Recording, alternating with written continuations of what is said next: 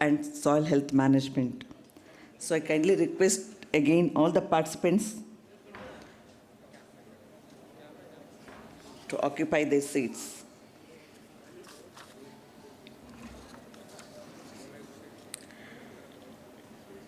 May I request Dr. Shripad Kulkarni, Associate Director of Extension and Professor and University Head, Department of Plant Pathology, University of Agricultural Sciences, Dharwad, to grace the occasion as the chairman of this session.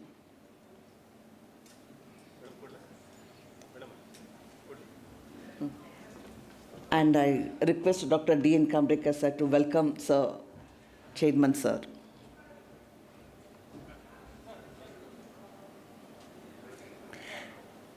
I request Dr.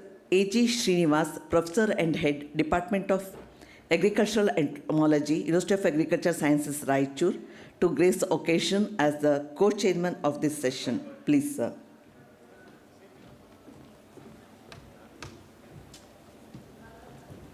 I request Kambrikar sir to welcome co-chairman sir for this session.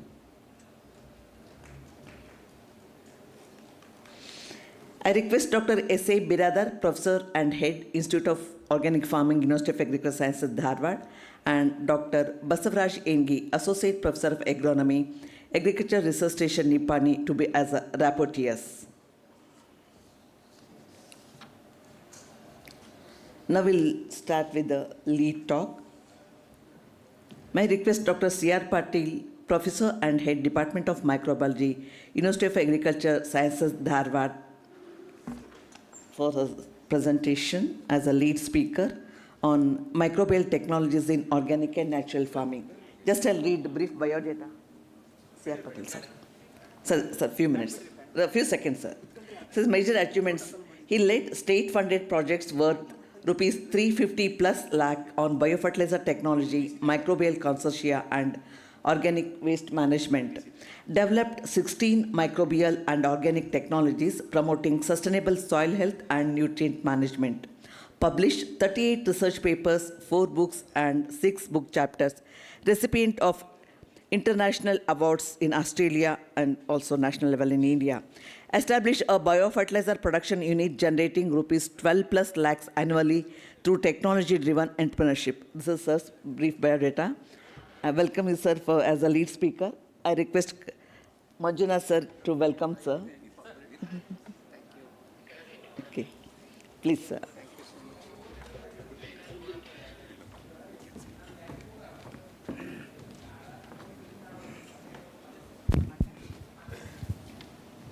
One minute.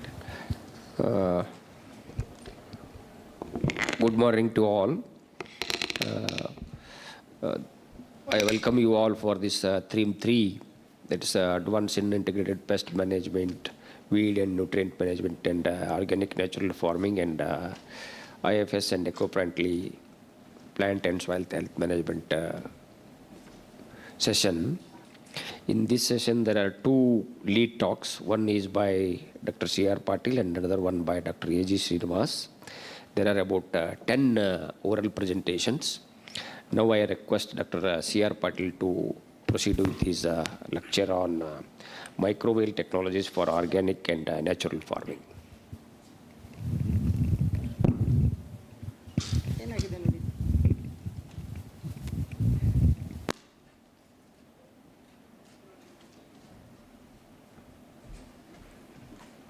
Very good morning to one and all. Respected chair, co-chair, learned participants of this conference, my dear friends, colleagues, ladies and gentlemen. In fact, I have been asked to speak about the microbial technologies in natural and organic farming. And I have oriented my talk to introduce both these topics, try to draw distinct differences between natural and organic farming, and then try to bridge how microbial technologies are useful in this. Towards the end, I would like to bring out microbial technologies that suit or that are suitable for drone applications. So, I begin with many a times people, synonymously use organic farming, natural farming. There is a distinct difference, and people now clearly demarcate these 2 practices. While organic system, organic system, although conventional, it aims at sustaining the soil health, ecosystem, and health of the people as well. So it actually addresses ecosystem per se, and it combines both traditional knowledge, innovations, and science. If you look at the 4 principles on which organic farming stands, it actually aims at respecting the ecology, which is the prime concern, health for all. It includes animal, flora, fauna health, fairness for all, fairness in terms of trade, fairness in terms of practices, then care for all. So these are the 4 pillars of organic farming, and of late, the only interventions that the organic farming engulfs is the certified inputs that after the certification process, the external inputs which are certified can be used in organic farming. In contrast to this, natural farming per se, although it's a chemical-free farming, which considers agroecological based diversification of crops, farming systems, integrating crops and trees, livestock. It functions mainly based on 4 natural farming pillars. It is although not called as principles pillars, which include Jivamrit or Ganajivamrit, Bijamrit, mulching, and Vapsa. And most of these are drawn from Desi cow, emphasis is on Desi cow. It totally excludes external inputs, although here and there are some indications of being used. But although both are chemical-free farming, there are distinct differences that draw these 2 apart. Philosophical approach, natural farming is chemical, as I said, chemical-free, agroecology-based system, which uses traditional on-farm inputs and livestock integration. It's more of livestock integration. But if you look at the organic farming system, we make use of certified, it's a certified system. We need an external certification system to call this as a organic system, and it avoids synthetic inputs, basically synthetic inputs that are detrimental, that are harmful. So if you look at the input use, there is again distinct difference.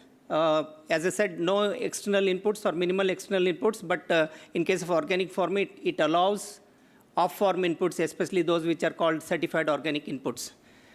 Then there is what is called a certification, which differentiates both. It uses a very simple process where people on their participatory mode can actually certify, or local certification is involved, basically for domestic market. But organic farming involves 2 types of certificate, PGS system and what is called as now NPOP system, earlier called scope certification. If you look at the government policies that drive these 2 farming systems, primarily promoted by what is called Mission on Organic Farming, which was launched during November 2024. The organic farming has seen sequential impetus from the government policies ever since 2004. 2010, there was what is called as NPOP, National Program on Organic Farming. 2015, Paramparagata Krishi Vikas Yojana was launched. And the mission on organic value chain development for Northeastern region was launched a couple of years back. There are a number of policies which drive this. The only aim of these policies is to reduce external inputs. As you can see, a lot of these policies aim at providing incentives to states to reduce chemical fertilizer, use and adopt alternative fertilizers. When I say use and adopt alternative fertilizers, the other forms of inputs come into play. So if you look at the aim of this, what is to be achieved, the natural farming aims to bring in about 1 crore farmers across 7.5 lakh hectares by 2025, by end of this year, or by end of the next year. But in the organic farming, the National Task Force on Organic Farming expects, right now we are close to about 1% of the cultivable area under organic, but it expects to bring in about 10% of the area, cultivated area under organic. Very ambitious, but very, very, thoughtful processes that the National Task Force has decided. Well, how am I going to talk to you about microorganisms and these farming systems? In fact, as I said, most of them are ecological systems, ecological-based systems, practices. Many of the practices in both organic farming and natural farming are actually driven by microorganisms or microbial processes. So let's just quickly say why microorganisms in agriculture per se and why so important in organic farming.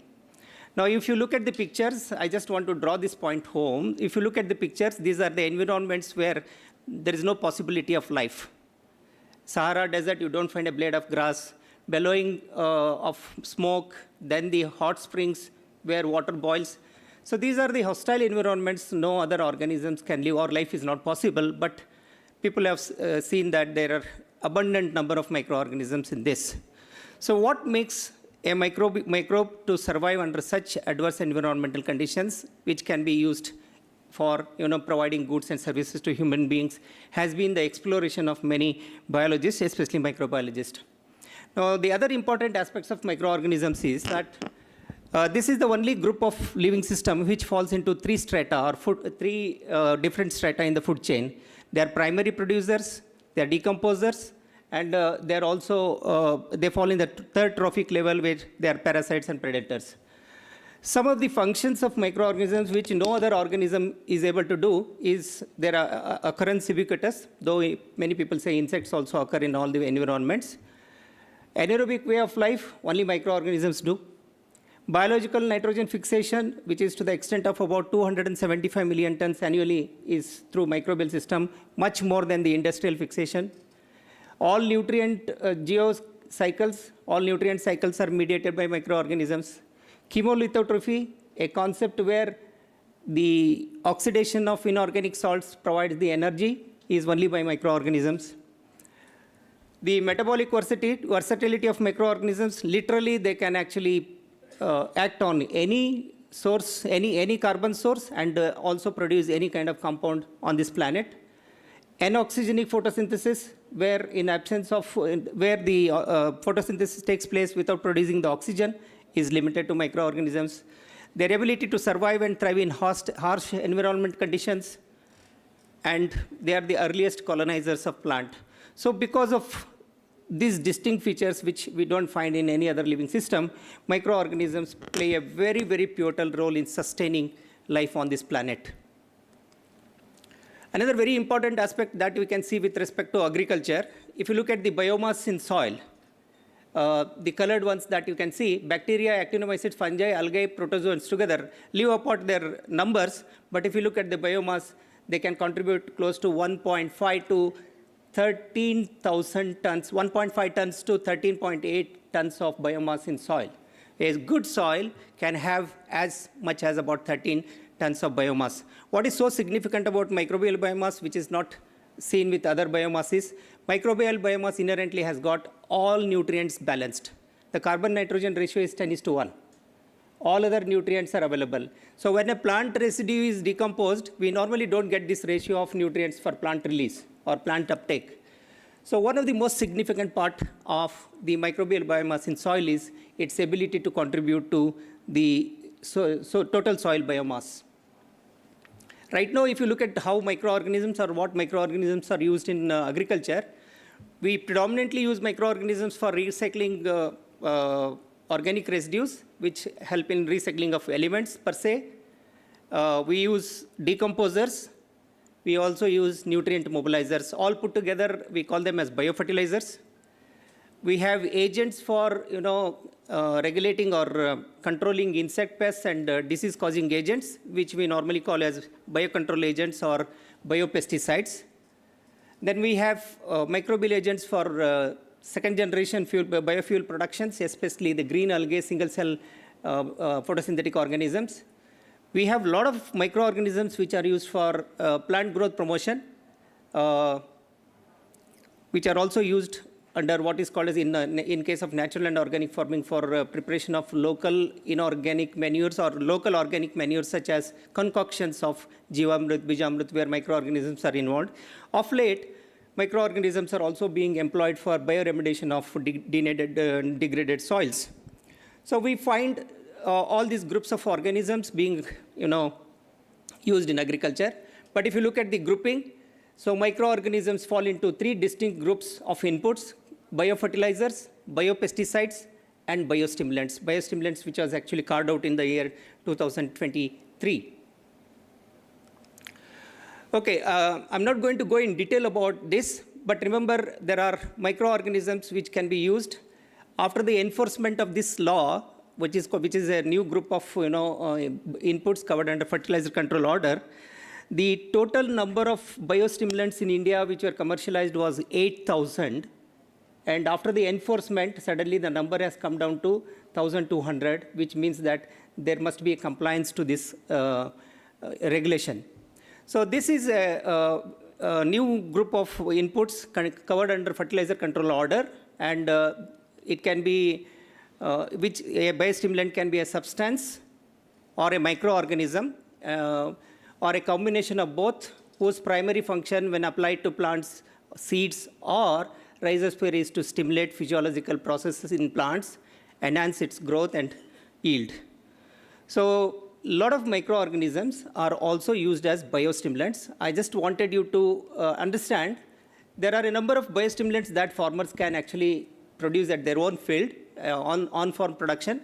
And this concept was first time developed by a scientist in Japan called Shiga. And this is popularly known as effective microorganisms. Effective microorganisms now have, there is a group of effective microorganisms for literally every application, for plant protection, for growth stimulation, for root induction. So literally everything. Believe me, there is also a effective microorganism for cleaning septic tanks. So we have this group of commercial products called effective microorganisms literally for every application in agriculture. What is so important about them is they help in regeneration of soil or regenerative processes in soil. So generally, effective microorganisms contain 5 or 6 major groups. One of them is a photosynthetic organism. Another one is a yeast. The third one is the lactic acid bacteria. The fourth one is actinomycetes. Of late, people are using biocontrol agents into it and mycorrhiza. So it essentially comprises of all organisms which can take care of one or more requirement of the plant in terms of nutrient requirement, plant protection, or growth promotion. A number of them are actually prepared. If you can recollect, or if some of you have witnessed somewhere, you can see into that. Initially, they will be looking like this. When they are exposed to sun, they will usually look green. So the photosynthetic organisms will develop into it. One of the major advantage of applying effective microorganism is that we are going to enrich soil with photosynthetic organism, which contributes to huge amount of biomass and soil processes. So these are some of the effective microorganisms that people prepare.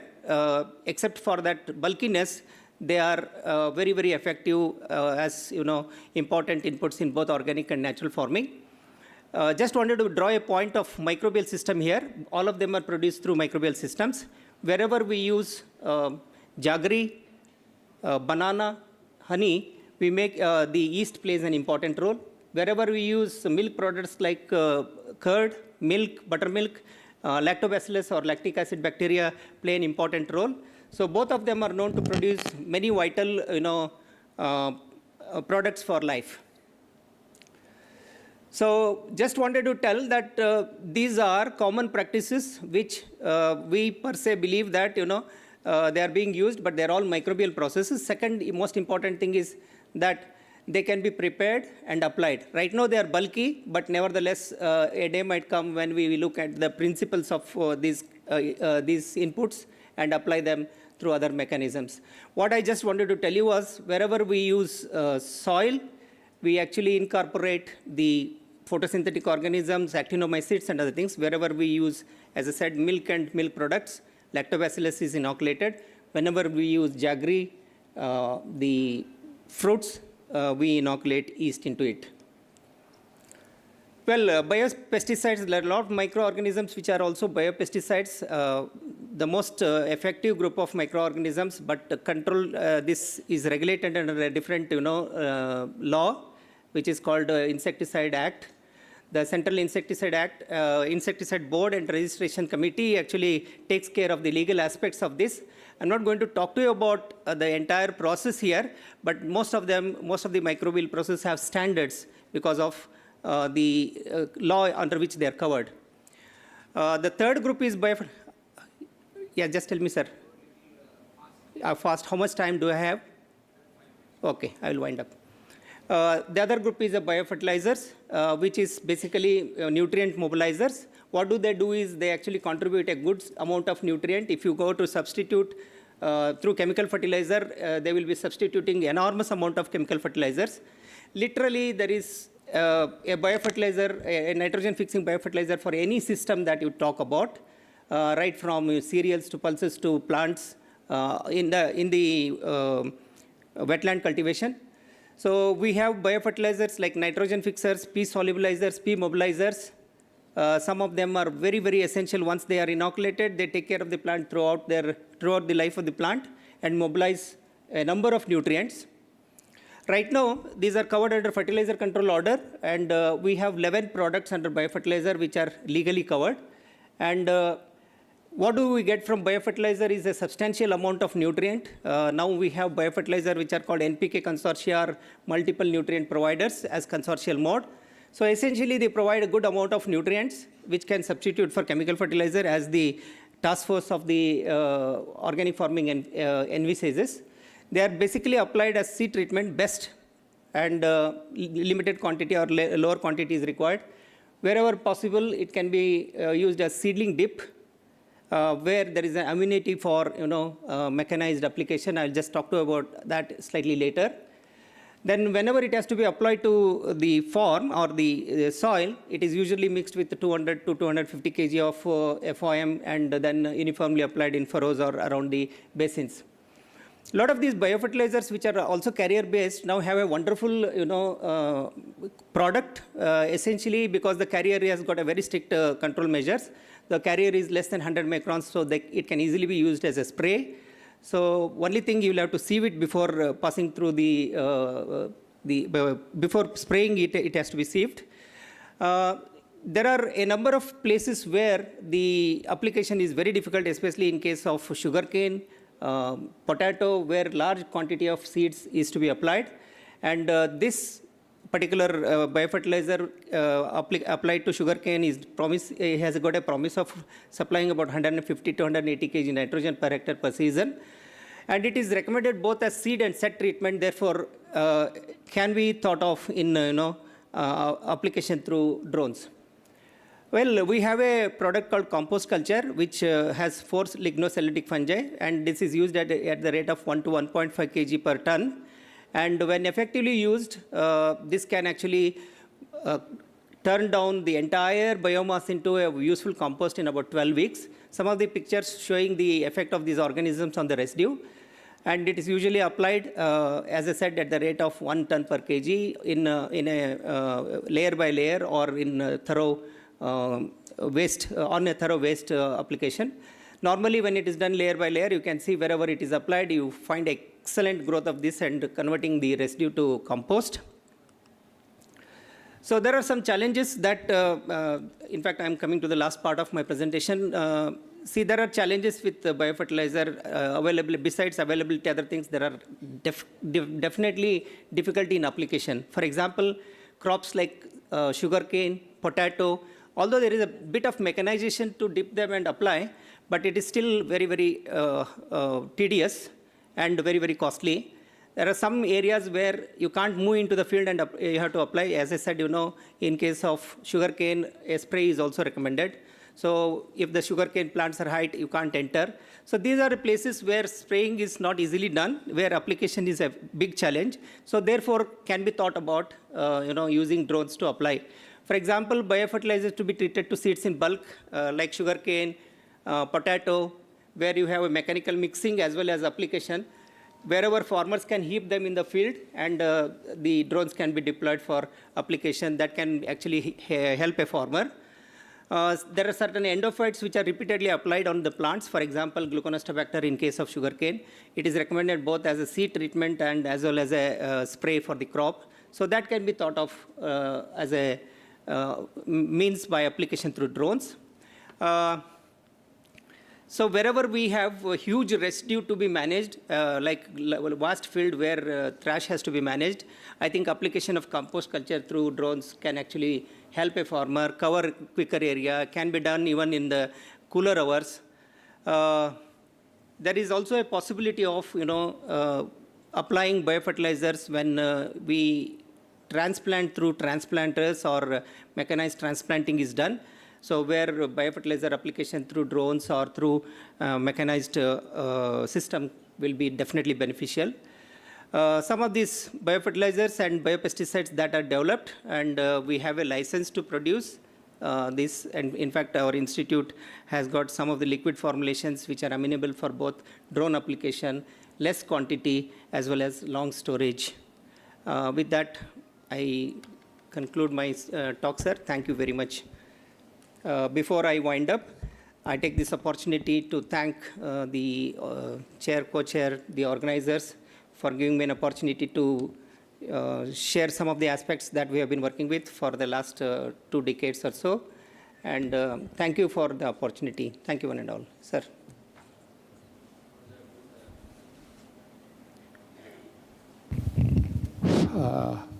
It was nice lecture, Dr. C.R. Patil, sir. In fact, I wanted to know whether these biopesticides can be used through the drones.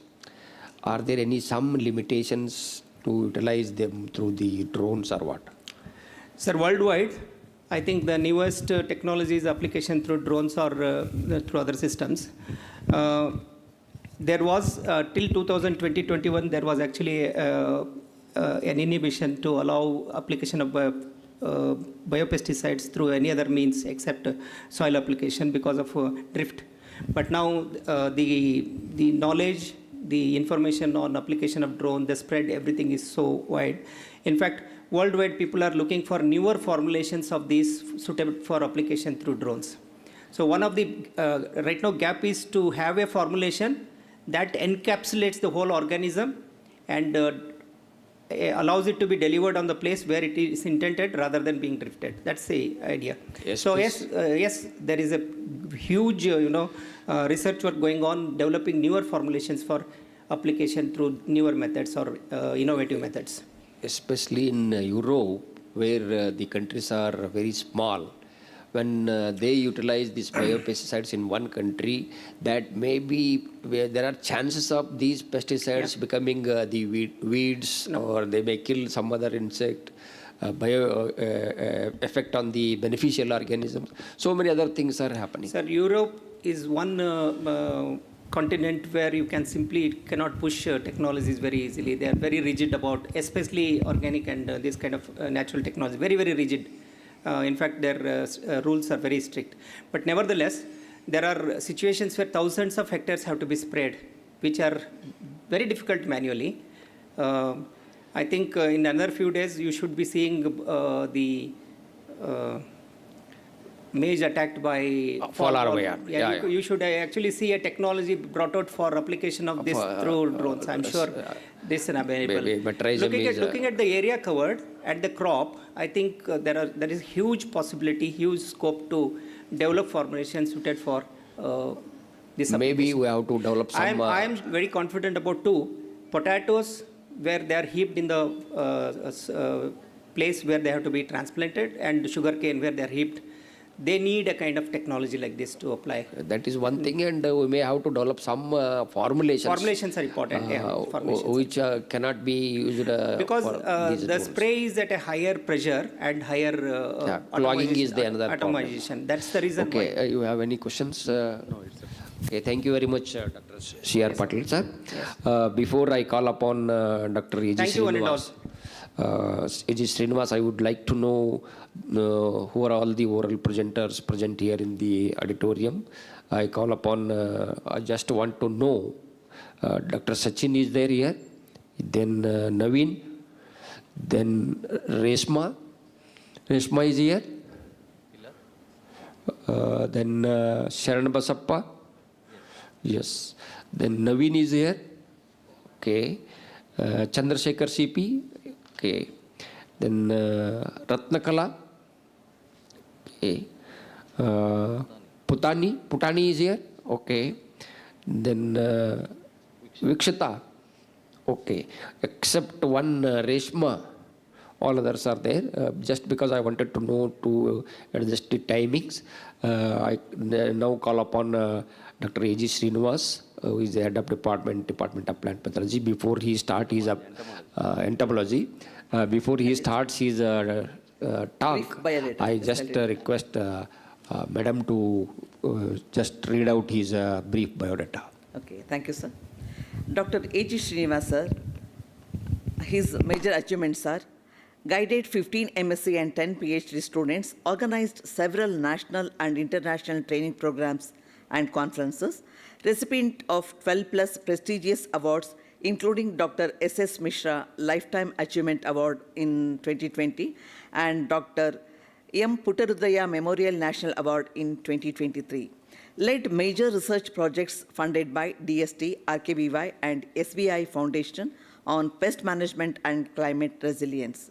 Developed 43 IPM and crop management technologies adopted across over 11 lakh acres nationwide. This is very brief, Edit. Please welcome you, sir, for this session. I request sir to welcome Dr. Srinivas, 1 second, sir, please, sir. you have 15 minutes time to present your lecture on technological innovations in insect pest management with special reference to the use of unmanned aerial vehicles and mating disruption technology.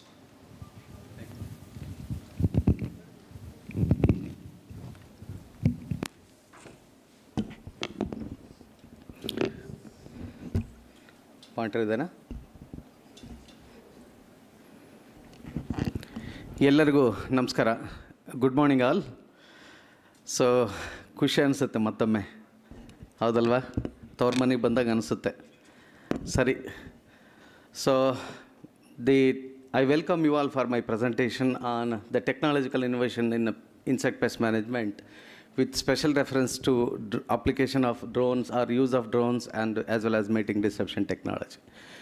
In fact, there are so many technological innovations that can be used in pest management as such. I chose actually the two. One is the drone technology as well as the mating deception technology, where I have personal experience and did a lot of experiments, and I'm little authorized to talk about these things. Of course, I don't want to go into the details of what is the use of drone technology, because since yesterday probably people might have told, when it comes to pest management, actually the drone technology being utilized very effectively, and that is the probably need of the days to come. So particularly not only the spray application of the insecticides, it is also being utilized for real-time assessment of the insect pests by combining artificial intelligence as well as the machine learning tools. More so, it has been very well documented that not only the emergence of the locust as well as their, the navigation, their spread, the swarm spread, all those things has been very much documented and proved beyond doubt with the use of the drone technology. And of course, it is also coupled with, in the sense, as it was pointed out earlier also, like the finding out one of the notorious pests, faller moor being also identified in terms of his spectral signatures by using the drones aided with the artificial intelligence. So that is the importance of the technology. Of course, there is 100% accuracy. When it comes to its validation, almost 80% validation. That is good when it comes to the practical validation of this technology. As far as drone aided with artificial intelligence is concerned, 80%, 87% accuracy validation is excellent. So let me take you to the drone technology, which we have done a couple of experiments by using the drones for the application of the pesticides. So before I pass it on, just for the information to the audience, because there are a couple of students also here, is that, our pesticide, the tools or the appliances are categorized, particularly the sprayers are categorized into 3 types, is high volume sprayers, low volume sprayers, and ultra low volume sprayers. It is volume refers to the amount of water used per unit area. So based on the amount of water used per unit area, the sprayers are categorized as these 3. So why I told this is that low volume sprayer, you can see the amount of volume of water used is 50 to 150 liters per hectare. That is the maximum. our drone technology, or the drone which is drone mounted sprayer rather, it also comes under low volume sprayers. So if you just compare the low volume sprayer like a motorized power sprayer versus the drone mounted sprayer, the amount of water used is almost 3 times less, which I will show you with my experimental the statistics. So what we did, it was 2022-23, 2 years of experimentation, large-scale demonstration also we did it, as well as the trial also we did it, by comparing a knapsack sprayer, which is a high-volume sprayer, motorized sprayer is a low-volume sprayer, plus the tractor-mounted, which is also comes under high-volume sprayer, and the drone-mounted, we wanted to compare with these three. So this is the experimental layout, which I did it at Raichuru. So then this is the season, 21-22 and 22-23, 3 years we did it, taking the cotton, the local, the popular hybrid, and we went for 4 applications actually, right? These are the treatments. Of course, this is a sponsored trial. So Cubico is a combination product from Indophil company. What we did it was, we just had 7 treatments, including the untreated check. So one is 625 gram per hectare, actual the dosage, which we thought, okay, the recommended dose with the power sprayer. And the second one is again recommended sprayer with the knapsack sprayer. Those 2 are the standard checks for us. Then 469 gram per hectare, which we thought, okay, let the dose of 25% be reduced when it comes to usage with the drone sprayer. Because why I intentionally reduced the 25% of pesticide dosage is that amount of water used is less. So what we thought is that anyhow the water usage is less, let us try for reducing the dosage by 25%. So the 25% I reduced, plus intentionally to check, I also reduced the 50% of the dosage of the chemical. In the sense, recommended dosage is 625. Intentionally, I just added two more treatments like 469, which is 25% less, and another is 312.5 gram, which is 50% less in comparison with the recommended dosage with the power sprayer, knapsack sprayer, all those things, plus untreated check. Against the sucking pest, I did it, right? These are all the treatment details. So of course, to record the droplet size and the density, we used water sensitive papers, both on the top leaf, top surface, top leaf, lower surface, middle leaf, top surface, middle leaf, lower surface, then the lower leaf, top surface, and the lower surface. In the sense, per plant, I have placed 6 water sensitive papers to check the density of the water as well as the spray droplets. This is actually the experimental view which we did it, and this is all the aerial photos which we have taken, and this is how the deposition of the droplet size and the density, and we have measured the droplet size and the density with the of course the wind direction and the speed was measured with the anemometer, and the microscope was also used with the software which is aided with this to record the particle size. So this is actually the treatment detail, the flight parameters. You can see here the 20 liters hexacopter was used for both the first spray as well as second spray, and so the flying speed was 2 meters per second. So prior to that, we have the speed was varied to 4 meters, 3 meters. Then finally we came to a conclusion that 2 meters per second is the best one at a height of 1.2 to 1.5 meters maximum. So that is the taking those 2 parameters constant. We did this. Then first of all, the observations which we took was the droplet size. You can just see the first 4 treatments with the application of the chemical through drone is that the droplet size is less compared to our knapsack sprayer and the motorized sprayer, that is power sprayer. Just check it. The first 4 treatments versus the last 2, the droplet size in case of drone application is less. This is second spray, again we checked it. Droplet size is less compared to the standard check sprayers. The droplet density is also less compared to our standard check sprayers. Second spray, we just repeated this one. And when it comes to the bioefficacy against the insect pest, you can just check at the last column. You can see there So 40.7, as far as 50% of the dosage is reduced, right? When it comes to 25% less, it is 59.42% reduction over the standard check, that is our knapsack sprayer. Then 100%, of course, this one, 59. So there is not much difference as far as 25% reduction in the recommended dose as well as the 100%. In the sense, there is a scope to reduce the 25% of actual chemical which is recommended per unit area. This is what I wanted to bring it to your kind notice. So this also we confirmed with the second sprayer against the leaf hoppers. You can check, you can see here. So the second one is 66.98 versus 67. In the sense, absolutely there is no difference between 75% dosage. In the sense, 25% reduction versus the 100% dosage, they are almost on par. Again, we did it, we repeated again a second year. Same trend was noticed. You can see here 76 versus 76.64, almost on par. Then again for leaf hoppers also we checked for second year. Its same trend has been recorded. And when it comes to the phytotoxicity, absolutely there is no phytotoxicity. The crop health was very good, right? So this is again for the second spray. And when it comes to natural enemies, of course, comparatively, when it comes to the normal sprayer versus our drone-mounted sprayers, the natural enemy populations is almost equal.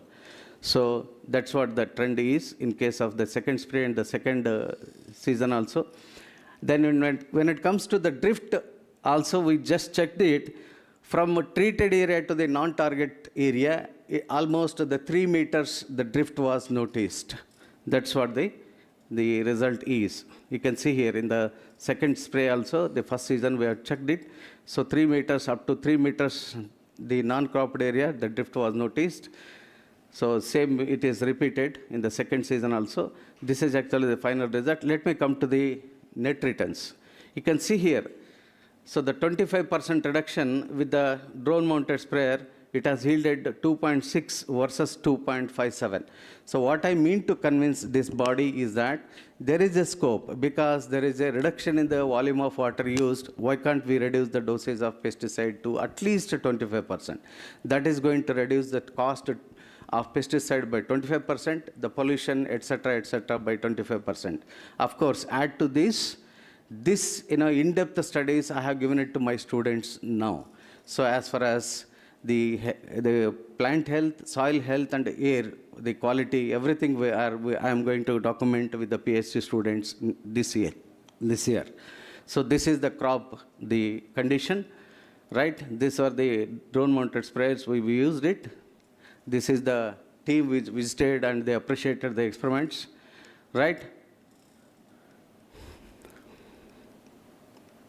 Right, so that's all about the drone-mounted sprayer. Then let me talk to my second part of my presentation is that mating disruption technology. Of course, mating disruption technology, as the name itself indicates, disrupting the mating process of the insects. It is something like normally the family planning which the people used to advocate for the human beings, now we are advocating it for the insects because insects are not listening to the words of even entomologist also, isn't it? So that is the reason why we are going for mating disruption technology with the same pheromones.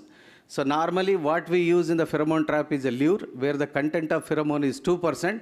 Now the content of pheromone in the paste formulation are this one. So this is actually the paste formulation. It is like a Ramdev Baba paste. Don't use it.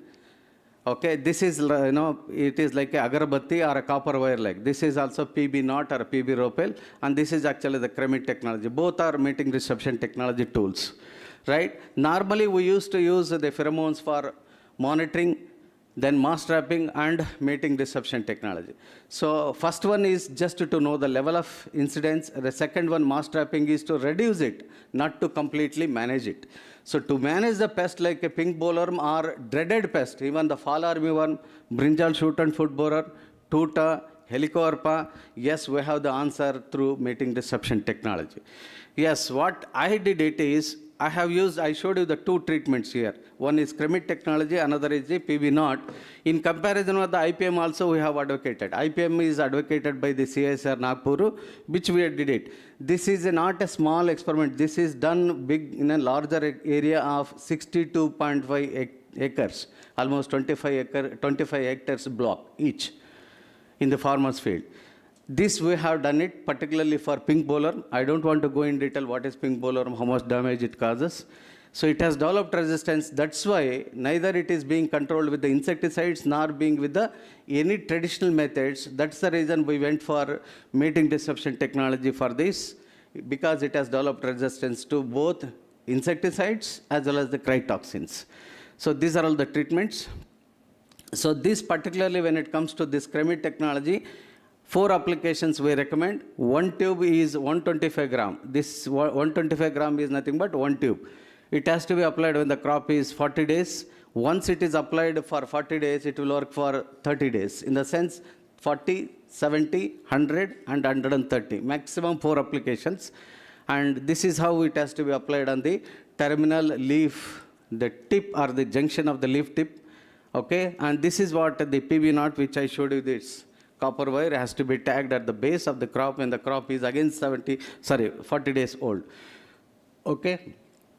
So the result is that the Cremit application has yielded the mating disruption to an extent of 80.2 versus 71.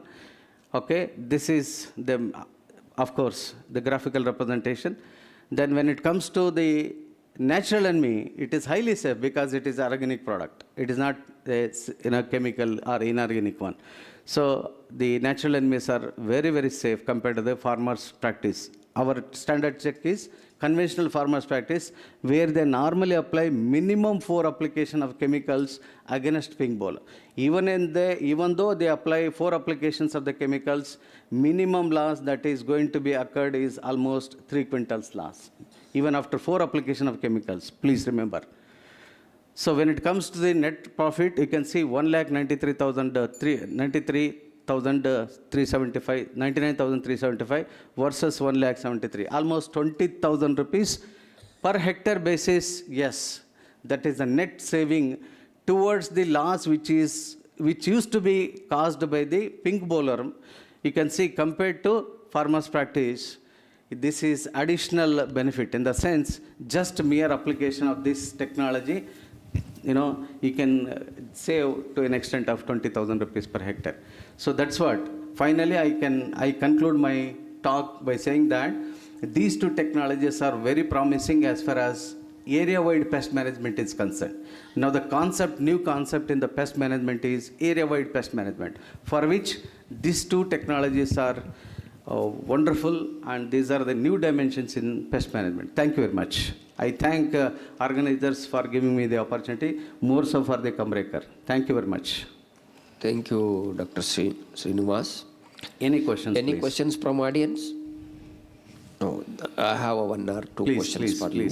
Yeah, you prepared for that. Yeah, you have presented 2 different things. One is usage of drones and mating disruption technology. Both can be used in cotton. Excellent. Okay. In your studies, whether you have combined these 2 or separately you conducted the Separately. by doing it combinedly, you could have attained some more good efficacy with the drones, because once you use this mating disruption technology initially followed by the usage of chemicals through drones, you could have attained some more better efficacy. That is one thing. That you can follow in your future research also. Can I answer for this? Yeah, you can. The formulation of the mating disruption technology was these 2, which were not compatible for use with the drones mounted sprayer. Of course, I am trying it. That is my next target. Application of pheromones through drone technology we are just thinking of. No, this mating disruption, you can use it initially in the crop, followed by this drone the application of chemicals through the drones. No, when you go for mating disruption technology like this, there is no question of usage of pesticide. There is no need to go for pesticide application against pink borer. You just apply and forget. Okay. Especially in cotton, it's a long duration crop, and there is a lot of difference between the stages of the crop with respect to the height of the crop, right from half 1 inches to the 3-4 feet, it grows. What is its efficacy? Whether there is any variation with respect to the efficacy of this drone technology, application of these chemicals through the drone technology at different stages of the crop? At different stages, in fact, the variation is with respect to amount of water used. But the thrust or the pressure with which the drone-mounted sprayer sprays the chemical, it will cover not only at the top, it will cover even on the lower surface of the leaves also, wherein the coverage is uniform. That much guarantee. Okay. With respect to this beneficial organisms, at what stage you have taken observations with respect to the beneficial organisms? Because it takes time to have an effect on these beneficial organisms. Immediately after spray, there will not be much effect. After how many days you have taken observations? Normally, we take observations after 3 days. 3, 7, 10, and 15 days normal observations. In comparison with untreated as well as other treatments, there is no much variation. Maybe you have to reorient the number of days counted before its effect. You have to change In the that. sense you need to go for a bit early. No, little late. Little late also. So that it has got more effect on the beneficial organisms.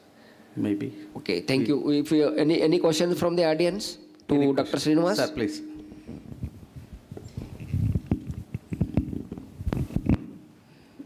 One small quick question, that is, have you studied fluid dynamics when you operate the robot? Or Not me, my engineering colleagues. Yeah, that's going to complement all your studies. Okay. Right? So that has to be complemented, then only the efficacy and its usage is being evaluated. Okay. Thank you. Yellappa? Yellappa is not here. I think he can answer very well. Okay then. Yeah, please. This is not the question to the speaker, but a supplementary answer to the answer that you had given to them. Please. Sir, you said that you can take the observations after 3 weeks, after an extended duration. But if he hasn't taken the observation on the 3rd day, one important point would have been missed. Continuous use of insecticide pressure also breeds pesticide-tolerant natural enemies. In such cases, if you don't take it on the third day, the tough guys would be missed. Yes. Thank you, sir. Thank you, Chairman. Thank you. Dr. Srinivas. Now we will move on to the oral presentations. Now I call upon Dr. Naveen. You would like to present on the growth and yield response of transplanted rice to drone applied the pendimethalin, that is weedicide, followed by the bisoptic sodium herbicides. Okay, Dr. Naveen, you have 10 minutes time. We will give you some grace period also. Still then you have to look at the timings and present your presentation. Thank you, Chairman, sir. And also, thank One you minute, all 1 the minute, Naveed. Yeah. So as Chairman has pointed out, it is for 10 minutes. Probably is it okay if all agree 8 plus 2? Is there 10 plus 2? As the Chairman decided, or 10 plus 2. So maybe after 10 minutes, I will give a ring. Yes. Okay, thank the you. bell. Thank Okay, you very thank much, sir. So thank you. Good morning to one and all. So this is the one work, because we are representing from the Kerala Open University of Agriculture and Horticulture Sciences. We had a one ADAC project. I am heading that project as a principal investigator, funded by NABARD of almost 30 lakhs, where we have concentrated on only one crop, where we have developed the complete standard operation protocols with respect to the height, altitude, dosage, and the time of spray, and the speed of spray, and with respect to all the agrochemicals, that is herbicides, and also insecticides, and also fungicide, and also mineral nutrition. So that a complete package such we have tried with this project. So the first part, the herbicidal part, I will be presenting, and all my co-principal investigators will be presenting there the similar work, so that the entire package of what in our university jurisdiction we have around 5 lakh hectares of paddy, will be bringing out the complete set of SOP in the coming JADRAP, sir. ZRP, sir, because this is the 3 years of experiment. Yeah, with respect to this, the growth and yield response of the transplanted rice and the paddy applied through pendimethalin and as well as bispirobacterium sodium. So why I chosen these molecules means, as for the drone applications, there are insecticides and as well as fungicides. CIB and RC have already released the list what are all the fungicides and as well as insecticides should be used. Whereas with respect to the herbicide, as of now, there is no recommendation by the CIB-RC. There are the only 2 molecules which have been recommended by the CIB-RC to use these 2 molecules for application in different crops. So on this basis, we have taken the objective what best can be done. So out of this, the main objective is to see the efficacy of the herbicide at the recommended dosage and also the varied levels. So how it will be working with the drones, because as already our previous keynote speaker, the Srinivas sir, told how the water volume and as well as the dosage will vary the effectiveness. In the similar way, we have tried. And the second one is to assess the scope of reducing the herbicide dosage, what exactly our Srinivas sir told. In the similarly, we are trying with respect to the herbicides. So considering this, we have conducted these experiments, which is each experiment is almost in 1 acre, because very big plot size, the each treatment is around 100 meters square. We spray, 2 sprays have been taken. First spray at 0 to 3 days after planting, and the second spray, which is a pre-emergent, that is 12 to 14 days. So these are all the treatment details where we have studied the complete with respect to the X levels. X levels means that is the recommended dosage. As for the herbicide for the rice crop, that is 3 ml, and as well as the bispirobacterium sodium is around 0.5 ml. With the varied levels, as for our objective, we have started from 1.5 level to 6 levels. The purpose of taking the 6 ml per liter is, any product which you go for the registration, the double the dosage is registered in the CIB-RC. The same concept you have used. Either you have to use only 2 concepts using the drones. One is CIB regulation, the total quantity, or the active ingredient. So these 2 can be considered for your spray. So that is the steps we have followed. So from 1.5 to 6 levels, we have varied levels of the pendimethalin, and 0.25 to 1 ml of bispirobacterium sodium. These are the levels we have used. So this is the drone we have used. So I am the operator. I got the license in 2023. For all my experiments, I myself flied this drone because of I am the DGC authorized pilot license. So this is the drone, which is the first DGC approved drone, that is, which is having, this is the flat pan we have used in our experiment. So which is exclusively used for the drone purpose. This is the one drone which we have used, because this is the India's first type certified, because many drones are there in the market. Out of 150 drones, most of them, they are not type certified drones. There are only few type certified drones are there, which are exclusively meant for the agricultural operations. So this is the type certified drones. That is the AgriBot drone. And the SOPs, we have done all the pre-checks before going to the field conditions. We have tried the speed with the 1 meter, 2 meter, 3 meter, 4 meter, 5 meter speed. We got the optimum dispersal of the droplets at 3 meters speed per second. The height we have used 1 meter, 1.5 meter, 2 meter and 2.5 meter. And the dispersal of the density and the accumulation of the droplets to the crop and as well as the soil is reached at 1.5 meter. So, and the flying speed is around 3 meters per second. Even we have tried the drift up to 5 meters even at the different heights. So which I will be presenting in the future. These are all the SOPs, pre-checks we have done before the field operations. So this is what the sensitive papers we have used in the crop conditions. This is at the ground level 10 centimeter and as well as 30 centimeter. How much of the droplets, if you use the speed around 3 meters per second, will be depositing. So this you can see at 30 centimeter level. So we can see the number of drops is around 2,186 with respect to the knapsack, and drone is 4,218. So there is a number of droplets is increased because of the pressure and as well as the droplet intensity and the pressure what we have used. Similarly, the coverages and as well as the density, that is drop per centimeter square, this totally comes around 19 centimeter square, sir, 7.6 into 2.6. This much of droplets is depositing on the soil or the crop conditions. At the ground level 10 centimeter, similarly, the same you can see. And we have also done the drift at the different distances. So for example, you can see here, this is the almost, we call it as a buffer area, from the field area to buffer area, we kept a 3 meter. You can see based on the speed, for example, 3 meter speed are used, how much of drift has been recorded in the different water sensitive paper.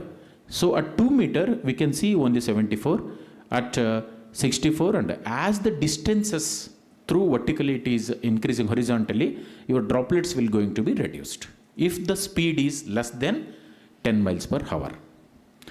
So these are all the different weed complexes we have noticed in our field conditions. These are all recorded in the VD check plots.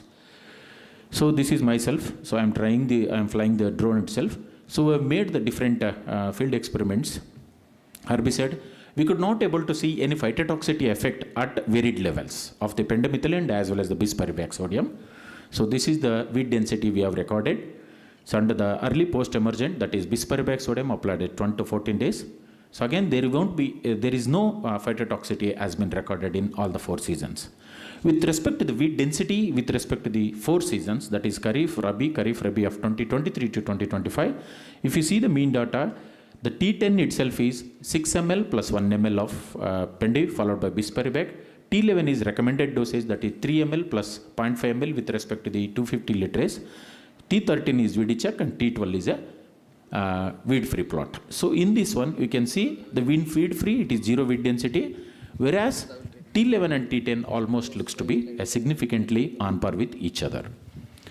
Similarly, with respect to the weed density after 30 days, because we have taken the 2 weed sprays, one is pre and another one is early post. With respect to the weed control efficiency, up to 71%. I will not say 100%. Doctor, please go to previous slide. Here only, here 13 treatments are there. Yes, sir. Toxicity. You can see here the 11 treatments. Sir. Because this is herbicide applied, toxicity has been available. One is weed free, another one is weed check. Okay. That we have not recorded toxicity. You could have kept that will 13 and kept blank. Yes, sir. Okay. But anyway, only herbicides. See, it gives some confusion. Yes. Okay, thank you, sir. So, with respect to the total weed density, 30 days, so which is early post-emergent. So, we can see the weed with respect to the mean data. Again, it will show the recommended dosage and the 6 ml plus 1 ml of Pendi followed by bispirobacterium giving good response. Weed control efficiency, as I said, around 70 to 75% of weeds will be managed through this combination of the sprays. So this you can see the best performing treatments with the VD check. You can see the lot of VD checks with respect to the sedges and as well as the grasses predominant. So we have noticed even this is T10 is a drone spread, T11 is a recommended practices. There won't be any similar with respect to the weed populations. Plant height, so again it is almost a similar trend we have followed with respect to recommended and as well as drone spray. And also the number of tillers is also same trend. With respect to the grain yield, you can see when in the grain yield, absolutely there is a higher grain yield with respect to the weed-free plot, around 6 to 48 kgs we have received. Whereas with respect to the recommended and as well as the drone spray with the 6 plus 1 ml with the 50 liters of water volume, which is both are almost on par. So superior is T10. Even with respect to the straw yield also. So the interesting is the economic of analysis, we have calculated the chemical cost what we have used, followed by the spray cost. For example, for the T1, the chemical cost used for both pre and early post emergent is around only 175 rupees per hectare. Whereas with the T11, it is 2,700, that is recommended, which comes around for 250 liters for the 3 ml and as well as 0.5 ml of bispirobacterium sodium. With this, you can see the economic is good with respect to the drone, that is 3.55, that is Pendi 6 ml plus bispirobacterium 1 ml per liter, as performed very well compared to other treatments.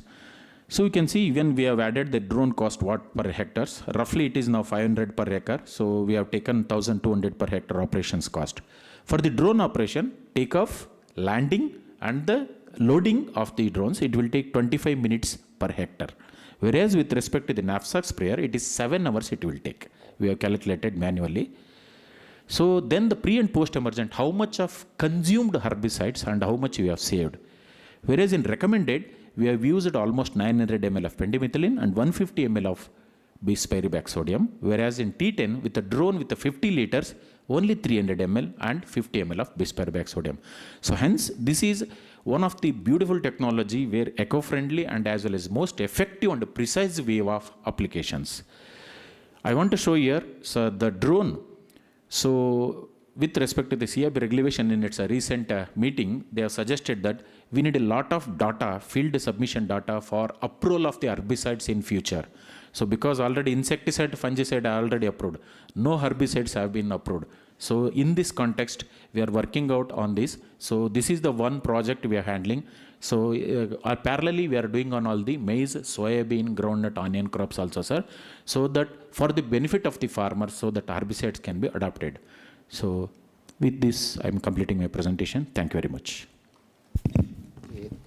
Thank you, Dr. Naveen. Yes, sir. Any questions, Dr. Vasmat? Yes, sir, please. Give him mic.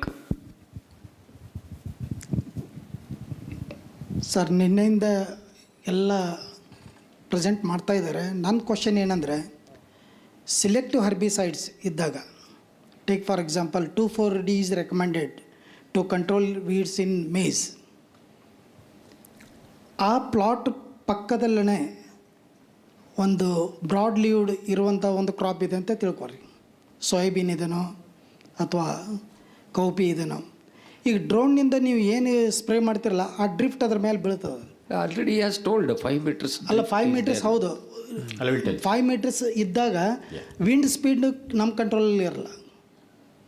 Wind ಸ್ಪೀಡ್ನಿಂದ ಅದು drift ಆಗಿ ಹೋಗೇ ಹೋಗ್ತದೆ. ಇದ್ರ ಬಗ್ಗೆ ಹೆಚ್ಚು precise ಇದಾದ್ರೇ ಈ technology ಮುಂದೆ wide ಸ್ಕೇಲಲ್ಲಿ ಹೋಗ್ತದೆ. ಈಗ ಮಿಕ್ಸ್ ಕ್ರಾಪಿಂಗು, ಇಂಟರ್ ಕ್ರಾಪಿಂಗ್ ಸಿಸ್ಟಮ್ಸ್ ಇರುವಾಗ ಇಂಡಿಯಾದಲ್ಲಿ ಈ ಒಂದು ಡ್ರೋನ್ದಿಂದ ನೀವು ಲಾರ್ಜ್ ಸ್ಕೇಲ್ ಏರಿಯಾದಲ್ಲಿ ಮಾತ್ರ ಇದು ವರ್ಕೇಬಲ್ ಇದೆ. This technology has been ಒಂದು ನಿಮಿಷ. ಈಗ ಇಲ್ಲಿ ಸಿಲೆಕ್ಟ್ ಹರ್ಬಿಸೈಡ್ಸ್ ಏನಿದಾವಲ್ಲ, ಅವು ಯಾವ ಇದರಲ್ಲಿ ರೆಕಮೆಂಡೆಡ್ ಇರೋದಲ್ಲ, ಅಲ್ಲಿ ಡ್ರಿಫ್ಟ್ ಹೋಗಿ ಬಿದ್ದರೆ ಡೆಫಿನೆಟ್ಲಿ ಅದು problem. Right. He is going to answer, followed by me. Sir, in this context only, CIB regulation has not approved any herbicide list. There are only 2 molecules which are acting as a broad spectrum for both cereals, pulses, oilseeds, pendimethalin. Another one is then is the limitation. This limitation ಆಗುತ್ತೆ. Sir, that is what we need a lot of field studies to get approval for the molecules. So we even, sir, we are into the this Namodi.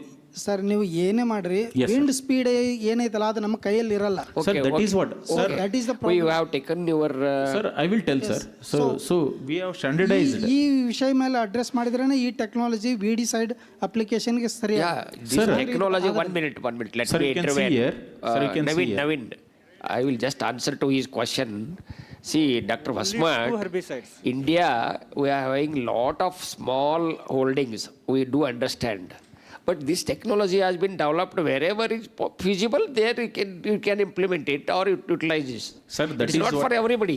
Sir, that is what we, sir, CIB recommendation is only for two molecules. That is what, because since there is no drift effect on the pulses or oilseeds, that's why only these 2 molecules. Sir, we have studied. Even I went for the Delhi for CIBs. Why these other herbicides cannot be evaluated? Sir, we are already pipeline. We are working on the tobitron, taprimizone. There are a lot of molecules we are using. Quizilopopy, ethyls. But the molecules, as of now, they are not registering only because of they are having the drift effect. And the spray schedule already we have tried, sir, in the different times. For example, if you are crossing more than, for example, time spraying is also mentioned, 6 to 10. There will be a breeze wind which is around 4 miles per hour, in particularly in our regions, which is not giving more drift. That is why we have also studied the drift. Okay, Dr. Naveen. Yes, sir. Dr. Naveen. Yes, sir. Please. See, while spraying, we suggest to have draining of water. Yes, sir. So in both pre and post emergent herbicide, there I saw some water. No, sir. You can see. There. No, we have drained the water. See, you can see. It is in pre-emergent. Okay, I wanted to know one Complete thing. water was drained. Naveen, it's Yes. okay. What happens to the quality of the groundwater? That studies have to be done for the CIB registration. You may have to give that information also. And the another thing, the CIB register, for the information of all the participants here, even though the insecticide, fungicides and the weedicides, they are registered for that crop. Yes. Again, one more time they have to register it through, if you are using it through the drone. Yes, sir, absolutely. That regulation is already there. Sir, absolutely. ಅಲ್ಲ ನಾವು register ಮಾಡಕ್ ಬರೋದಿಲ್ಲ. It is a company that they have to register with this dose. Correct, sir. We can. Correct, sir.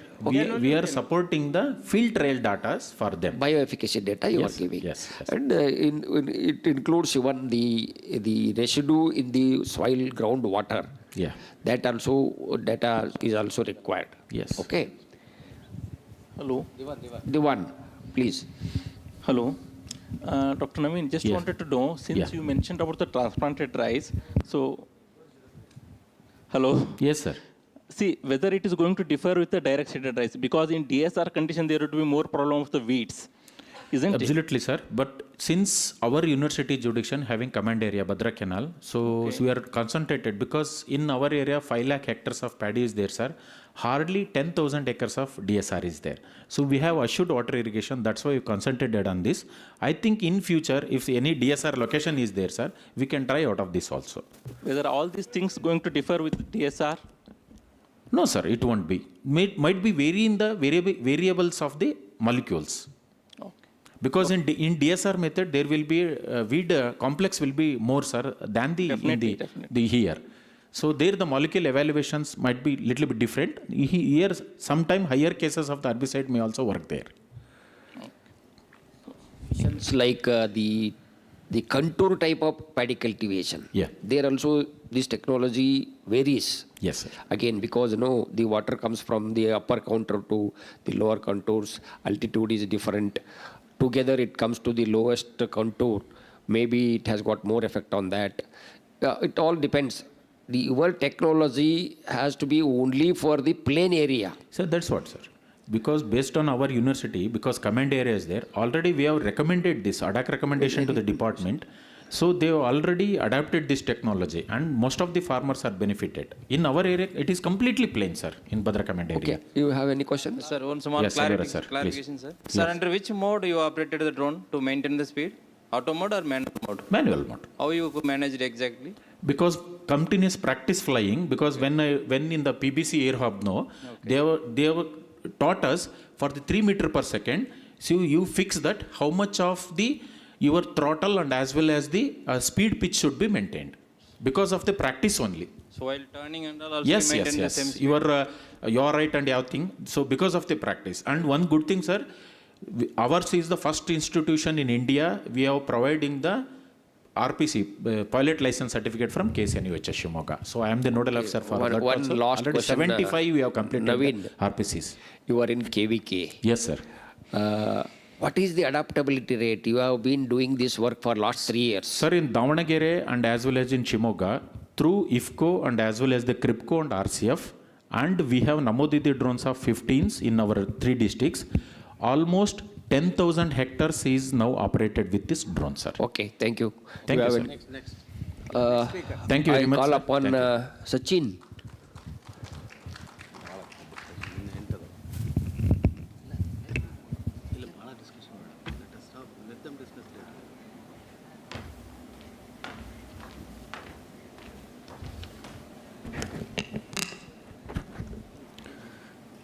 Good morning to the chairperson, co-chairperson, rapporteurs, and all the delegates present here. I am Dr. Sachin US, working as a senior research fellow at ICR Krishi Vijnana Kendra Brahmavara under the NABARD drone project. I am here to present the growth results on growth, yield, and economic performance of transplanted paddy under drone-assisted sequential application of insecticides. This experiment was conducted with the 3 major objectives. First one to test the growth and yield performance of transplanted paddy. Second one is to assess the scope of reducing the insecticide dosage using agriculture drones. And third one to evaluate the and work out the cost economics comparing drone application and traditional method. The experiment details says these follows, and the spray was taken 3 times. First spray at the vegetative stage, second spray at the maximum tillering stage, and third spray was conducted at the milking stage. These are the treatment details as follows. We have the treatment was used the sequential application of chlorpyrifos 20 EC, followed by lambda cyhalothrin 0.5% EC, and malathion 50 EC at a different cropping stage, with the recommended practices as a standard check and along with the untreated check. These are the application of insecticide at a different crop growth stage. Sequential application, first application at vegetative stage, second application at tillering stage, and the third application at the milking stage. We have observed, recorded the observation on major growth and yield parameters like plant height, number of tillers, length of the panicle, number of the grains per panicle, grain yield and straw yield. These observations are recorded for 4 consecutive seasons to know the repeatability and reliability of the result. And these are some of the pictures showing the recording observation at different cropping stage. Coming to the plant height, observation on plant height, we have observed treatment 10, which has recorded treatment 10, we have recorded maximum plant height, significantly higher plant height compared to untreated control, that is treatment 12, which was on par with the recommended practice, treatment 11 and other treatment 9. The same trend was followed during the harvesting stage. And next, number of tillers. We have here also we have observed treatment 10 has recorded maximum number of tillers at 90 days after transplanting. That is significantly higher than the untreated control, which was on par with the recommended practice T11. Same trend was followed during the harvesting stage. Same trend here also, the same trend was followed on the length of the panicle, where we have observed from in treatment 10 the maximum number of maximum length was observed, that is significantly higher length was recorded, panicle length, and compared to untreated control, which was on par with the treatment 11 recommended practices.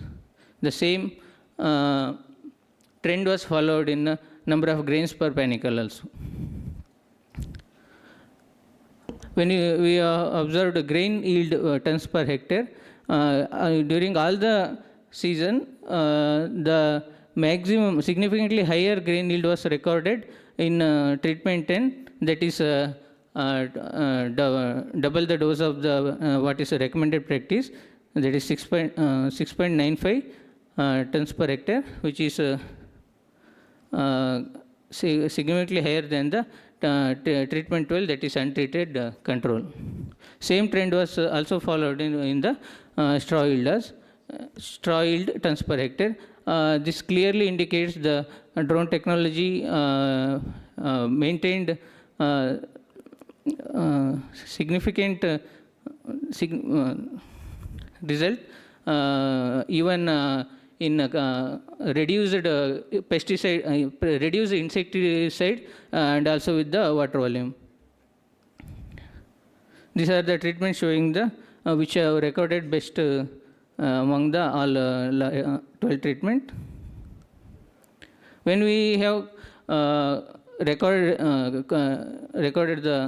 calculated the cost economic ratio in treatment 10, we have the chemical cost is very less. compared to treatment 11, that is recommended practice of package. The spray cost also significantly reduced, which has 1,500 rupees per hectare, where in recommended practice it is 3,500 rupees per hectare. Even though with the remarkable yield, the reduced labor cost and insecticide cost has resulted in the increased higher net returns and also with the higher BC ratio among the drone treated treatments when compared to the recommended practices. Untreated control and recommended practices. When we have compared the efficiency in drone treated plots, there is a fraction of insecticides we have used and compared to untreated control. That is nearly 1/5 of the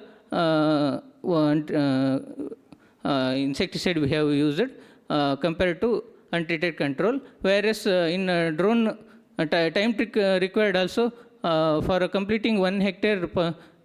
It has taken 20 to 25 minutes per hectare, where in knapsack sprayer it has taken more than 6 to 7 hours. Finally, by concluding, the drone-assisted sequential insecticide application powered effective in managing pest and enhancing the growth and yield in transplanted paddy. It is enabled the dosage optimization, significant time saving, and reduced the drudgery and higher net profitability. In this treatment 10, that is chlorophyll was 20 EC at 5 ml per liter at vegetative stage, followed by lambda cyhalothrin 0.5% EC 1 ml per liter at maximum tailoring stage, followed by malathion 50 EC 2 ml per liter at milking stage, plus water volume of 50 liters per hectare exhibited significant positive influence on growth and yield performance of the transplanted paddy. By this, we can conclude that this drone technology can be promoted as viable alternative to conventional methods in paddy cultivation. Thank you, sir. Okay. Any questions? Yeah, Chandrasekhar. Yeah, Sachin, your title says that integrated pest, disease, weed and nutrient management. Ultimately, your study carried on only pesticide. Insecticide. Insecticide. So why your title and your study, have you done these nutrient and weedicide, herbicide applications also? Sir, it is the one of the part of our project that is already presented by Dr. Naveen and sir. That's okay, but when you are giving the title of the paper, that should depict what you have studied. You should not just give the topic of the title of the project cannot be given here. You should give what is the whatever you are going to present here. Based on that, only title should be there. That is right. Anyway, you try to correct it. Okay. Another thing, these are the chemicals, insecticides. Yes, sir. Most old insecticides. Now, lot of changes is there in spectrum of these insecticides. That you should have taken into as a treatment. Yeah, as rightly pointed out by the chairman, go back to the treatment details. Let me clarify your doubts.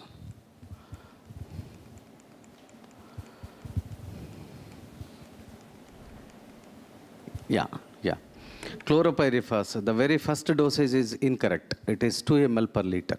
The recommended dosage is 2 ml, not 2.5. Accordingly, the next treatment is 5, which is also wrong. Fine. Who told you to include malathion, which is outdated? Sir. Pardon? Under CIBRC, recommended insecticides we have chosen, sir. No. Only malathion is having against the Gandhi bug. Other than that, we don't have any other insecticides under CIBRC. Under drones? We have plenty of while insecticides. designing an experiment, yes, I agree.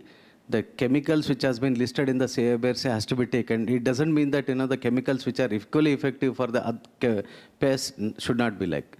So they might have been, but malathion is outdated. Still, That's one thing. malathion is very commonly okay, used. let me finish off. Where and all your observations as far as insect is concerned? Sir, that will be presented by Dr. Acha. Another doubt. Mr. Sachin, you know, Yes, sir. you cannot just present treatment here and ask somebody to present the details of the results.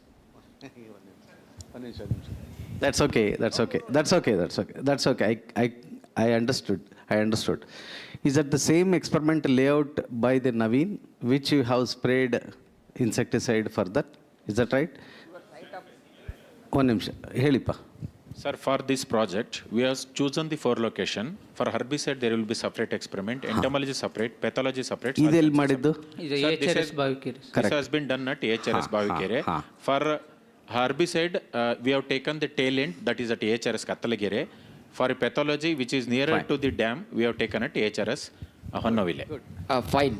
For all the experiments at different fine. locations. Yes. I have another suggestion, Dr. Naveen. Yes, sir. All these things are going to be in paddy only. Yes, sir.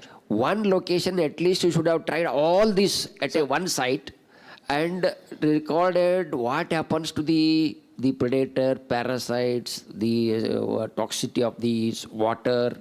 All such the information has to be generated, because ultimately all these are going to come in a one plot only. Correct, sir. Okay, that also you have to try. Sir, you are absolutely right, sir. After the 2 years of experiment, this 3rd year, we are doing the same with the multi-location. Plus, with We are small doing the suggestion again. multi-locations. We are all these packages, that means not packages, all these SOPs was we have developed, we will be trying in multi-location in all the ಅಲ್ಲ times. Naveen Yes, ಮಾಡಿ good I compliment absolutely there is no problem. Treatments ತಗೊಳ್ಬೇಕಾದಾಗ ಸ್ವಲ್ಪ newer insecticides recommendation Sir, this is ತಗೊಳ್ರೆ what, as per the my CIB, ಶರಣು knows also very well. he himself has developed, sir, based on the CIB regulations only. See, when you are doing research for the benefit of farmers, you are generating some bioefficacy data also. Your data can even help to register in the CIB. You should not just take whatever is registered in the CIB and do some experimentation. Okay. For registration, you know, somebody might have already done this. Sir. Then only it would have been registered. Sir. Okay. If it is registered in CIB, means somebody has already done some bioefficacy or this kind of Sir, all experimentation, these and it has come to CIB registration. Sir, for the information of the House and the Chairman, no recommendation of molecules has been developed by the Then CIB. how- I will tell, how sir. he is saying- Sir, I will telling complete, sir. I will CIB complete, sir. registration? Please, just a minute, sir.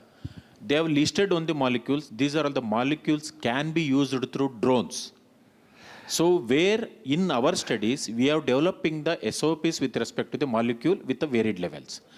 Nowhere the molecules have been registered for the particular. Agreed, Yes, sir. Dr. So that's why we are trying this one, sir. But when you choose, you go and ask your any of the dealers in the Udupi.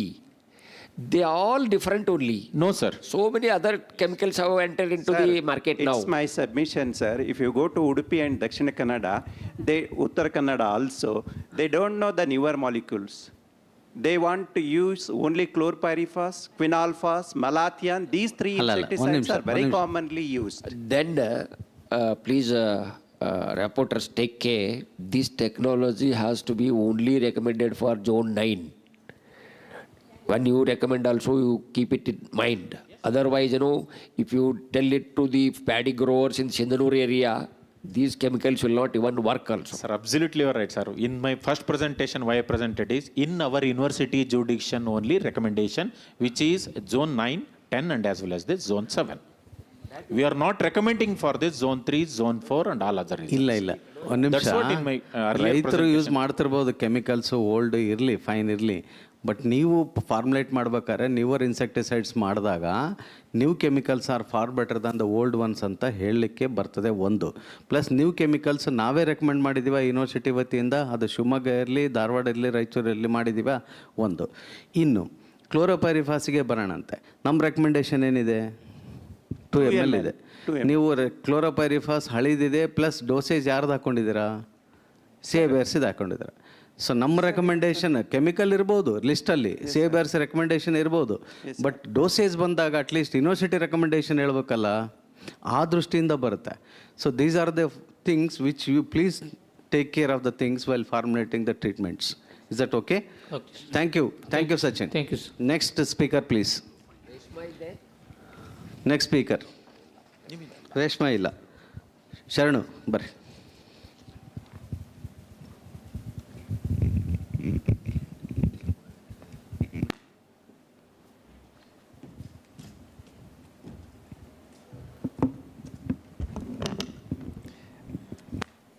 Good afternoon to all. A respected chair, co-chair, delegates from the different places.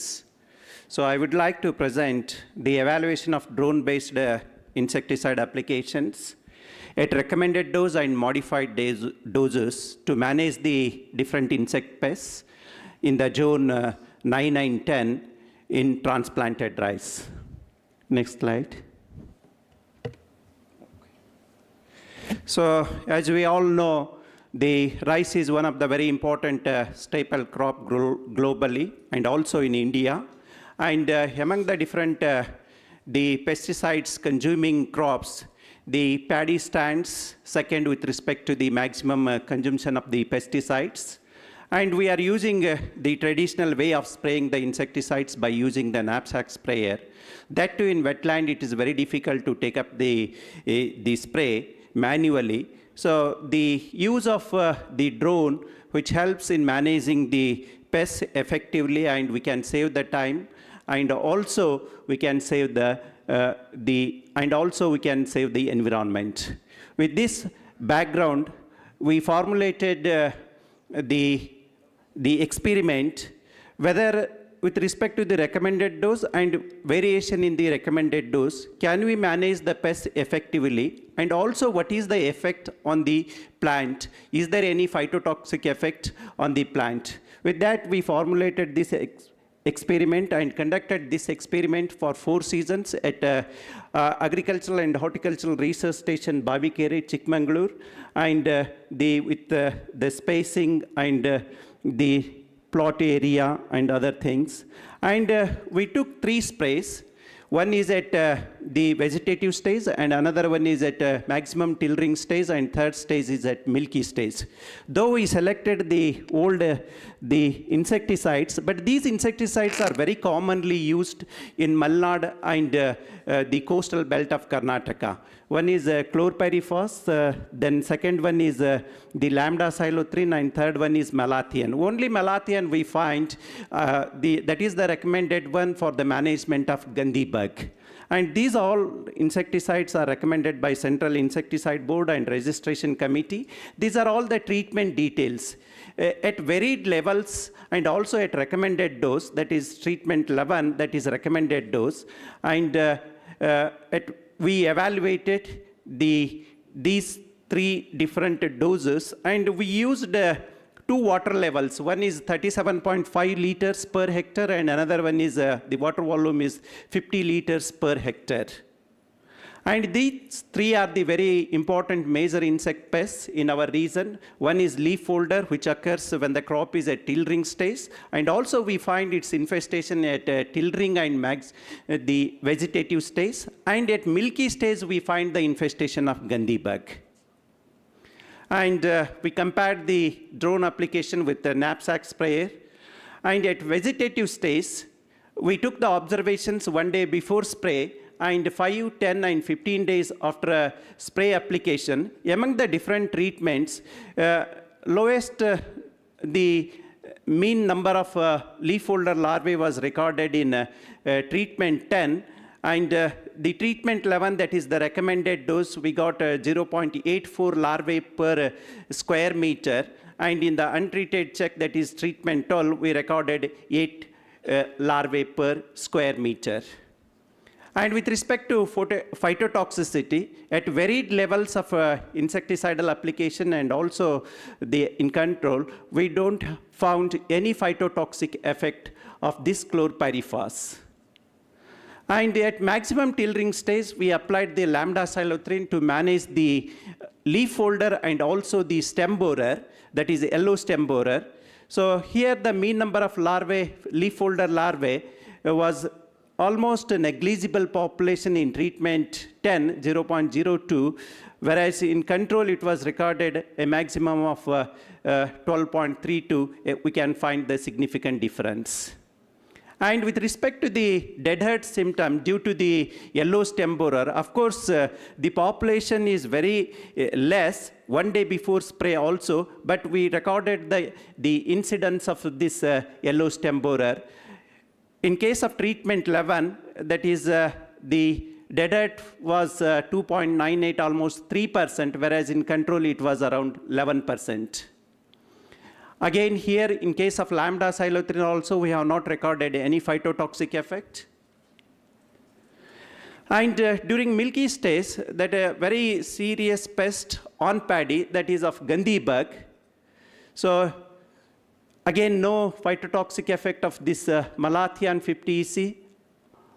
And with respect to the mean number of earhead bugs that are of nymphs and adults, in case of treatment 11, the population of the Gandhi bug, it was 1.45 nymphs and adults, whereas in treatment 12, it was recorded 8 nymphs and adults. And the percent earhead damage due to the yellow stem borer was also less in case of treatment 11.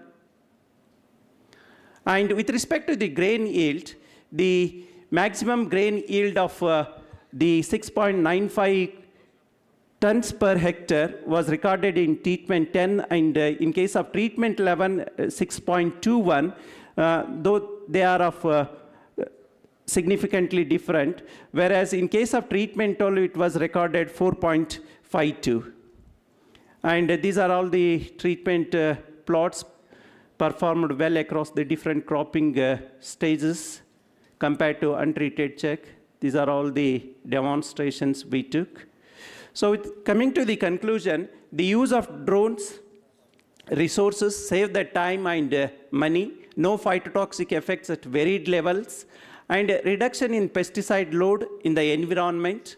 And also further research is needed to know the effect on non-target organisms. And also, since from yesterday we are talking much about the advantages of drones application. So I want to bring to the notice to the House, is there any sublethal effects which may affect the insect population? Because sublethal effects, we are reducing the pesticide dose, we are getting very good control. Initially we may get, but after 4 or 5 years, what will happen? So sublethal effect of these pesticides on the insect, because these sublethal effects which alters the physiology and behavior of the insect pest. With this, I conclude my presentation. Thank you, one and all. Thank you, Deshmukh. Any questions to him? Go to the yield table, yield data. Yes, sir. Treatment number 6.95.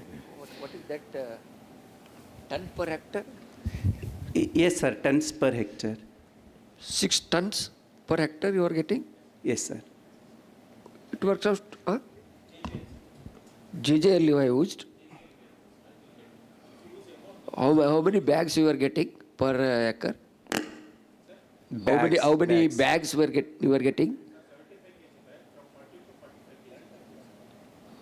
Okay. Because these yield levels are very high, Yes, sir. for your Yes, area. sir. Yes. As I know, because at Sindhanur, Gangavati, these yields levels are okay. But as far as when you it is concerned to the pesticides and fungicides, you tell that Dakshin Kannada you are not using it. Sir, this Then experiment... how many farmers are using this JJL in your Dakshin Kannada? Sir, majority of in command areas, Bhadra command area, yield popular levels is are very JJ. high, Sir, as I even know. their farmers are getting 8 tons per hectare. Okay, So just the check plot it. size, again coming in the way, if you convert, the yields will be high. Usually if you take Sir, any JJL experiment. performs better, Maybe sir. in experimental plot you might Yes, have sir. got. Yes, yes. That's Maybe, the sir. major. Okay, okay. Thank you. So my only, Guru. Deshmukh, Sir. as you said, it is again, you are saying that the sublethal effect is again inducing the resistance, and also the consequence of the sublethal effect, you are knowing that one. Yes, sir. And whatever the treatment you have formulated, again they are one or other way, they are in the sublethal doses also, because in various dose you have various the treatments level from 12 to 1. It is again the variation is there in the treatment. Again you are inducing the sublethal dose in one or other way. Instead of formulating such treatments, you just better the formulation, that is better you design the treatment based on what the Srinivas sir is designed, because they have varied only the volume of the insecticide, not the insecticide. Andre avaru just volume ಅಷ್ಟೇ variation ಮಾಡಿದ್ದಾರೆ ಅವರು, from 625 ml to and 350 ml or 125 ml. Same thing we did, sir, but in future that may arise. No. Here, what you have reduced the insecticide dosage. Yes, sir. Not the volume. Same thing. What Srinivas sir did, the same thing we did also. Recommended dose, half of the recommended dose, 75% of the recommended dose, and double the recommended dose. ಇಲ್ಲ ಗುರು same ನಮ್ಮ ಥರನೇ ಮಾಡಿದ್ದಾರೆ. ಇಲ್ಲ ನೀವು ಅಲ್ಲಿ help of AG Srinivas water level 2 ಅಂತ ಹೇಳಿದ್ರೆ ನನ್ನ ನೆನಪಲೆ 37.5 ಪ್ಲಸ್ 50. Yes sir. ಆ ವಾಟರ್ ಲೆವೆಲ್ ಸಹಿತ you have changed. You said 2 levels of water ಏನೋ 37.5 ಅಂದ್ರೆ ಸೇಮ್ ಸ್ಟೇಜ್ ಅಲ್ಲಿ. Yes sir. ಹಾಂ, ಗಾಟ್ ಇಟ್. ಅಲ್ಲ, you also varied the volume of water ಅಂತ ನಾನು ಹಂಗೆ ಅನ್ಕೊಂಡೆ. ಇಲ್ಲ, so you what amount of water used varied with the stages of the crop. ಅದು ಕ್ವೈಟ್ ನ್ಯಾಚುರಲ್ ಅಲ್ಲ? ಇಲ್ಲ, water level is same, that is 37.5, another one is 50. Two water values at all the stages we have done. ಗೊತ್ತಾಯ್ತು. So just same suggestion earlier Sachin ಕೊಟ್ಟಿದ್ದು, ಸ್ವಲ್ಪ dosage ಬಗ್ಗೆ ಕಾಳಜಿ ಇರಲಿ, ನಮ್ಮದೇ ಡೋಸೇಜ್ ಇರಲಿ. ಕೆಮಿಕಲ್ ನೀವು CIBRC ನೋಡಿರ್ಬೋದು, ಬಟ್ ರೆಕಮೆಂಡೇಶನ್ ಬಂದಾಗ ಯೂನಿವರ್ಸಿಟಿದೇ ಇರಬೇಕು. ನಾವು CIBRC ಮಾಡ್ತೀನಿ ಅಂತ ಹೇಳಿ ಮಾಡೋದಿಲ್ಲ. ಇದಾವೆ ಸರ್ ಇವೆಲ್ಲ ನಮ್ಮ ಪ್ಯಾಕೇಜ್ ಪ್ರಾಕ್ಟೀಸ್ ಅಲ್ಲಿ ಇದಾವೆ. ಇಲ್ಲ, ಯೂನಿವರ್ಸಿಟಿದು ಡೋಸೇಜ್ ಇಲ್ಲ. ಯೂನಿವರ್ಸಿಟಿ ರೆಕಮೆಂಡ್ ಮಾಡಿರ್ತಕ್ಕಂಥ ಕೆಮಿಕಲ್ಸ್ ಇದೆ. ಡೋಸೇಜ್ ನಾವು ಹೇಳೋದು 2.5 ಹೇಳಲ್ಲ ಶರಣು ಸರ್. ಇಲ್ಲ We have ಎಲ್ಲಿ recommendations. ಹೇಳ್ತೀವಿ ರೀ ನಾವು? ಎಂಟಮಾಲಜಿ ಗ್ರೂಪ್ 2.5 ಹೇಳ್ತೀವೇನ್ರಿ ಸರ್? ತೋರಿಸಿ ಸರ್. 2 ml ಇದೆ, even for soil application 4 sir. ml ಒಂದೇನಂತಂದ್ರೆ ಇಲ್ಲಿ 2 ml ಅದು ಇನ್ನೊಂದ್ಸಲ ಸ್ವಲ್ಪ ಅದಕ್ಕೆ ನಾನು ಪ್ರಾಬ್ಲಮ್ ಬಂದಿರೋದೇನಂದ್ರೆ, ನೀವು 2.5 ml ಇದೆ, ಮೇಲ್ಗಡೆ ಒಂದು ಟ್ರೀಟ್ಮೆಂಟ್ ಹೋದ್ರೆ 0.5 ಹಿಂಗೆ ಬರ್ತಾ ಇದೆ. ಅದು very but again it is ಏನಂತಂದ್ರೆ ಕಾನ್ಸಂಟ್ರೇಷನ್ ಏನಾಗ್ತದೆ, ಇನ್ಸೆಕ್ಟಿಸೈಡ್ ಕಾನ್ಸಂಟ್ರೇಷನ್ ಸಬ್ಲಿತಲ್ನಾಗ ಹೋಗ್ತಾ ಇರ್ತವೆ. Sir, we evaluated the efficacy. What will be its effect? And what is the effect on the natural enemies? So that's what I said, no? That we need to study. And also its sublethal effects in future, what will happen? So it is in field condition. in the crop. Yes, sir. It is in field condition. Yes, but it is in field condition, it is very difficult to test that is sublethal effect on the... Under field, in future, the insect pest may develop resistance if you use continuously. Future thoughts, sir, that is. Okay. Sir, thank you. Next speaker, please. Thank you for the opportunity. The other things you can discuss during the breaks. So now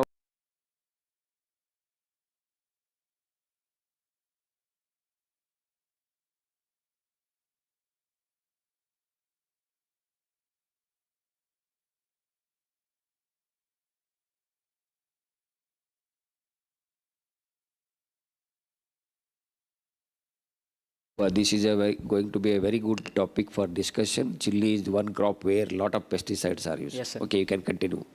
Good morning to everyone. Good afternoon. Today I am going to present on the topic harnessing beneficial microbial consortia for sustainable pest management in organic and integrated chili farming system. So we know that India is one of the largest producer and consumer of chili in global scale, and as we know that most of the yield losses in chili will be by means of sucking pest complex like whiteflies, thrips. Substantial yield loss we can see year by year. Recently, the black thrips has severe infestation, as well as we are going for many molecules, existing molecules, as well as newer molecules for management of these sucking pests. But it end up in the accumulation of residues in the produce as well as in the soil, and we are facing a lot of issues in the consignment while we are making the international exports of the chili-based produce. So, as we know that microbial-based insecticides are one of the least studied. Among the microbial-based insecticides, these actinobacterial-based insecticides are very least in the market, except the spinosad or else the streptomyces, other streptomyces group of insecticides. Apart from that, these many years we can't able to see other upcomings. So, with this, apart from that, this actinobacteria can able to trigger the induced systemic resistance by activating the defense pathway. So, we plan to integrate this actinobacteria along with certain good strains of AMF mycorrhiza, and with this brief background, we have formulated the actinobacterial based consortia, and we studied the metabolomic and transcriptional reprogramming, which is conferring resistance towards this sucking pest complex. And with this, the main purpose we planned this one is to elucidate the defense mechanism activated by this actinobacterial based consortia, and also to find the key metabolites, pathways, and also to find the defense related genes, and to this the main, as we told, like it will for the sustainable biocontrol agent production. And this is an outline of work where we have selected some potent isolates which already has been screened for plant growth promotion activities and defense metabolite production in the under the in vitro condition. And further we have went for formulation of microbial consortia by means of compatibility analysis. And further we screened those selected consortia under the greenhouse condition, and we proceeded the best performing treatment for the identification and quantification of metabolites and some defense responsive genes by means of qPCR validation. And here these are the 4 microbial agents which are used for this study, which includes the 3 actinobacterial isolates and 1 pseudomonas. And these are the molecular identification details where DBD64, which is Streptomyces hyderabadiensis, and other 3 like 502 Streptomyces rimosus, 626 Streptomyces racemochromogene, and 279 Pseudomonas marginalis strain, which has been this has been isolated from our other lab mates from the Assam. And we have conducted the compatibility analysis in vitro, and we formulated 2 consortia, consortium 1 and 2, which have DBD64, 502 and 79, and consortium 2, which have 626, 502 and 279. And further, we went for the developing two more consortia by testing the with AMF, that is Rhizoglomus fasciculatum. With that, we come out with consortium 3 and 4, as I have mentioned there, the DBD64, 502, 279, along with Rhizoglomus fasciculatum, and AUDT 626, AUDT 502 and 279 with Rhizoglomus fasciculatum. This is the greenhouse experimental design where the T1 and T4 treatment from T1 to T4 represent the individual isolates, and from T5 to T8 represent the 4 consortia what we have developed, consortium 1, 2, 3 and 4, and T9 is the standard for the AMF standard, and T10 is the Lacanicilium, and T11 the insects diphenturon 50%. And we have done this experiment under 3 replications, and we have carried out seed priming 8 to 12 hours in the before showing, and further 4 soil drenching has been carried out 10 days prior to transplantation, 15, 35 and 55 days after transplantation, and the basic observations on the population of insects has been carried out. And this figure represents the impact of these inoculants against the sucking pest of chili. Here we can see the treatment 7, which is the consortia 3, which performed well next to the insect cell treatment, that is T11. Almost 50 58 to 67% reduction over control has been seen, whereas all the 4 consortia T5 to T8 almost performed similarly, but among this 4, the T7 has been performed well, and this T7 has been taken further forward for the HR Alzheimer's analysis. Here the sampling has been done at 45 days after transplanting, and further it has been subjected to HR Alzheimer's Q-TOF, and both positive and negative modes has been taken forward for data accuracy, and statistical analysis has been carried out with the metaboanalysis software, and further Keck pathway analysis and other bioinformatics analysis has been done.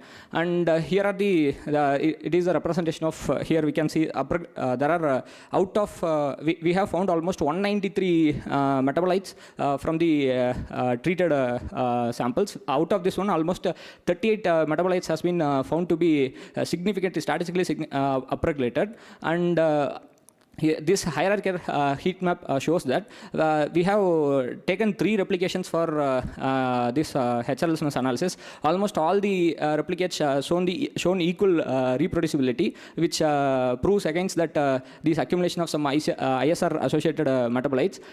Here we can see some metabolites like lysine 4, this ginger glycolipid A, then other groups of lysine and some capsaicinoid group of metabolites has been upregulated significantly, whereas the metabolites like camphophyrol, which plays major role in the insect defense, has been upregulated.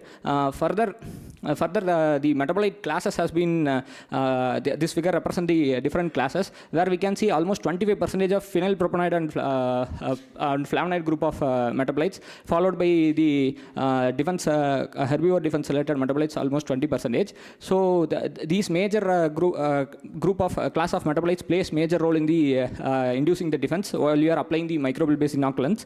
And while coming to the pathway, in case of pathway analysis, we found there are several interrelated pathways also, like biosynthesis of secondary metabolic pathway, glycerophospholipid metabolism, and then some cell wall and the cell wall strengthening pathways has been also regulated, which directly and indirectly paves ways for the induced systemic resistance in chili plant while we are going for the inoculant application of the microbial based inoculants.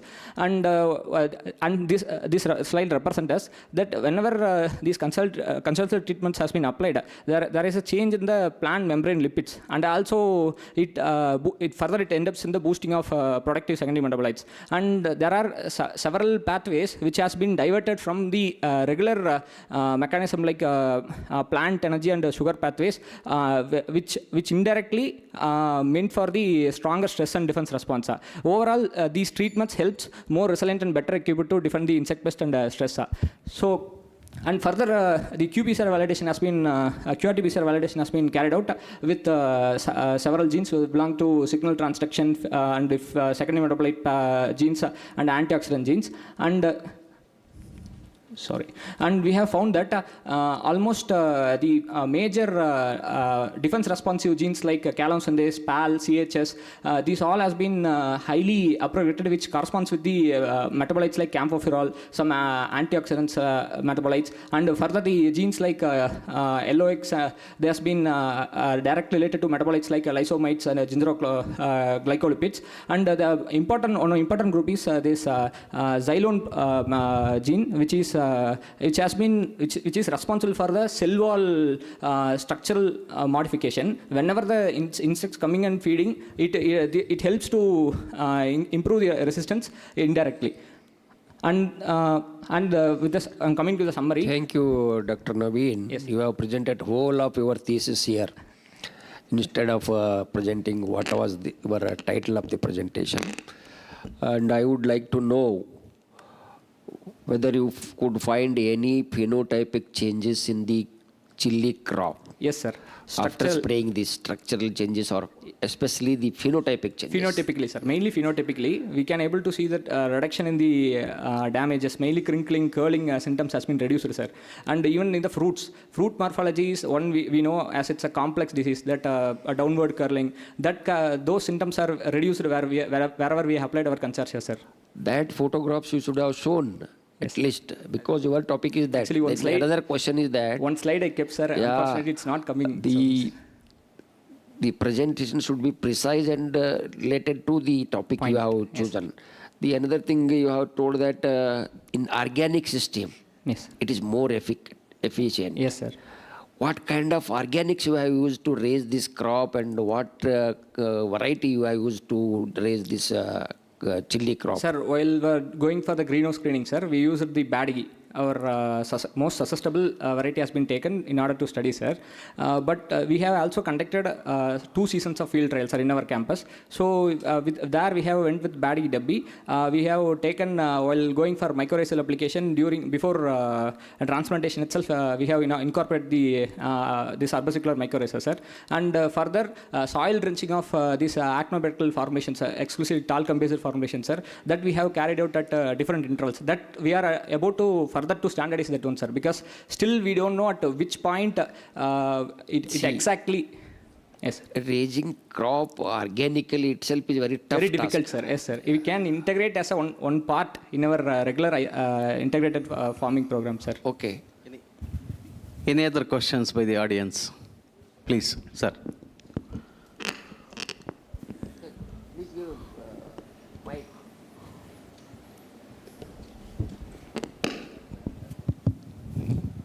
Wonderful presentation. I think I missed your colloquium of thesis.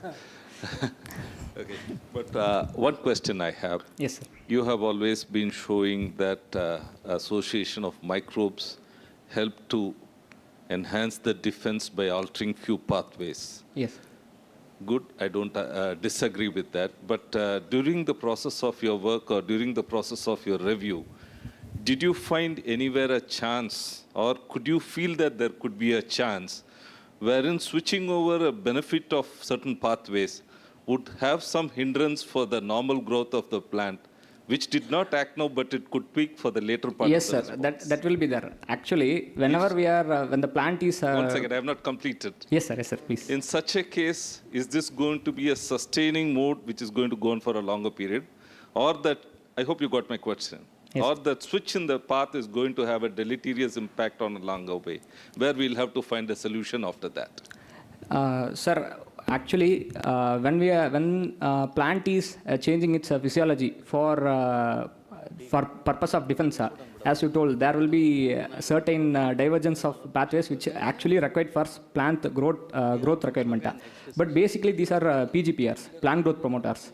They do the role of dual role. First is to do the plant growth promotion as well as for the defense. So far, the studies on this plant growth promoters more studies has been done. There are n number of works are there. But on the aspect of insect management are very least studied. The 2 sucking pest is least studied, sir. That's the reason we have taken this forward first. And further, we need a lot of study beyond this one. Precisely why I wanted you to look into the negatives, yes, because that finds a way for your future line of work. Sure, sir. Sure, sir. Because anything built is not final. Always there is a version. Version, yes. So a good researcher like you should find out the negatives. Sure, sir. Keep it for yourself to devise the version. Sure, sir. Thank you, sir. Naveen, ikkade. Yes, sir. Suggestions aste, no questions. Sure, sir. So your presentations must be with the proof. Okay. With the valid proofs. Photos. The figures accompanied with the photos should be like, yes, because this is something new that you are bringing at consortia or something. Yes. Okay. Future line of work, this slide is not a part of your this thing. It should not come. Last page. No, it should not yes, be. Sir. No yes, excuse sir. like. Yes, it sir. should not be. Okay. Thank you. Thank you, sir. Thank you, sir.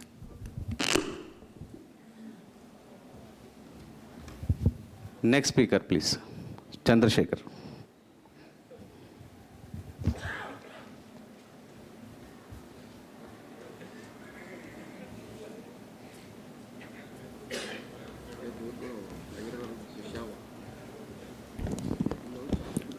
Respected Chairman, Co-Chairman, my dear friends, senior friends, I'm going to deliver a talk on performance of red gram and finger millet intercropping system under organic, natural, and also farming practices. That's the recommended practices. Natural farming, it guides towards sustainable agriculture. It reduces the cost of cultivation, improves the soil health, and also enhances the farmer's income. And all the formulations required for growing crop can be prepared by farmer himself by using its own resources. So therefore, Government of India promoting organic farming through PKVY, natural farming through NMNF, and also our Honorable Prime Minister says, we need not only to relearn this ancient knowledge of agriculture, but also to sharpen it for modern times. So in this direction, we need research to integrate these natural farming practices in the future days. And also, he advised the farmers to take up natural farming to target global markets. There is a lot of scope for export also. In India, the natural farming is being practiced in 10 lakh hectares. You were just in the initial slides. Yeah. Shall we break for the tea? No, Tea no, is ready please now. allow me to finish. It's already started. Then you can break it. It's not advisable to break in between. Okay, so almost it's being followed in 16 states. And the major states are Andhra Pradesh, Himachal Pradesh, Gujarat, and Karnataka. In Himachal Pradesh and Gujarat, Honorable Governor Acharya Devrat himself is taken lead and giving advocacy to large number of farmers. And in Karnataka also, we had 2 projects. Please, so Chief Minister's natural farming and also evaluation of natural farming by adopting these principles of natural farming. It involves mainly microbial seed treatment, local seed, mixed cropping, integration of trees, water and moisture conservation, no external inputs. That is the most important in natural farming, and microbial inoculants for maintaining the soil health. These are the 4 pillars that is being adopted for natural farming. And why we need natural farming means, these are some of the points. Unstable market price, farmers depend on loans, cost of farming inputs is rapidly increasing, demand for safe food, that is increasing. Economic survey has highlighted the ecological benefits under natural farming. Therefore, we have taken up the natural farming. Apart from 4 pillars, it also involves the pest management through using various herbal concoctions like Neemastra, Brahmastra, Dashparni, Agnyastra, and also disease control through Shunti Astra and sour buttermilk. And moreover, the natural farming cropping model, always it suggests to go for intercropping with long duration and short duration crops, so that the short duration crop harvested can meet out the cost that is required for growing the main crop. That is going to reduce the expenditure.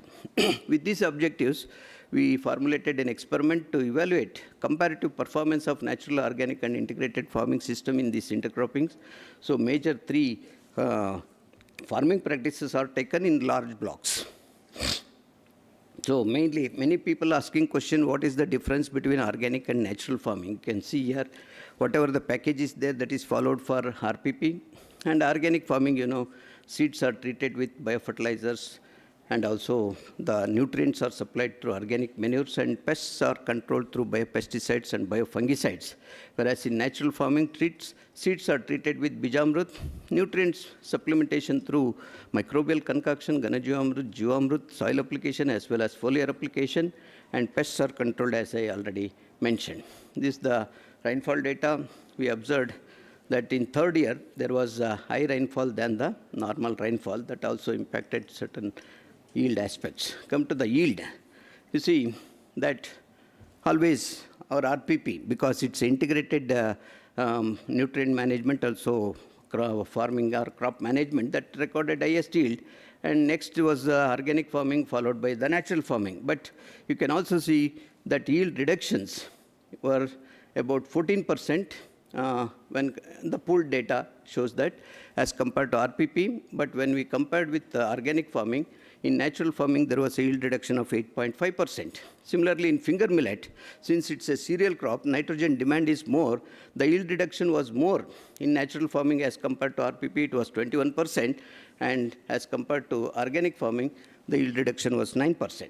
The same trend was expressed in terms of equivalent yield, but the extent was reduced to 17% instead of 20%. That's how intercropping is advisable in natural farming. This is the field view of natural farming and organic farming, and also with RPP. Come to the economics. That's the most important and beauty of as per the principles. You see here, I will go to the pooled data itself.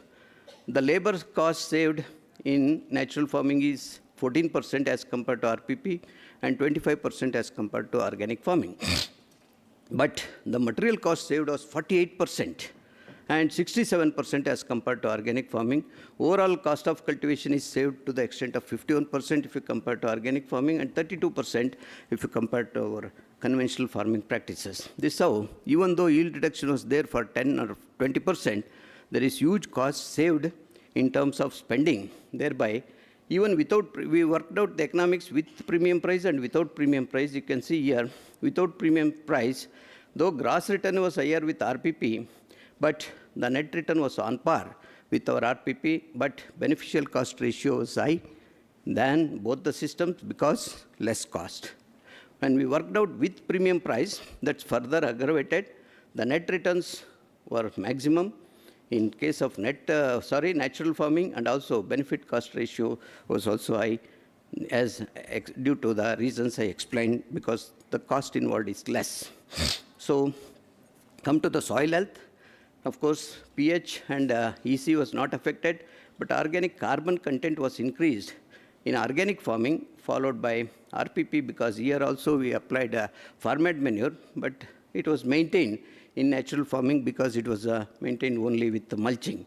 Similarly, available nitrogen, phosphorus, and potassium in soil is decreased in case of natural farming as compared to RPP and organic farming.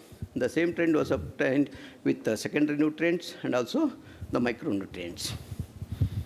Come to the uptake. It reflects the yield. Naturally, RPP, the uptake of major nutrients was, and also micronutrients were higher in RPP and followed by organic farming and least in natural farming. The most important thing is soil health in terms of biological properties. You can see here the green line bars are with natural farming. So we studied at a different time. These general microflora bacterial populations were high, and also sometimes they are higher with organic farming. So either organic farming or natural farming, they are recording higher general microflora. This is with respect to fungi, and also this is with respect to actinomycetes. But actinomycetes, in all the stages, in all the years, it was higher in case of natural farming as compared to organic farming, but you can see that it was least in RPP. And beneficial microorganisms, nitrogen fixers, they are higher. And also you can see compared to RPP and also PSMs, they were higher in case of natural farming, and moderate, or sometimes it's on par in case of organic farming. We have estimated dehydrogenase enzyme activity also. They are higher with either organic farming or natural farming. Sometimes NF is also on par with the organic farming. And we studied in ragi rhizosphere also, the same trend is obtained with respect to general microflora and beneficial microorganisms, and also dehydrogenase enzyme activity. And I conclude, though RPP performed better than organic and natural farming in terms of yield, the cost of cultivation was reduced under natural farming to the extent of 32% and 51% over organic farming, RPP and OF. And even without premium price, the net return was on par with of the natural farming was on par with RPP. With premium price, it was very high, and soil health was also maintained, and all the soil general microflora and also beneficial microorganisms were higher in case of natural farming, so that we can recommend red gram and finger millet intercropping system under natural farming system. With this, I conclude my talk. If you have any questions, it's open for discussion. Any questions to Chandrasekhar? I doesn't have any question because I was also involved. So, any questions? If no questions are there, thank you very much, Dr. Chandrasekhar. Thank you very much. I would like to mention that Chairman Dr. Srinivas is also my classmate, and also Shripad is my colleague.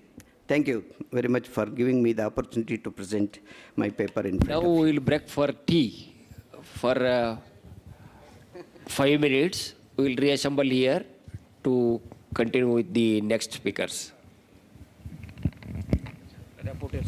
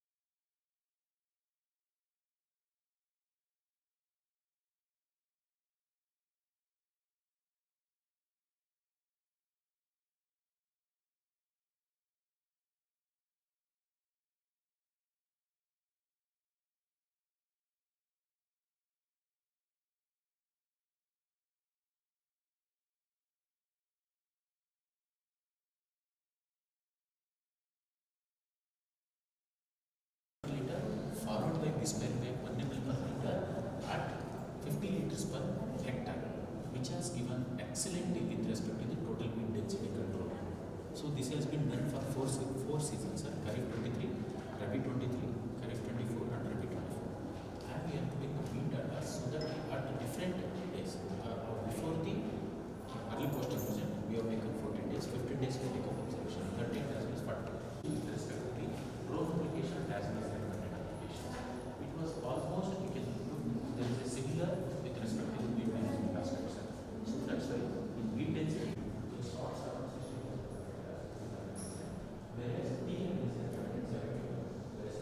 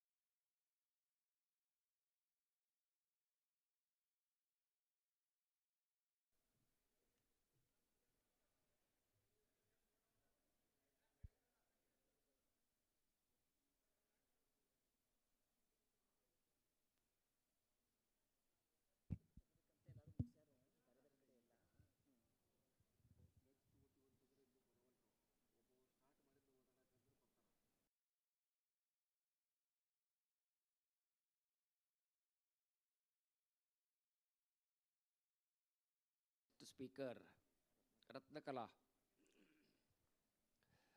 Dr. Ratnakala is going to speak on bioefficacy and metabolic insights into Genotodos indica, Genodaptus indica as a biocontrol agents for the armyworm. It's a very good topic. The latest problem, especially in maize.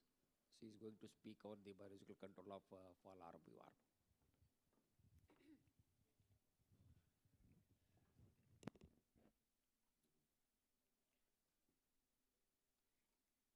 I start, sir? A very good afternoon to everyone. I am Ratnakala. I am here to present my research findings on the topic bioefficacy and metabolomic insights into the Xenorhabdus indica as a biocontrol agent against the fall armyworm. The Sporoptera as we all know that the Sporoptera frugipada has recently invaded India during 2018. Ever since its invasion, various management practices have been developed in order to control this pest. This included the biocontrol agents as well. The entomopathogenic nematodes have been proven to be the potent candidates for the management of the Sporoptera frugipada. The entomopathogenic nematodes of the two genera, that is Tinenema and the Heterobacter, are symbiotically associated with the Xenorhabdus and the Photorhabdus respectively. And this nematobacterial complex acts as a subtle assassin, and it will leave the insect dead within the 24 hours. So our study was conducted to isolate the indigenous strains of the entomopathogenic nematode as well as its symbiotic bacteria across the southern India, and we have collected the soil samples from the rhizospheres of the different agroecosystems.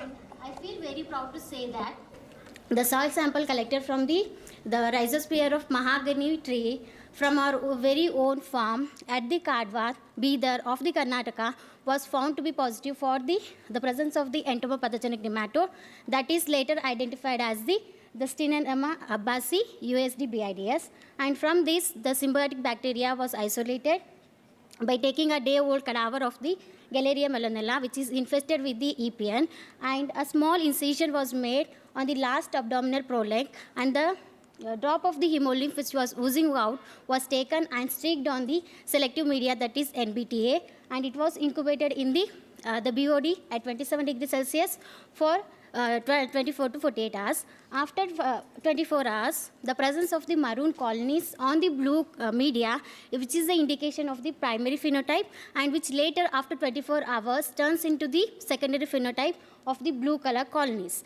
And the gram staining also proved that it is a gram-negative bacteria. And the molecular identification was done by using the universal primer, that is 16S rRNA, and the sequence was submitted to the NCBI with the name Xenorhabdus indica USD BIDS with the accession number. And the phylogenetic tree was constructed using the neighbor joining method with a 1000 bootstrap value, and by taking the Proteus mirabilis as a outgroup. And here we could see that the Xenorhabdus species, our strain, has formed the close association with the other known strains of the Xenorhabdus. And the insecticidal activity of this Xenorhabdus indica, our strain, was conducted against the third instar of the Sporoptera frugipada by taking sulfurous supernatant as well as the self-suspension, and at the various concentration ranging from the 10 power 4 to 10 power 10. And we could see here at the highest concentration, that is 10 power 8, there was a complete mortality or 100% mortality was seen in this Sporoptera frugipada in case of the sulfurous supernatant on the 5th day after the treatment. And almost 90% mortality was seen in case of the sulfurous supernatant. On the contrary, at the lower concentrations such as the 10 power 4, 5 and 6 CFU per ml, there was no considerable or high mortality was seen. And this is the plate or the cadaver of the Sporoptera frugipada manifesting the symptoms of the bacterial infection. And as the lower doses such as the 10 power 4, 5 and 6 did not induce considerable mortality, we further analyzed their effect for the on the development and the larval and the pupal development, and also the feeding behavior of the Sporoptera frugipada. To our surprise, the larvae had minimum or the no feeding on the leaves which were treated with the 10 power 6 CFU per ml of the Xenorhabdus indica, both in case of the CFS as well as the CS as against the control. And there was a significant reduction in the larval development, which was evident with the lower larval weight. That is true in case of the CFS as well as the CS when compared to the control group. Even the pupil weight was significantly reduced at the higher doses, that is 10 power 6 CFU per ml when compared to the control groups. And 80% of the adults that have emerged from the treated cocoons were having they manifested the deformed or the malformed wings. And in order to prove the insecticidal activity or the effect of the Xenorhabdus indica, USD BIDS, we have performed the metabolomic profiling using the HRLC-MS, which was equipped with the Agilent 6545 QTOF at the SAFE facility, IIT Bombay, and we could able to identify 26 bioactive compounds which are having the bioactive nature, and among them 7 were having the insecticidal and which were novel to the Xenorhabdus indica. For example, the chrysin, which is known to inhibit the most important defense the enzymes such as the P450, GST, and the esterases, and it is also known to have the effect on the larval development, its food assimilation, and the growth. And the ogonin, which is also known to inhibit the larval development, feeding behavior, and it is having the effect on the detoxifying enzymes. The galangine, on the other side, it is also have the effect on the feeding. It is shown to, or it is reported to show the effect on the feeding behavior and the the survival of the larvae of the Sporoptera litura. These are the chemical structures of the the bioactive compounds. And in order to understand what is the functioning of these metabolites in the Sporoptera frugipada particularly, we have performed the molecular docking by taking the 3 important metabolites such as the chrysin, ogonin, and the galangine against the key defense proteins of the Sporoptera frugipada. Here the chrysin had the highest binding affinity towards the aminopeptidases and the cadherin-like proteins. These 2 proteins are the important resistant related proteins in the Sporoptera frugipada against the insecticides or the insecticides or the foreign bodies. And the phospholipase A2 and the toll-like proteins are the major important proteins related to the immune system in this Sporoptera frugipada. The ogonin, which also form the bonds with the hydrogen bonds with the beta-glycosidase and the alkaline phosphatases, which are the important proteins which are associated with the midgut epithelium of the insects. And the spazil and the toll are the immune-related proteins. The galangine had formed the hydrogen bonds with or strong binding affinity with the cytochrome P450, phospholipase A2, and aminopeptidases, and the beta-glycosidase. With this, I would like to conclude my presentation by saying this study reports the isolation and characterization of the Xenorhabdus indica from the Stenonema abbasi for the first time from the North Karnataka soils, which highlights the novelty and the potential adaptation for the management of the Sporoptera frugipada in this area. And the discovery of the novel compounds such as the chrysin, ogonin, galangine, or the embelline, tacrin, etc., and their mode of action, particularly in this Sporoptera frugipada, could unveil their antioxidant activity, biorational, and the insecticidal activity. And lastly, it could unveil the important promising candidates for the development of the next generational insecticides. Thank you. Okay, it's good that you have isolated some nematode from the rhizosphere. Yes, sir. When this fall armyworm, you can notice only on the above most portion of the plant. What about its survival, because it's in the rhizosphere? Yes, sir. Sporoptera frugipada, sir, mainly it survives in the whole region of the this maize, sir. So the excreta of that will be there, which will hold the moisture, sir, for some time. If you are applying the nematode at that place, sir, particularly, it could survive for 7 to 14 days, sir. That I have What substrate you have used to develop this formulation? Sir, actually, sir, in my MSc work, I have worked on the sand, sir. Sand we have used as a substratum for the application of the nematodes in the world region, sir. We have mixed these nematodes in this sand, which are having approximately 11% moisture, sir. And we have applied, sir. And after 14 days, if you are recovering that also, sir, we could, 14 or 7 to 14 days, we could isolate the EPN, sir. Did you observe any its effect on the useful insects and other beneficial organisms?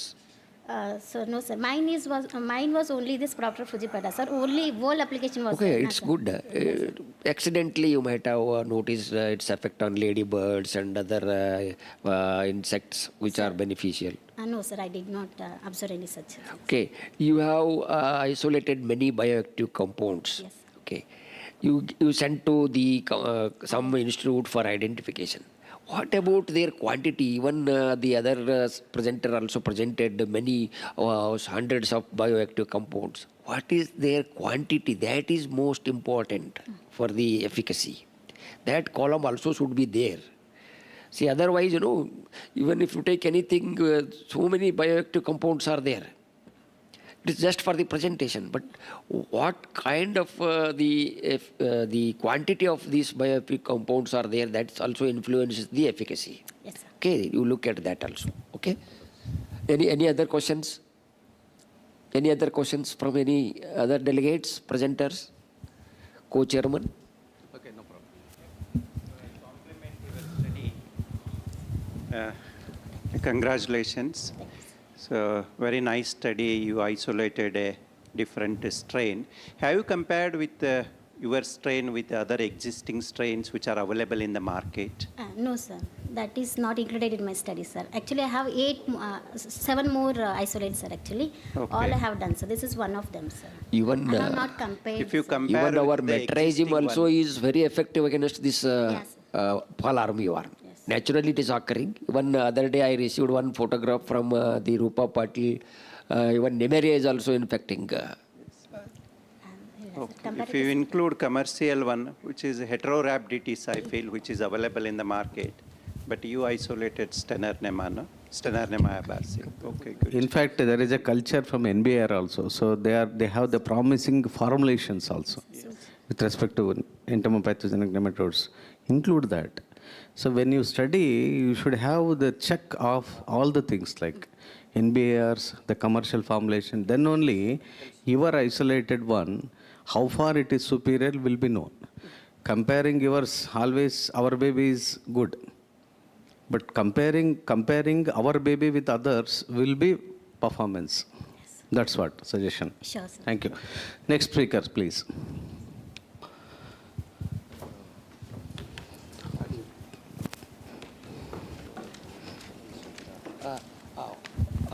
Wait for 1 minute, Dr. Putani. We have one announcement. We have to take some pledge. Please be. They have to stand all up. All of us aware of today's Ekata Divas, and which is celebrated in remembrance of contribution of Sardar Vallabhbhai Patel towards unity. So, sir?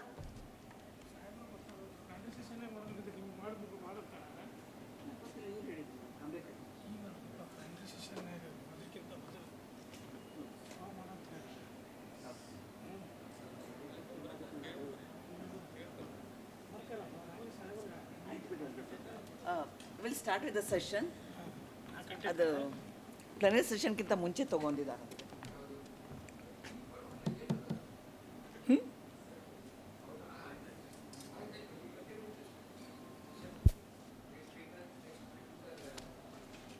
ಯಾಕಂದ್ರೆ ಅವಾಗ ಬರಕತ್ತಿದ್ರು ಅವರು sir ಬರ್ತಾನೆ ಅಂದ್ರೆ Aluru sir. Okay. At 4 o'clock we'll take the pledge.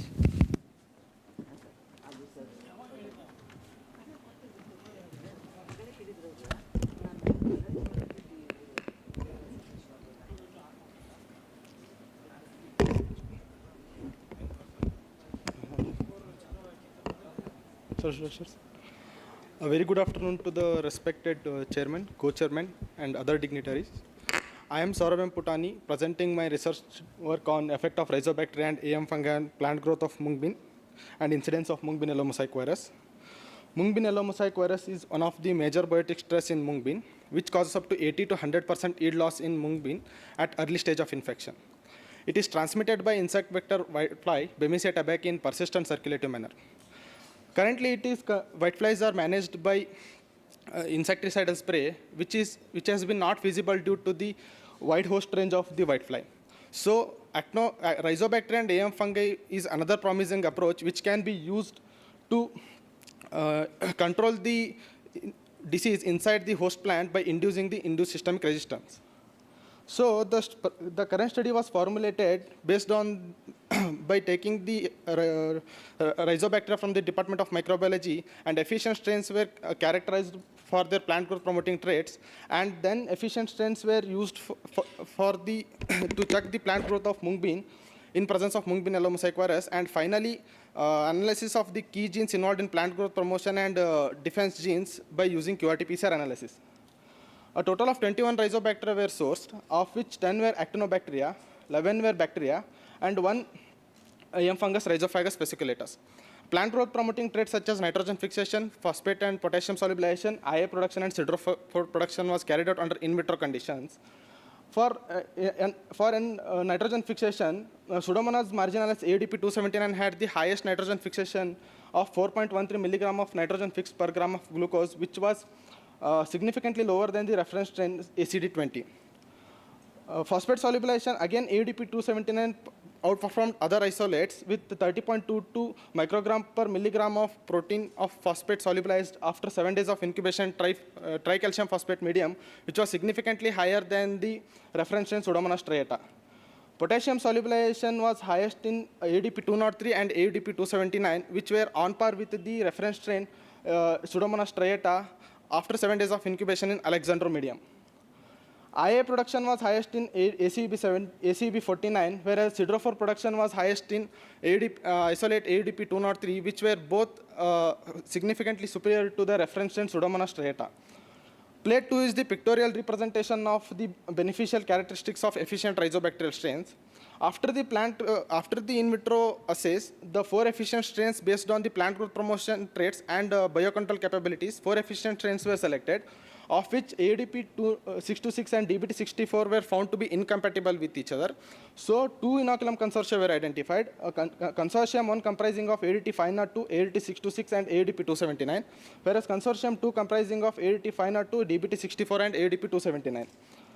After the identification of inoculum consortia and efficient strains, the mung bean seeds of 2 genotypes DGGV2 and DGG96 were bioprimed with all the treatments, and in vitro germination was carried out. After 7 days of incubation, it was found that consortium 1 with DGGV2 interaction outperformed the other interaction with superior shoot length, root length, and seedling vigor index.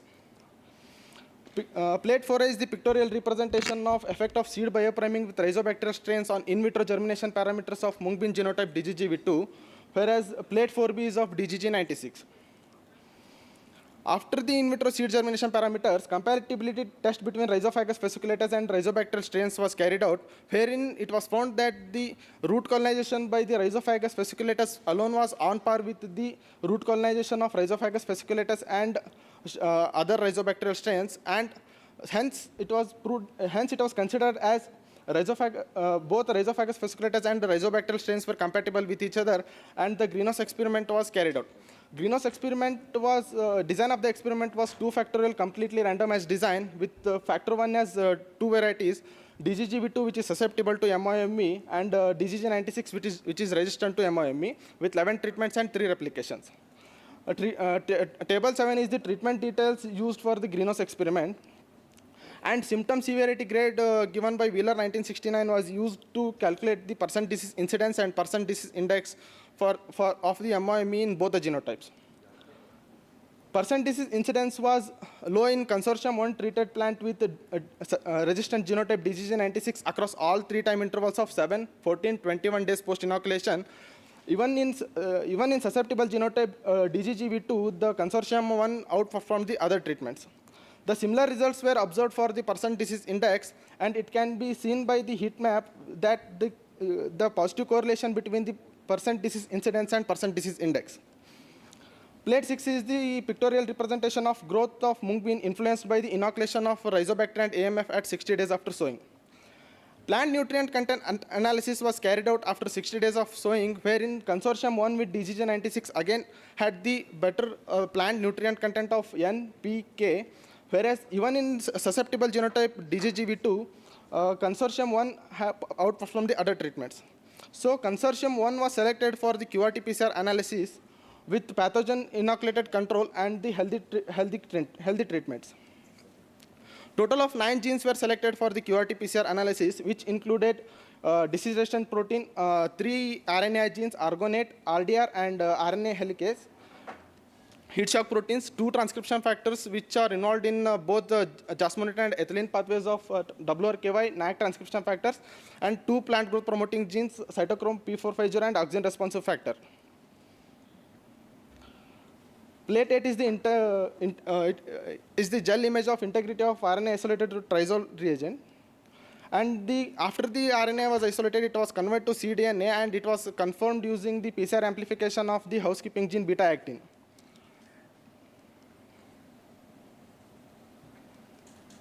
Sir, figures.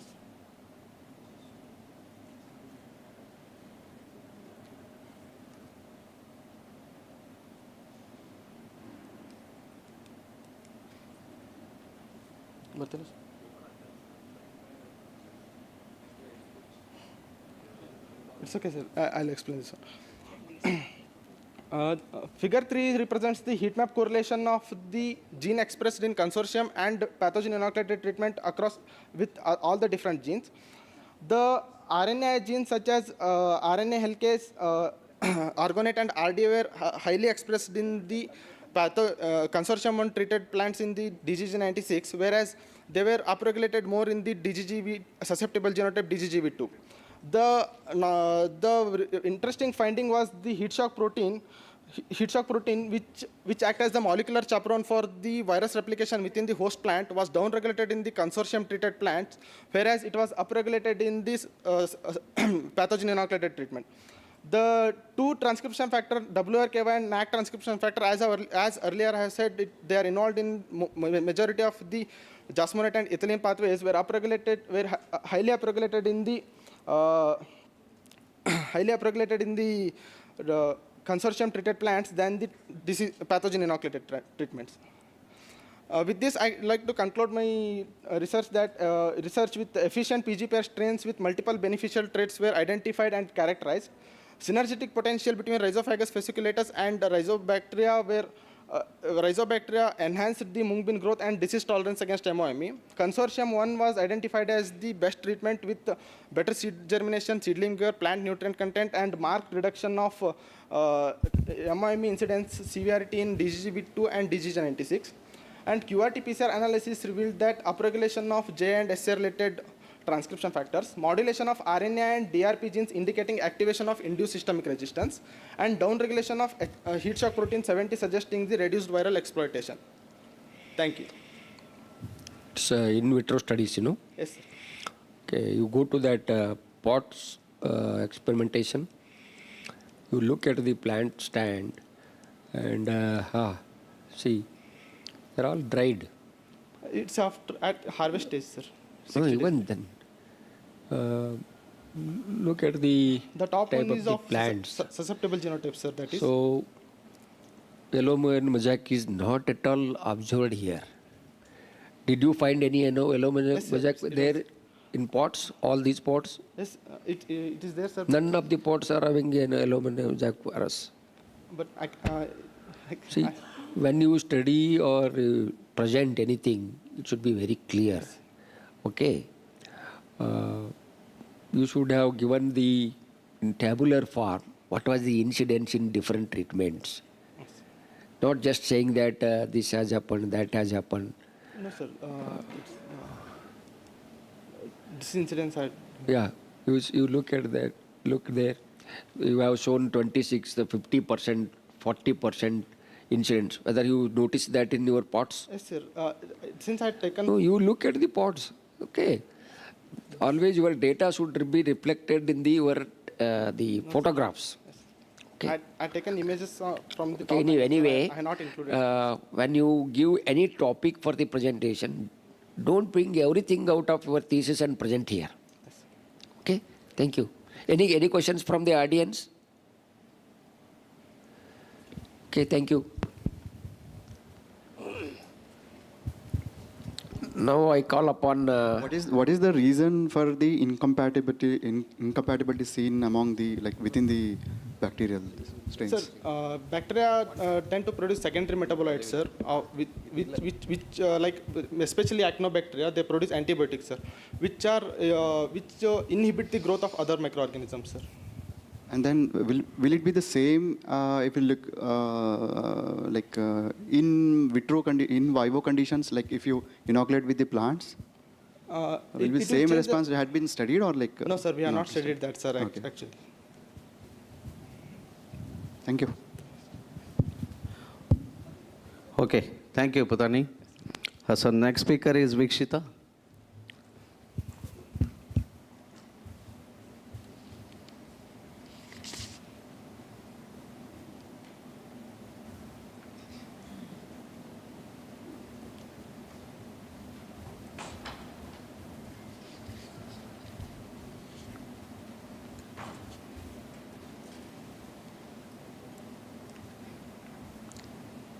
Shall I start? Good morning, everyone present here. I am Vikshita B. Today, I am here before you to present on the topic Identification of Stable mung bean Genotypes for environmental Resistance, a step towards eco-friendly crop management. The entire work has been carried out under the guidance of Dr. Gurupad B. Balol, sir. Mung bean, which is scientifically known as Vigna radiata, is the third most important legume crop after chickpea and pigeon pea. And nutritionally, this crop is known as queen of pulses. And it is a rich source of high quality protein. And worldwide, India is the largest producer of mung bean. And here is the scenario depicting the mung bean scenario in the world, India and Karnataka. Even though India is a major producer of mung bean, there is a huge gap in mung bean productivity. This is because mung bean suffers from many of the biotic and as well as abiotic stresses. Among the biotic stresses, mung bean yellow mosaic disease caused by mung bean yellow mosaic virus is of severe importance because this disease alone causes 10 to 100% yield losses in mung bean productivity. So coming to its specific symptoms, so here you can see initially there will be a mosaic-like specks, complete yellowing of the leaf, infected pods and the shriveled seeds. So finally, there will be a qualitative and also quantitative losses in the mung bean. And this disease is particularly transmitted by Bemisia tabaci, that is whitefly, in a circulative, non-propagative manner. And coming to the causal agent, that is MYMV, belongs to the family Geminiviridae, and it is a circular single-stranded DNA. So from the previous slide, we all came to know that achieving complete disease control in case of mung bean yellow mosaic disease is very challenging. And as it is a viral disease, there are very less chemical measures to directly control the virus. The only way to manage this disease is through controlling of vector. So under these circumstances, resistance breeding and developing of resistant genotypes and which are also stable across different environments plays a very key role for sustainable mung bean production. So considering this sustainable and eco-friendly disease management, the objective of this study was carried out, which is identify of stable mung bean genotypes showing durable resistance to MYMV. So the entire investigation has been taken place at Main Agricultural Research Station, University of Agricultural Sciences, Dharwad, over 4 consecutive years, that is from 2022 to 2025. And we have, during 4 summer planting seasons, and we have taken the 2022, which is depicted as environment E1, 2023 as E2, 2024 as E3, and 2025 as E4. And for this present study, we have taken a set of 28 mung bean genotypes of different, which has different disease reactions. And we have recorded disease incidents at 30 and 45 days after sowing, and also we have recorded the yield. And to know the stable performance in MYMV prone areas, we have conducted the stability analysis. So for the stability analysis, we have used additive main effects and multiplicative interactant model where this AMI model scrutinizes the genotype into environmental interaction. So here is a list of mung bean genotypes evaluated, and each genotype has been given a respective codes which is from G1 to G28. And here is the monthly meteorological data of the experimental site during the seasons of 4 seasons, that is from 2022 to 2025. And here is the list of all the 28 genotypes along with their respective disease incidence, disease reaction, disease grade, and yield over 4 consecutive years. So coming to the major outcomes of the present investigation, here is the analysis of variance by AMI model for yield and as well as disease incidence. So here both genotype and environmental interaction was highly significant at 1% for both, that is for yield and as well as disease incidence. So here is a AMI biplot showing the relationship among the test environments and genotypes based on yield. So here are the two figures. Here you can see all the 28 genotypes has been depicted with the blue rhombus and all the 4 environments has been depicted with the green rhombus. And coming to the first biplot, that is AMI biplot 1, the genotypes which are towards the right hand side of the vertical line are considered as high yielders. So here you can, and which are towards the left hand side are considered as low yielders. So here you can see the genotype 7, that is GGG96 was the highest yielder, which was followed by IPM 2-14, which is depicted as genotype 27. Whereas DGGV2, that is the genotype 28, was the lowest yielder. So coming to the second biplot, that is AMI biplot 2. Here we can see that the genotypes which are towards the origin are considered as highly stable genotypes, whereas the genotypes which are far away from the origin are considered as less stable genotypes. So here also you can see the genotype 7, that is GGG96, genotype 17, that is DGG62, genotype 27, IPM 2-14 were highly stable across the environments while compared to other genotypes. So coming to the second AMI biplot showing relationship amongst test environments and genotypes, which is based on disease incidence. So here also you can see the genotypes which are towards the left hand side of the AMI biplot are considered as highly resistant genotypes because they showed very less disease incidence. So you can see the genotype 7, that is DGG96, was highly resistant, which was followed by IPM 2-14, whereas DGGV2, that is genotype 28, was highly susceptible genotype.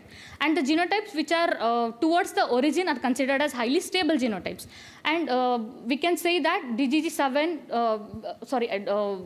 7, that is DGG96, and genotype 27, IPM 2-14, and genotype 2, that is DGG 213-1 and DGG 51 were also highly stable across the environments. And also, to further confirm the resistance, we have also carried out the assessment using morphophysiological and biochemical parameters imparting resistance against yellow mosaic disease. So among those 28 genotypes, we have selected 10 genotypes belonging to different disease reaction categories. So under morphological factors, we have assessed trichome densities. So here also the highly resistant genotypes, that is DGG96 and IPM 2-14, showed higher trichome densities compared to highly susceptible ones. And among the biochemical factors, we have assessed reducing and non-reducing sugars, phenols, tannins, and defense-related enzymes such as peroxidase, polyphenol oxidase, and phenylalanine ammonia lyase. So here also, the resistant genotype, that is DGG96 and IPM 2-14, showed the highest biochemical factors. And coming to the physiological factors, we have assessed SPAT chlorophyll meter readings and NDVI values. Here also the same genotypes, that is DGG96 and IPM 2-14, proved to be highly resistant and showed higher amount of chlorophyll and NDVI. So in conclusion, among the genotypes evaluated, the resistant genotypes such as DGG96 and IPM 2-14 emerged as a promising candidates for cultivation and breeding programs due to their consistent resistance, stability, and yield performance. On the other hand, the highly susceptible genotypes, that is DGGV2, required genetic improvement before they can be recommended under cultivation of NYMV infected areas. So overall, the study gives a valuable insight for resistance breeding program, offering a foundation for the development of durable, disease-resistant and high-yielding cultivars, where you can undertake the sustainable mung bean cultivation. And among the 2 resistant genotypes, IPM 2-14 is a pipeline variety, but DGG96 is already under farm trial, and it will be coming to the farmer's field in the next year. if the farmers take this variety, it will be beneficial to the farmers. And we all know that recently there is, we have come to know in the central budget, there is a Atmanirbhar Bharat in pulse production, because because we need to achieve self-sufficiency in pulse production. So in order to achieve self-sufficiency, all these factors we can use in resistant breeding so that it will be helpful. Thank you. Okay, good presentation. Any questions from the audience? Okay, so I have one or two questions like, so what is the mechanism of resistance that you studied in these genotypes, like mechanism of resistance? So, mechanism. What kind of Mechanism of resistant to say that it is resistant, tolerant, something like, what is that mechanism of resistance that you have studied? Sir, we have studied using morphological, biochemical and physiological parameters, sir. Like, for example, if the trichome density, already it will be present in the resistant genotypes in a higher amount, sir, like compared to highly susceptible ones. Because as it is transmitted by the vector, if a genotype has higher trichome density. That we know, that we know. So, but you showed only the morphological traits. No, sir, biochemical also. Biochemical, which are all the biochemical Sir, under components? biochemical, we have estimated reducing and non-reducing sugars, phenols, tannins, and defense-related enzymes like peroxidase, polyphenol oxidase, and phenylalanine ammonia. Where did you present, like, can you just show that? Sir, here is a graph, that is IPM 2-14 and DGG 96 were resistant genotypes, sir. In the previous slide, Got it. Which is the biochemical parameters of biochemical parameters? Reducing, sir, non-reducing? Okay. non-reducing sugars, phenols, tannins, and in the next slide, it is defense-related enzymes, peroxidase, polyphenol oxidase, phenylalanine ammonia lyase. Okay. Okay, so what about the field view and other things, you know, that photography of the most promising genotype, so that should have been depicted here. comparative photograph? Isn't it? When you say that that particular genotype is resistance for this, you should have depicted, na, compared to the susceptible check. Okay, Isn't it? You said morpho-physical. It's not Physiological. not morpho-physical, it is wise to call it as biophysical. Morpho-physiological. Biophysical is the appropriate word to use there.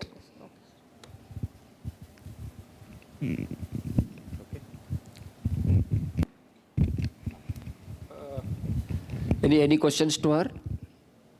Okay, thank you. We have come to an end of this session.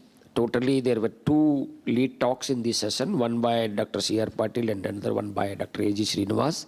And there were about 10 oral presentations. Out of that, except one scientist, all other 9 scientists presented their work. It was a nice discussion, and presentations are also very nice, and discussion was also very impactful. So with all this, I request, you have any other anything to say? Only thanks to the organizers. Yeah, on behalf of our co-chairman and myself, I thank the organizers for giving me an opportunity to chair this session and co-chair this session. Thank you very much. Thank you.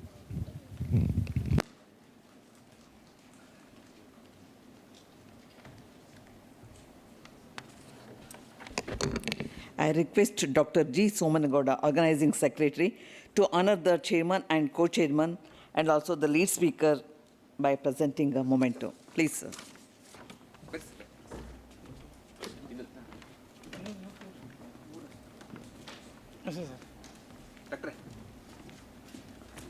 I request Dr. C.R. Patil, sir.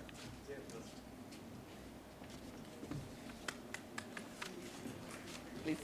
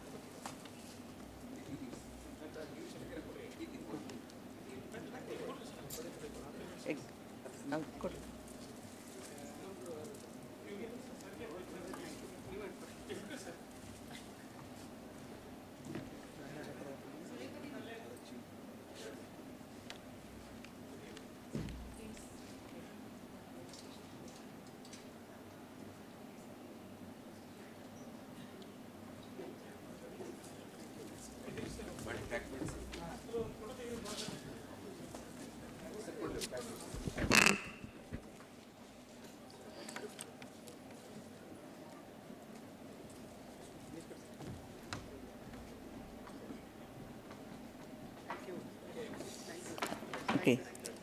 One announcement.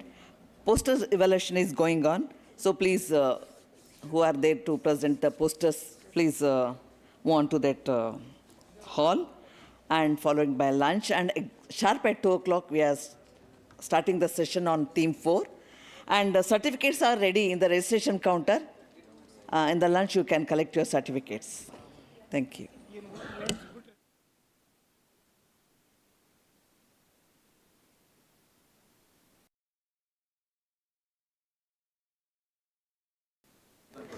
Please collect your certificates in the registration counter.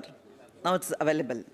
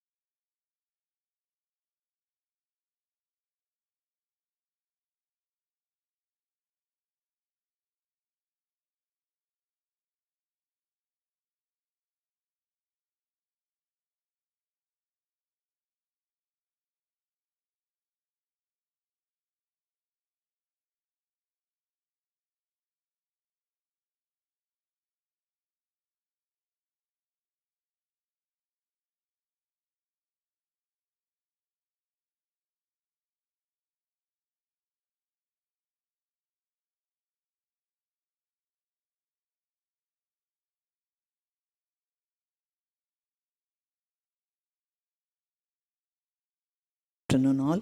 I request all the delegates please occupy the seats so we can start the session.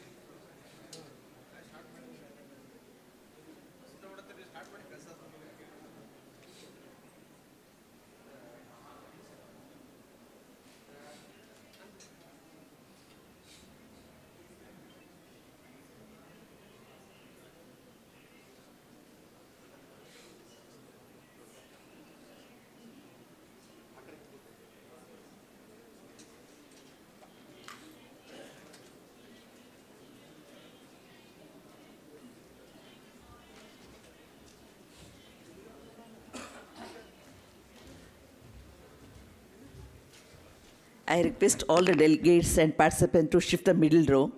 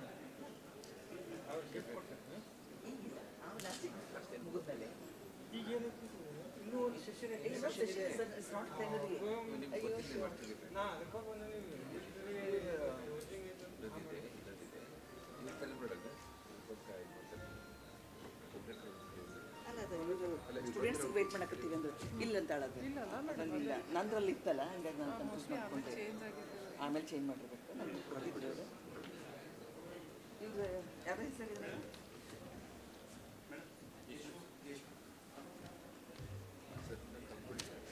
Deshmukh sir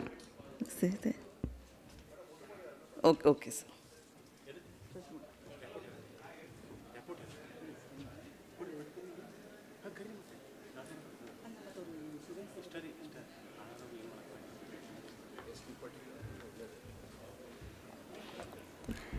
Now we'll start the session.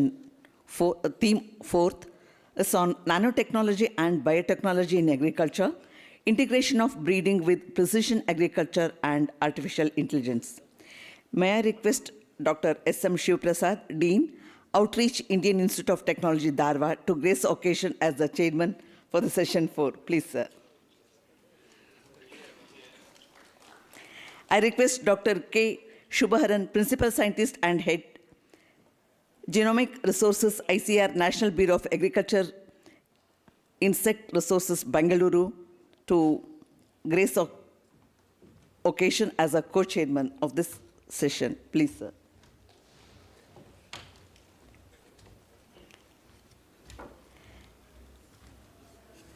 I request the organizing chair to welcome chairman and co-chairman of this session.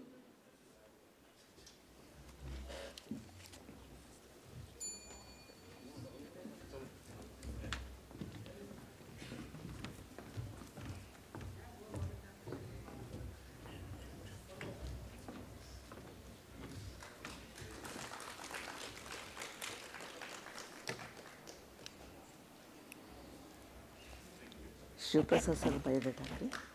Shivaprasad sir. I request Dr. B.N. Kamrikar, sir, to present the brief biodata of Krishna, sir. ಈಗ first ಇದಾಯ್ತಲ್ಲ then lead speaker ಕರೀರಿ. ಅಲ್ಲಿ ದೇವಪ್ರಸಾದ್ ಅವ್ರದ್ದು biodata. Krishna sir ಇದಾರಲಿ.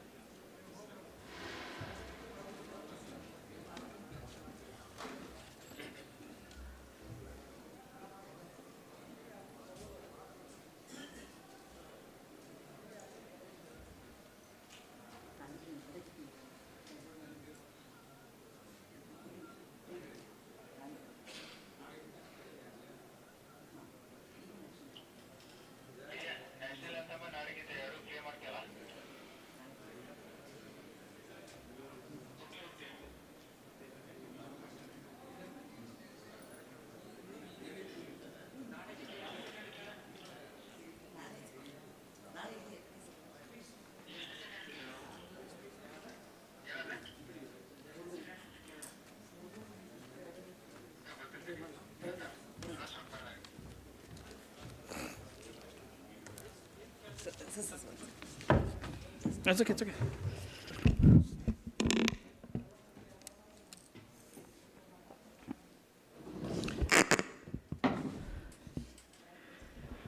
Yeah, good afternoon and welcome to the post-lunch session. And we have the pleasure of bringing in very esteemed speakers.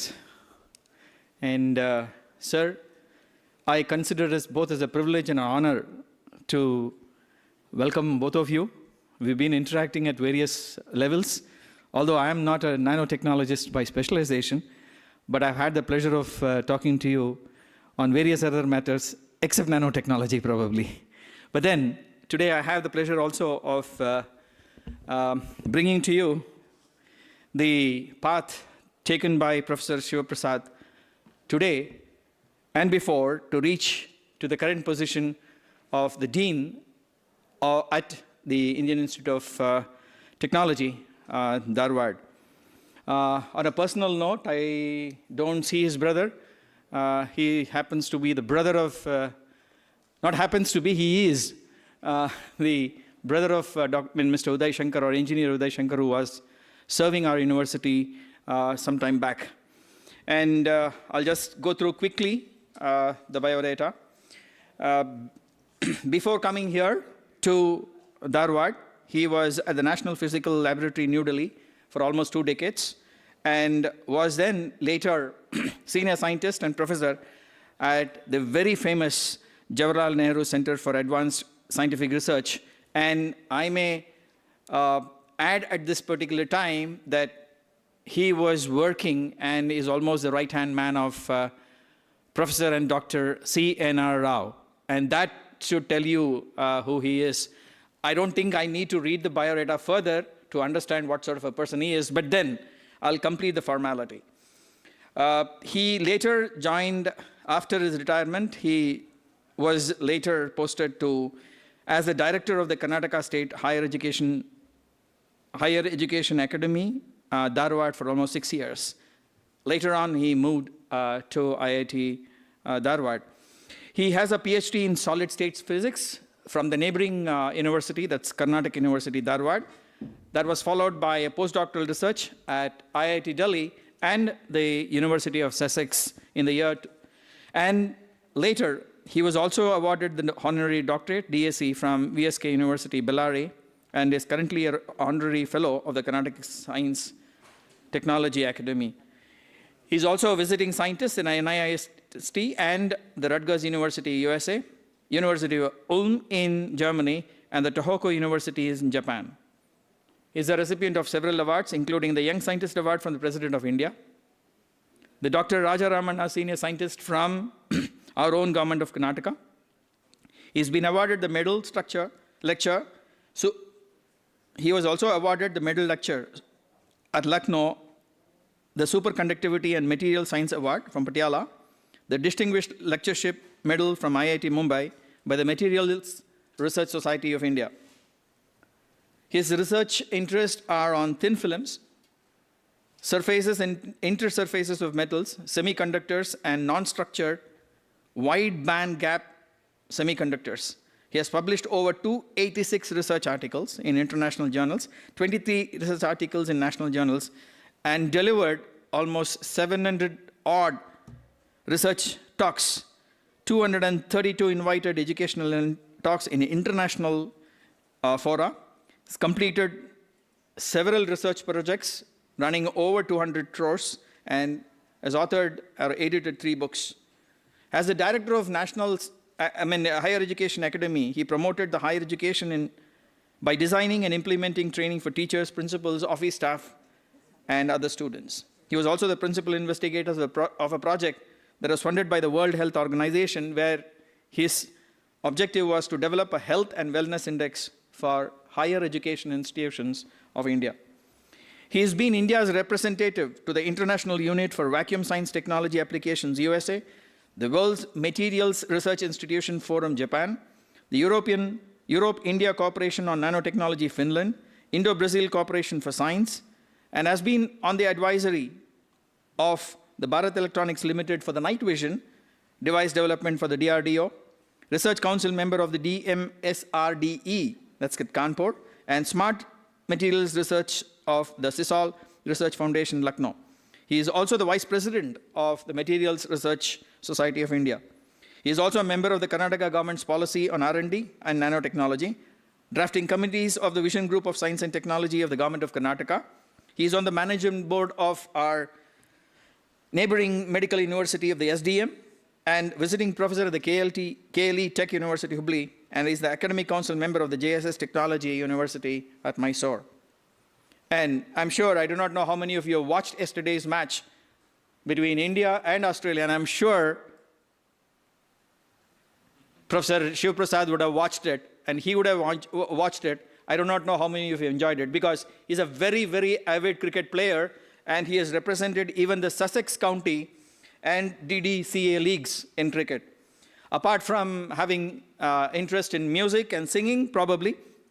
Music, I'm sure, but I do not know whether you sing, and he has represented its schools, colleges, and Sussex universities in cricket, as well as table tennis. His mentors, I just mentioned, Bharat Ratna Professor C.N. Rao, Padma Shri Professor K.L. Chopra, the ex-director of IIT Kharagpur, also the Professor of Theodore Eugene Madey, Rutgers University, USA, and Professor M.A. Yangdi of the Argonne National Laboratory of USA. I have the extreme pleasure of inviting Professor Shiv Prasad and presenting to you our own Dharwadian, Professor Shiv Prasad. Thank you, sir, and welcome.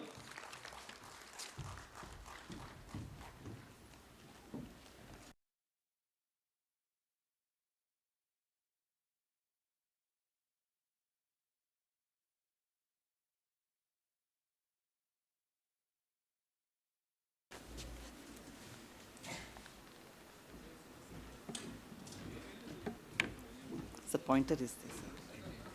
Pointer is this. Yes.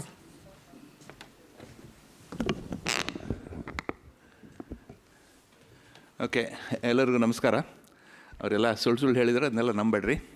Okay very nice. I am still wondering, sir, why did you invite me for this conference? Okay, I am still wondering Y.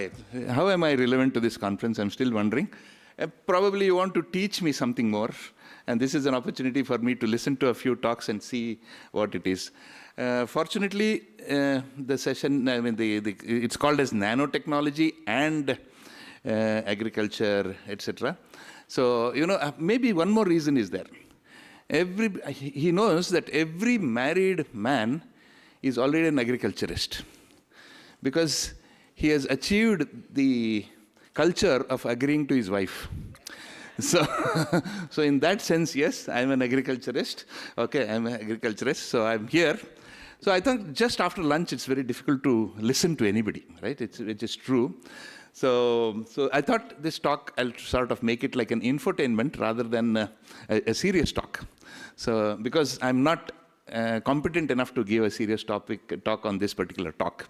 So I'll just share some of my excitement in this field, of course, which I'm sure you are all, it's very, very, very much intended or to address the young students here.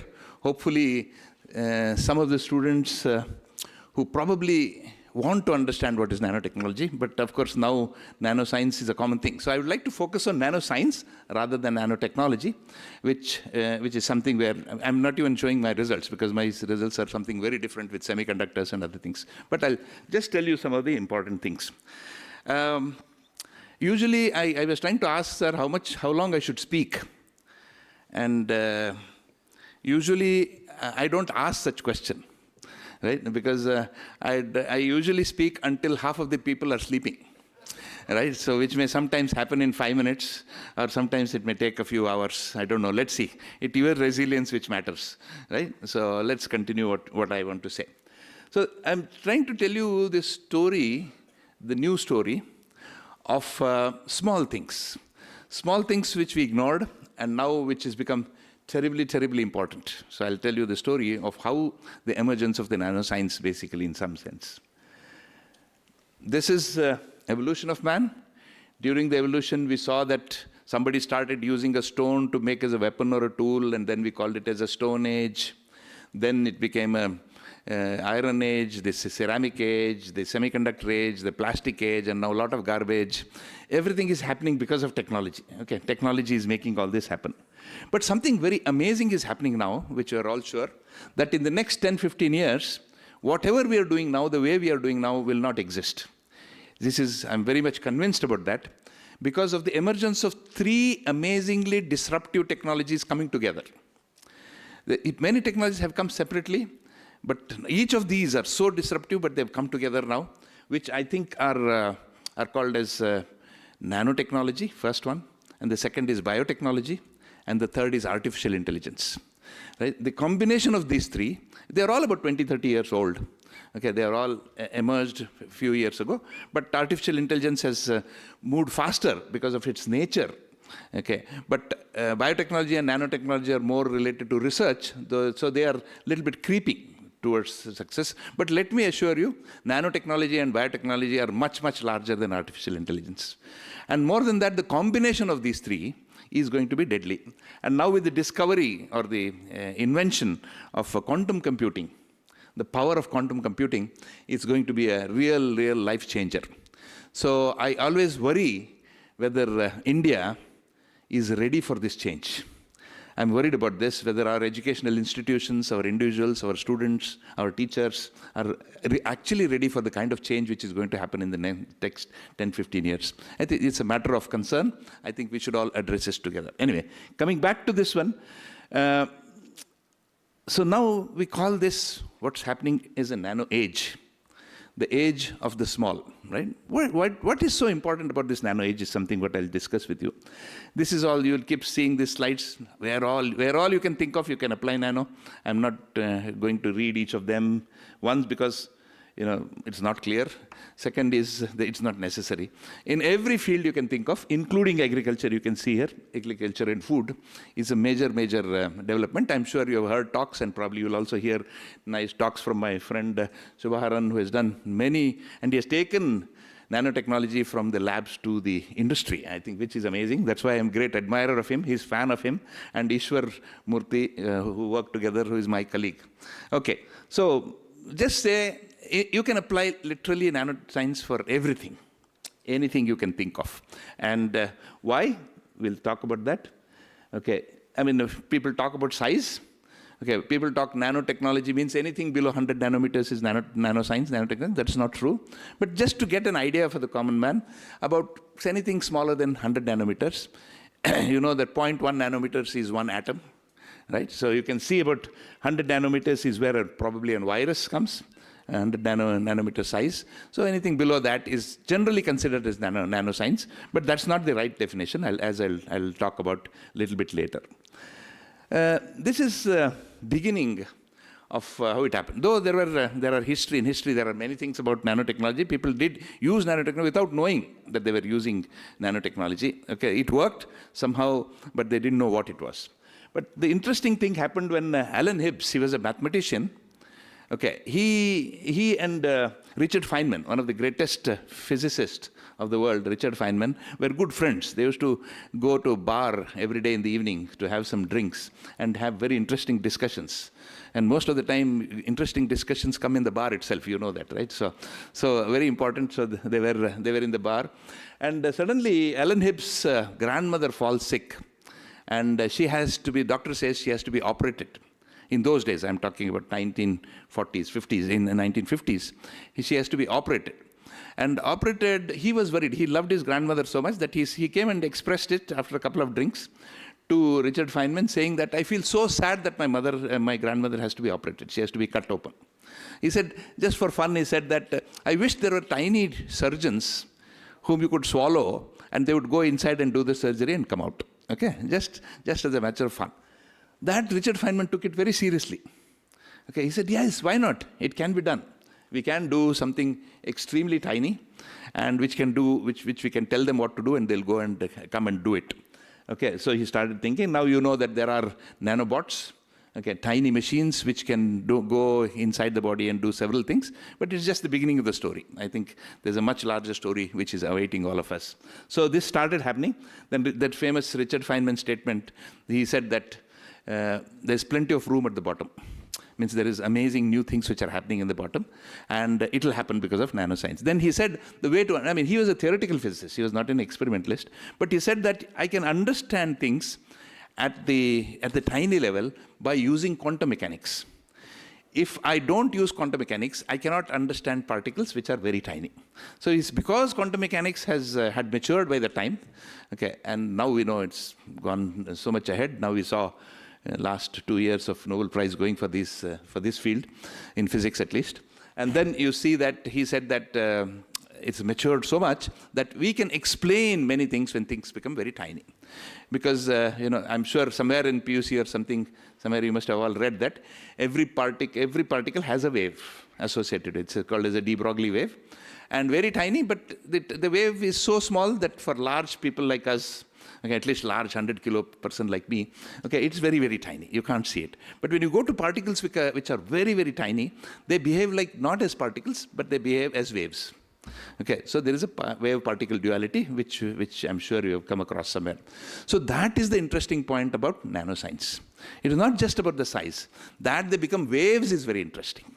And the wave mechanics was very well understood by that time. And so he said, make things tiny. It is possible to make things tiny and to understand them. I think that's what Richard Feynman offered. Okay, then of course, so there are many people. Then then people took ahead. The people took ahead from this. Whenever there's a science idea in science, a technologist starts thinking how I can use it, and then an engineer who actually does the product. So this happened. Okay, Taniguchi, okay, Berollos, they all started thinking and making a lot of devices. Starting many patents were filed even before a single product was made, because people saw huge opportunity in this field, right? So. Okay, so now before we start anything, we'll just remember some giant nanoscientists. Okay, they're not tiny, of course. Harry Kroto, who made the first C60 molecule, probably the most important, the largest molecule of a single element, right? It's a C60 molecule, exactly looks like a football with the same arrangement of atoms, that with minimum energy. Then Ijima, what he did, he took that ball and did some interesting chemistry and pulled it out to make it into a wire, nanowires. Okay, or nanorods, what we call, and that is probably right now, even still, the main workhorse for nanoscience, right? The nanorods, the carbon nanotubes, as we call, is still the workhorse for nanotechnology. And then we had Andrew Geim from University of Manchester, okay, who made graphene, and graphene has created another revolution in nanoscience, right? So let's see what it is. And then, of course, Gerd Bennig made the first scanning tunneling microscope to look at individual atoms, so you could see nano not only by electron microscopy, but you could also do by scanning tunneling microscopy. These are some important big players, and also our own boss, Professor C.N.R. Rao, the pride of Karnataka, the pride of India, who did about, many people said that we can't make nanomaterials out of several chemicals. But he did some hundreds and thousands of materials, made them into rods, wires, Y-shapes, tubes, etc., and contributed enormously to this field of nanoscience. And he continues to do so at the age of 92 years. Every day he is there in the laboratory working. He comes in a wheelchair now every day. Okay, he can't even walk now, but he comes in a wheelchair. He can't talk now, but he still comes and does research. Amazing motivation for all of us. So he is there. He also contributed enormously to nanoscience. To understand nanoscience, the kind of physicists, the way physicists want to understand is every material, right? You have atoms, and then we can go before atoms, but let's start with atoms. There are atoms, I can put together atoms and make different materials, right? So any kind of materials by putting different atoms together. And that tells you the story of nanoscience. I'll show you here. So now, when you make things very small, something happens. See, we always studied when we were in school, you take a material, it has some physical properties, some chemical properties, you make it half of it, still it continues to be the same, you again make half of it, it'll still continue, the properties will remain same. But you go to a stage when the properties start changing. You make it so small that even the properties, even physical properties starts changing. I'll show you some of the examples, which I'm sure you're all aware of. The physical properties keep changing, the chemical properties keep changing. And that is where nanoscience sets in, right? When the properties change. So it depends on the property. It doesn't depend on the size.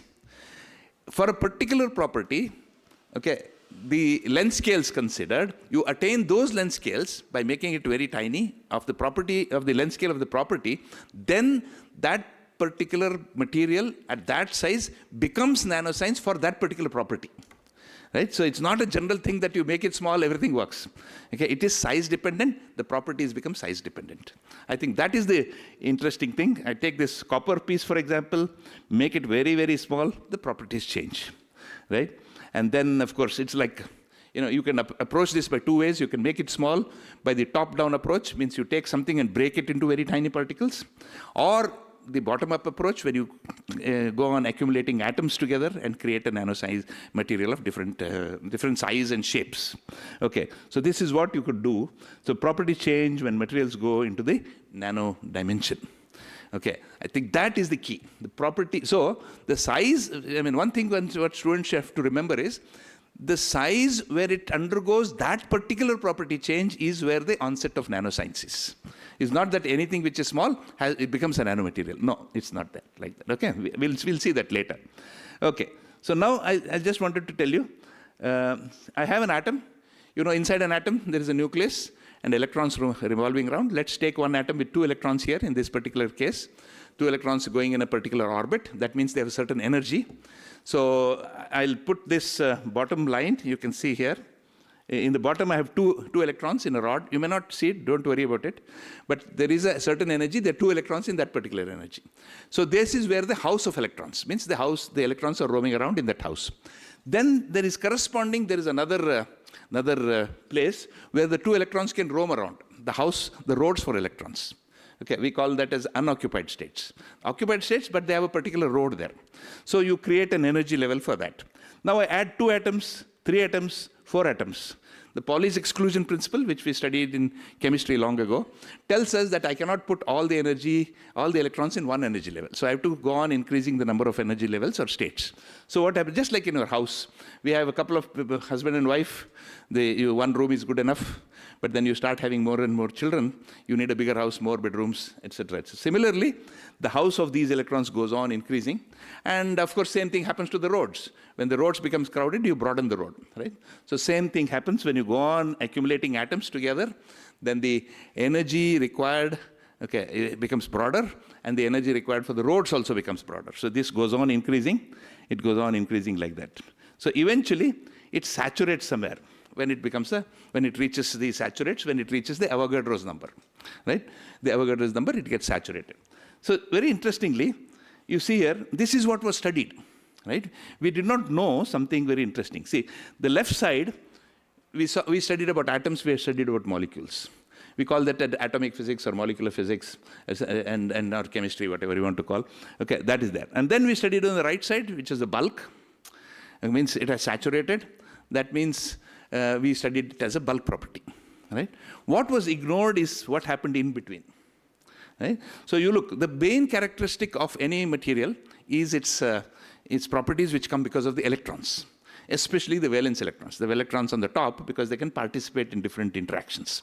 So these valence electrons, if you see, this is the house of the electron, which has become very big in the bottom. Okay, let me see if I can see a pointer here. Yeah, okay, but on this screen you can't see a pointer. It's okay. So you can see here, so this is the big, broad electron house of the electron, which I call it as a, we call it as a valence band. Okay, HUMO, LUMO, you say in chemistry, but in physics we call it as valence band. And the top is conduction band. Conduction band means there are no electrons there, but there are roads for electrons to go. So the electrons are staying in the house, and they travel in the roads, just like us. So what is interesting, and the gap in between, if at all there is a gap. If there is no gap, we call it as a metal. If there is a small gap, we call it a semiconductor. And if the gap is very big, then we call it as an insulator, right? Because if the gap is very big, nobody will go from the house to the road. Right? So nobody wants to go, we call it as an insulator. If the gap is very small, then you can jump. If somebody kicks you, you can go to the road. And if the house is already in the road, then there is no need to go. It's already always conducting. That is how the properties of materials keep changing with the position of these gaps. So every property, similarly you can talk about chemical properties, every property will depend on this arrangement of the atoms on the surface and their energy values, the occupied and the unoccupied states. Right. So now what was ignored was in between. You see here the band gap, for example, in a semiconductor determines the properties. Now you see here, when I make the property material smaller and smaller, the band gap increases, right? And ultimately achieves this atomic levels, the energy of the energy levels of the electrons which are going. So this particular band gap shows me that the properties are changing, right? When I make it very small. I think this is the most important band, which is called as a band structure, okay, is the one which defines what happens to a nanomaterial and how it behaves. So you see here, for example, you take a material called cadmium selenide, you make a 10 nanometer or 8 to 10 nanometer, then red light comes out of it, right? You make it smaller and smaller, you can go on along the spectrum, and at about 2 nanometers it starts giving blue light. That means here, in this one, where it is saturated, it is the bulk, where it gives about red color, in between green, blue, and then when it becomes very big, then it gives blue color. So that means the same material is giving me different colors. Color is one example which is visible. But like this, every property changes with the size. And that, I think, is the key to nanoscience. So you see, very interestingly, that means one material can behave like any other material, okay, but behave like another material when the appropriate size is achieved. So that, I think, is the power of nanoscience. So I can take one material and make it behave like any other material. And then not only that, I can make the shape and combination of things in assembly, which I'll talk later, in different ways that I can get different properties. I can tailor make properties. Whatever properties I want, I can make it, which is very difficult, right?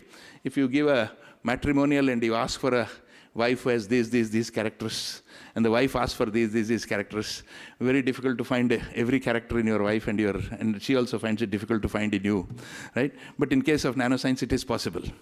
You can get all the characters you want in nano wife and nano husbands, right? So you can get these kind of characters is possible. And that is the flexibility of a material.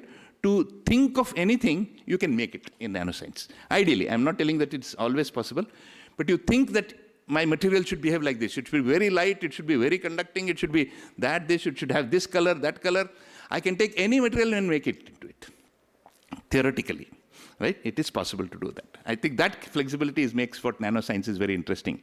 Like here, as I said, the band gap, for example, if I shine a light on that, if the band gap is very large, the light goes through it, and that's why the materials are transparent. For example, glass. Right? If it is very small, then something else happens, which I'll show later. It will change. But if already there's no band gap, then all the light gets reflected like in a metal, like a mirror. Right? All the light reflects just because of these electron properties. Why I'm trying to tell this to agriculture scientists is, please start thinking in this direction. You can come out with new ideas. in your own agriculture research. Because normally we are all into some, conform with something which is happening. We don't think beyond the box. And once we want to think, then if the basic properties of how nanoscience changes, if we understand that, you can start thinking anything you are doing now for your research, right? You can actually connect it with something else and do something very new. And that is how new science can come out, new ideas can come out. That is the reason I'm trying to tell this. So you can make them. See, I told you that if the particles are there, if there is an overlap of your valence band and the conduction band, as I showed you, you can make a metal. Then if you make the particle smaller, the same metal becomes a semiconductor, and it also becomes an insulator. Means you are getting all the properties. You can take, like for example, silver is a very good conductor. But if I make tiny particles of silver, it can become semiconductor.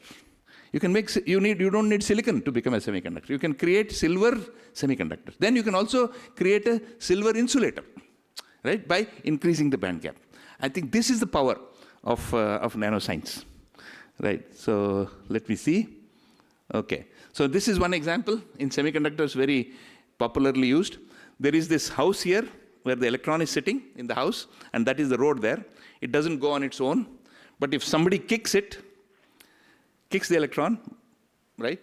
The electron goes up to the road, then it goes there and starts thinking, whose lecture is there? Should I go back home or should I roam around in the road? Okay, if it thinks it's Shiva Prasad's lecture, so I don't want to stay in the road, let me go back home. So what it will do is come back home. When it comes back, it had acquired that extra energy. Now it has to give out that energy to come out. And that energy comes out as light, right? This is how a LED works. Light emitting diode works very simply. There's a house, there is a road, you kick the electron from the house to the road, it goes there and comes back and occupies that hole which was there. And that energy difference comes out as a light, right? And that is how I can make. So now if I want to get different colors of LED, I should change the band gap. So now what I'm doing for LEDs, for different colors, I use different materials because their band gaps are different. But with nanoscience, I can take the same material, change the size, and the band gap changes. So I can get every color with this same material, right? Right now, the white LEDs we see in our flash, in our mobile phone, or this white LED, etc. Everywhere you're seeing LEDs which are white, for example. Okay, these are all done by using a blue LED and using a yellow phosphor. But now people are thinking, how do I make the same material with different band gaps? It will be very, very cheap. LEDs will become much cheaper soon, very soon, because people are working on making LEDs of different band gaps sit together of the same material. So it's so easy to process, etc. So now, and chemical methods can be utilized. Right now, physical methods are used to make LEDs, but chemical methods can be used. But the other story is when you kick an electron from the house, okay, again with some energy, for example, light, it goes back, and here it doesn't come back. It starts roaming around in the road itself, right? Some boys come to the college and they don't go home. They keep roaming around. Similarly, these electrons do. That means whenever an electron moves, it means current is formed, right? So you see here, in the first case, light is formed. In the second phase, the current is formed. So when the electron and hole, I keep telling, when the electron and hole recombine, you produce LEDs. It's like marriage. And it produces light like children, right? But in case of, in the other case, what you do is the electron and holes are separated. It's like a divorce, right? And it produces current. Okay, you know that. Every marriage probably creates a light, but probably a divorce creates a shock, right? So same thing happens. So this is how a solar cell works.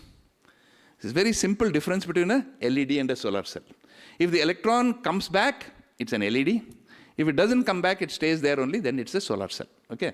So you can start thinking how I can change the band gap and get everything made by the same material, which I'm using for some other property. So I can combine those different properties in the same material. I think very, very exciting, right? So that's what you can do. I can go on this one. Let me jump this. So that's how we make different colored LEDs, etc., by changing the band gap. So I can change the material and its size and then make different color LEDs or solar cells. Now the solar spectrum is very large. Silicon absorbs only about 20% of the sunlight. Rest is all wasted. Okay, so how to create a 100% efficient solar cell? Now people are thinking, let's make one material with different band gaps. right? So each band gap will absorb a different region of the wavelength of the solar cell, so I can get 100% efficient solar cell. So there's a lot of work in nanoscience being done to make a 100% efficient solar cell, which I'm sure will come up in the very near. So here, not only the size matters, the shape also matters. Imagine a nanoparticle like a pyramid. It has a different size here, different size here, different size here. That means a different property here, different property here, different property here, because the property is changing with size. So imagine, so I can make one material with different properties, which is very exciting. As I told you, you can make, so you can, changing the shape. So think about a star, like a star-like shaped nanoparticle. Amazing, it'll have hundreds of properties. Right? So how do I do this? How do I exploit it? How do I leverage it for applications is a big challenge and a very interesting thing. But of course, I'm telling the ideal situation. Making them, designing them, assembling them is a big challenge. I'll tell you how it happens also. So different shapes, for example. Okay, you take the same material, you change the size and shape. I'm only showing color here because it's visible, but this happens to every property. Color is one property, but it happens to every property. So you can see here, by changing the shape of the same material, shape, size, etc., we can get different properties, I think that is the key here. So people love gold because of the color, but if I make them very, very tiny, the color of gold itself will change. It will become blue, red, green, etc. Then nobody will probably buy it. But still, it's gold. It's pure gold. It can, because its property changes. So this is what happens. So I can, again, make a gold which is a insulator, conductor, chemical reaction. I can increase its reactivity. So many beautiful things can be done by just changing the size and the shape of the materials, right? So big stories. I'll stop here. So many beautiful things happen. Mechanical forces, gravitational forces, the colloids, for example, milk. The particles don't settle down because very tiny forces from all sides keep them always hanging around. So because the interactions are stronger than the gravitation. When so they don't settle down like in colloid particles, etc. So many interesting things happen here. And even thermal properties change. Melting point of a material becomes very, very less. For the same material, which is fixed, will also become less. So I can use it for many applications, very different applications. One place I want to use gold for its number of electrons.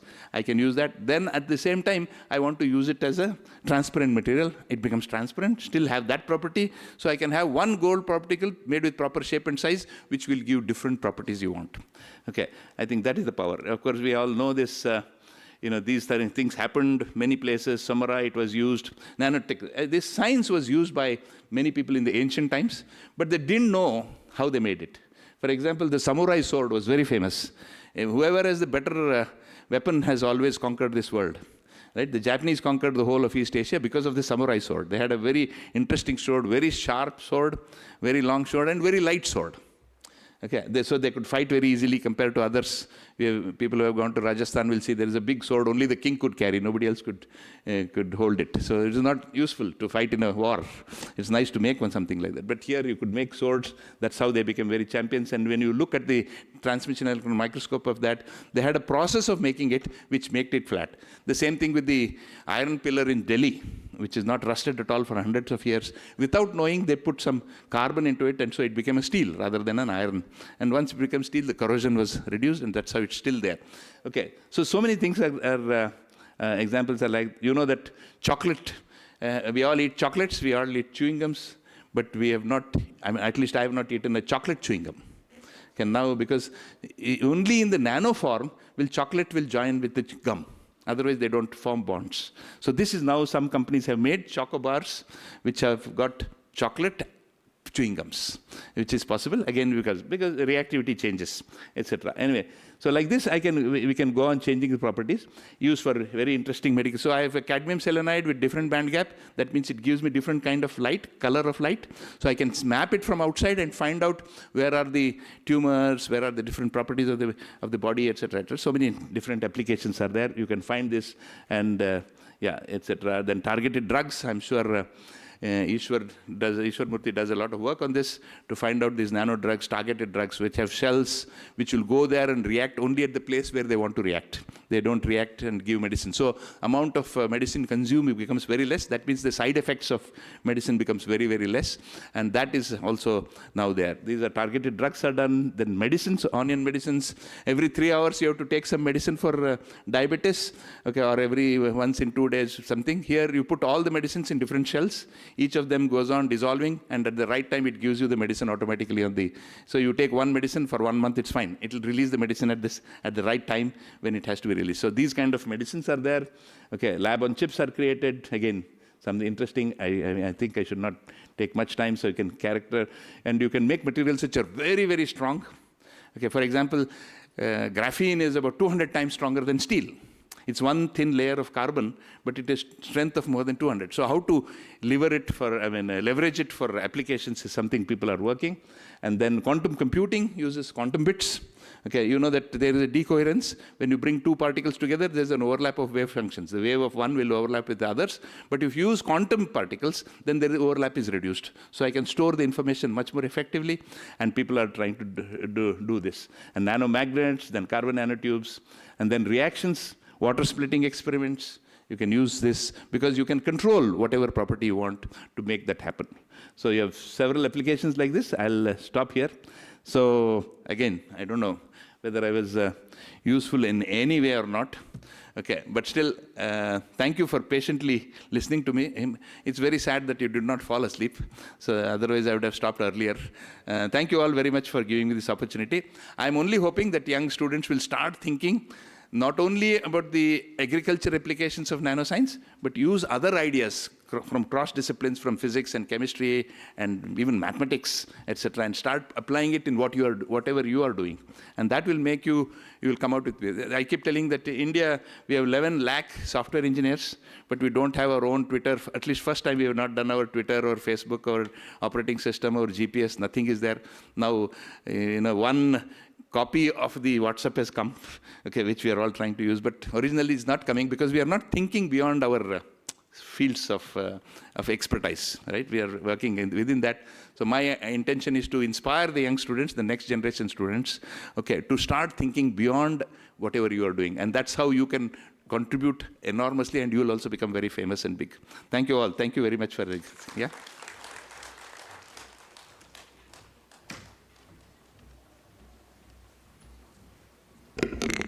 Thank you, sir, for inspiring us and making physics so interesting.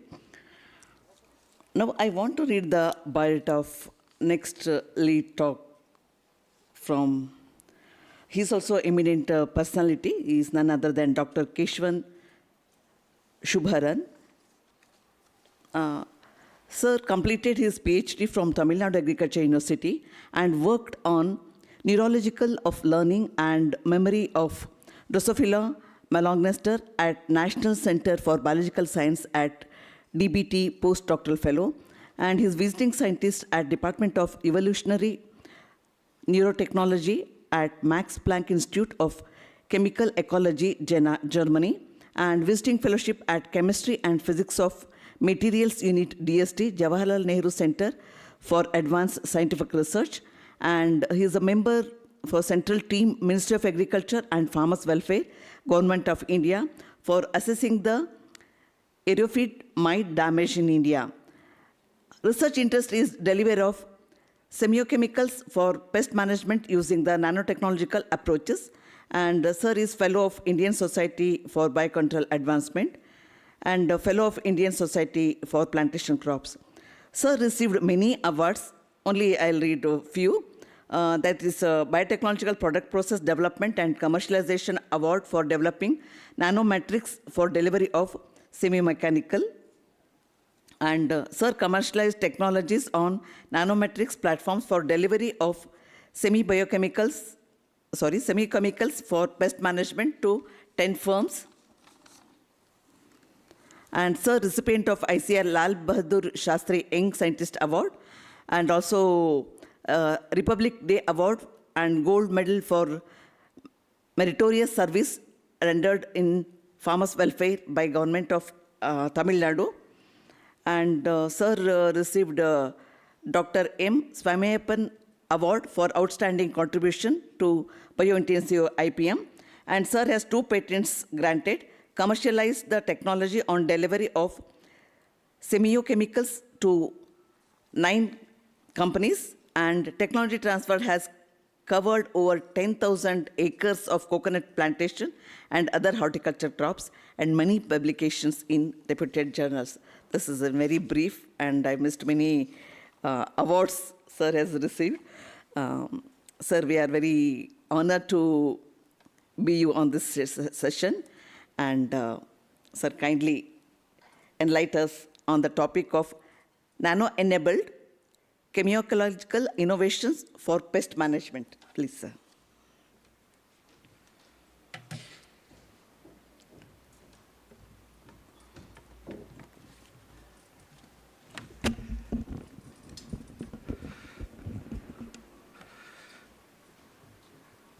Let me first thank UAS Dharwad for giving me this opportunity, and the opportunity facilitated by Dr. Shiv Prasad. 1 month back when we were here, we were just casually discussing. Then it just materialized that way. It's a wonderful way of getting things done. Yes, I totally agree with Shiv Prasad, sir. Innovations needs to happen. And after today's talk, I came to know that innovations can happen in bar. So I'm a teetotaler, but I'm forced to now join groups with these teams so that I get ideas over there. And that's how things did happen. He's really true, because many of the hard discussions happened there, and a lot of good things came out. And what he said as a strong message in the end of his talk fits perfectly in my career, because as agriculture scientists, we are inbreeding. We don't let others come in or we go out. So if you see my career, as he rightly said, we'll have to interact with physicists and chemists, which is really a tough job, because anything you speak to a physicist or a chemist, they don't accept it that easily. They have questions after questions, because their level of thinking is going deeper and deeper. And we have covered many subjects in our undergraduate, but they go deep into that. We are horizontal. So we should try to blend horizontal and vertical learning that could really interest us. With this backdrop, as he rightly said, I have benefited from Professor C.N.R. Rao's. I would say I too visited the Temple of Learning. So that's how I got an attachment with JNC. And all my work, all my achievements are from the NCBS primarily, and then from JNC, which took me to the next platform. Yes, it's nice to go and mingle with material scientists, physicists, and there is a lot of opportunity for agricultural scientists. This I would like to pass it on deep to the youngsters, because go and talk to, you have got wonderful institutes across in the world, or within the state or within the country. With this backdrop, I jump into my talk. From signal to suppression, novel chemoecological approaches in pest management. Now, a quick backdrop of why I have selected this topic. The population is growing exponentially. I'm sorry. Yeah. And we need food, fiber, and meat to feed these millions. Land is limited, resources are limited. We need to produce the max to feed the entire world population without disturbing the environment, and also meet the sustainable development goals set by US. Now, with the challenge before us, we have the problems of biotic and abiotic stress coming up in the system. As an entomologist, I'm more worried about the biotic problem. The insects are creating more problem these days. Those insects which are minor are becoming a major problem these days. The unlimited transport of materials across the boundaries invites new problem of new insects coming in and causing problems as invasives. But the amount of effort that is made in developing new insecticides has started to come down. The reason is because these insecticides, though they're doing a good job, over a period of time, due to indiscriminate use, they became more a problem. So in such a condition, how are we going to meet the challenge that is posed by the plants and the insects together, and how are we going to make them make ourselves overcome this problem so that we can exploit this. You know, the thing I would again come and tell is that no problem can be solved as a single strategy or a single approach. We need to understand the trophic ecosystem, understand the plants that we are working with, understand the insects that are creating problem to us, and understand what is our limitations and the climatic factors. So when we look into this, we have to first understand the trophics. Plants are sedentary, but they love to communicate. We have to understand the language of communication. The language of communication is nothing but chemistry. That's what I'm telling again. All the agriculture graduates should go and discuss with the chemists. They have got a lot to offer. These plants, when they are undisturbed, they keep emitting few scents. But when they are bitten by insects, they are emitting few scents. Now, why do they emit those scents? They are emitting those scents because they would love to attract the natural enemies of the insect which is feeding on them, or it's a sort of a crosstalk mechanism. It tells the neighboring plant, I am attacked, you be ready. It's a siren in a war zone. When the siren is given, it gives us an indication, go and hide into the bunker. So we try to understand this. Now, with all these chemistries, what are we going to achieve? Pest management has got many strategies. You have biological control, you have chemical control, you have behavioral control, and you have genetic manipulated technologies. But my interest is primarily on understanding the odor which comes either from the plants or the chemicals that the insects release for their mating purpose, which is normally called as pheromones, and use them as a sort of an attractant or as a repellent. Now, when we quickly look into the position of our country on chemical ecology, now you must be wondering, I'm supposed to talk on nanotechnology, but why am I talking on chemical ecology? I'm trying to build the story how an agriculture science can gradually jump in, catch hold of a nanotechnology, and get into the market. So this is in brief. So the amount of knowledge that is available in our country in other areas of science and entomology is high. But when it comes to chemical ecology, it is pretty low in terms of publications or in products. And if that is so, what is the opportunity that is in front of us? Now, if you see over here, there is a quantum increase in the requirement of pheromones. Earlier, pheromones were all imported into this country. One small pheromone for coconut rhinoceros beetle was 1,000 rupees. Today, with the knowledge that we have gained, collaborating with institutes like JNC, we are able, using a nanomaterial for delivery, we have brought the cost of the technology to as low as 60. This is not what I'm telling, this is actually what we have commercialized the technologies, and that's what is sold in the market. So innovations are required to be pulled from other branch of the science, integrate our knowledge into that, and bring it into product. So when such is the thing, I'm just going to tell you a case study as an agriculture scientist, how we can move from the core agriculture subject to a nanotechnology. So my interest was basically on olfaction. As I said, when an insect is feeding on a plant, they do release compounds. So I try to isolate those compounds either from the insects or from the plants and use both chemical detection and biological detection. Biological detection in the sense, those chemistries, when I'm putting it into the system, which are the neurons, which are the compounds which trigger the neurons, and I will have to simultaneously integrate them with the GC-MS EAD and find out what are the compounds that is coming out from the plant which triggers the neurons of the insect. Okay, what is this going to be of use to me? Fine. I am in a position to identify the chemistries to which the neurons of the insects respond or of the material of interest to me.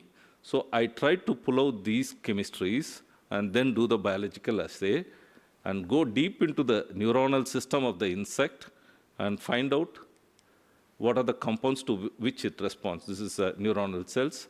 Now, once this is done, how am I going to use these basic studies? Now, everybody says basic studies is of no use. You should immediately go to the applied sciences. Now, unless you understand the basics of sciences of olfaction, or for that matter, anything, you cannot address new innovations or novelty. So after studying all the neuronal system and the neurons which respond to a particular chemistry, then we try to see how I can use it for the commerce. The commerce here I mean is that how I can use it to facilitate my farmers get materials which can be produced in the country at much cheaper rate. I can reduce the import cost and make it available. Earlier, pheromones were never championed in the agriculture ecosystem. But now slowly, the cost of that is reduced. Farmers have started using it. I'm not telling that using a pheromone is going to give you 100% protection. Sorry if somebody says that. It could help you to bring down the insect population and also bring down the load of use of insecticides. And if that is the case, I'm going to show you one case study. This is red palm beetle, which was a severe pest in coconut. Now, I think Rupa is somewhere over here.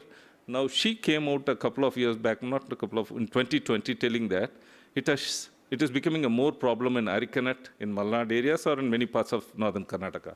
Now, the problem with this insect is that male releases a pheromone which attracts both male and female for aggregation and for mating. And this is a chemistry which was identified from Costa Rica and it's sold at 1,000 rupees.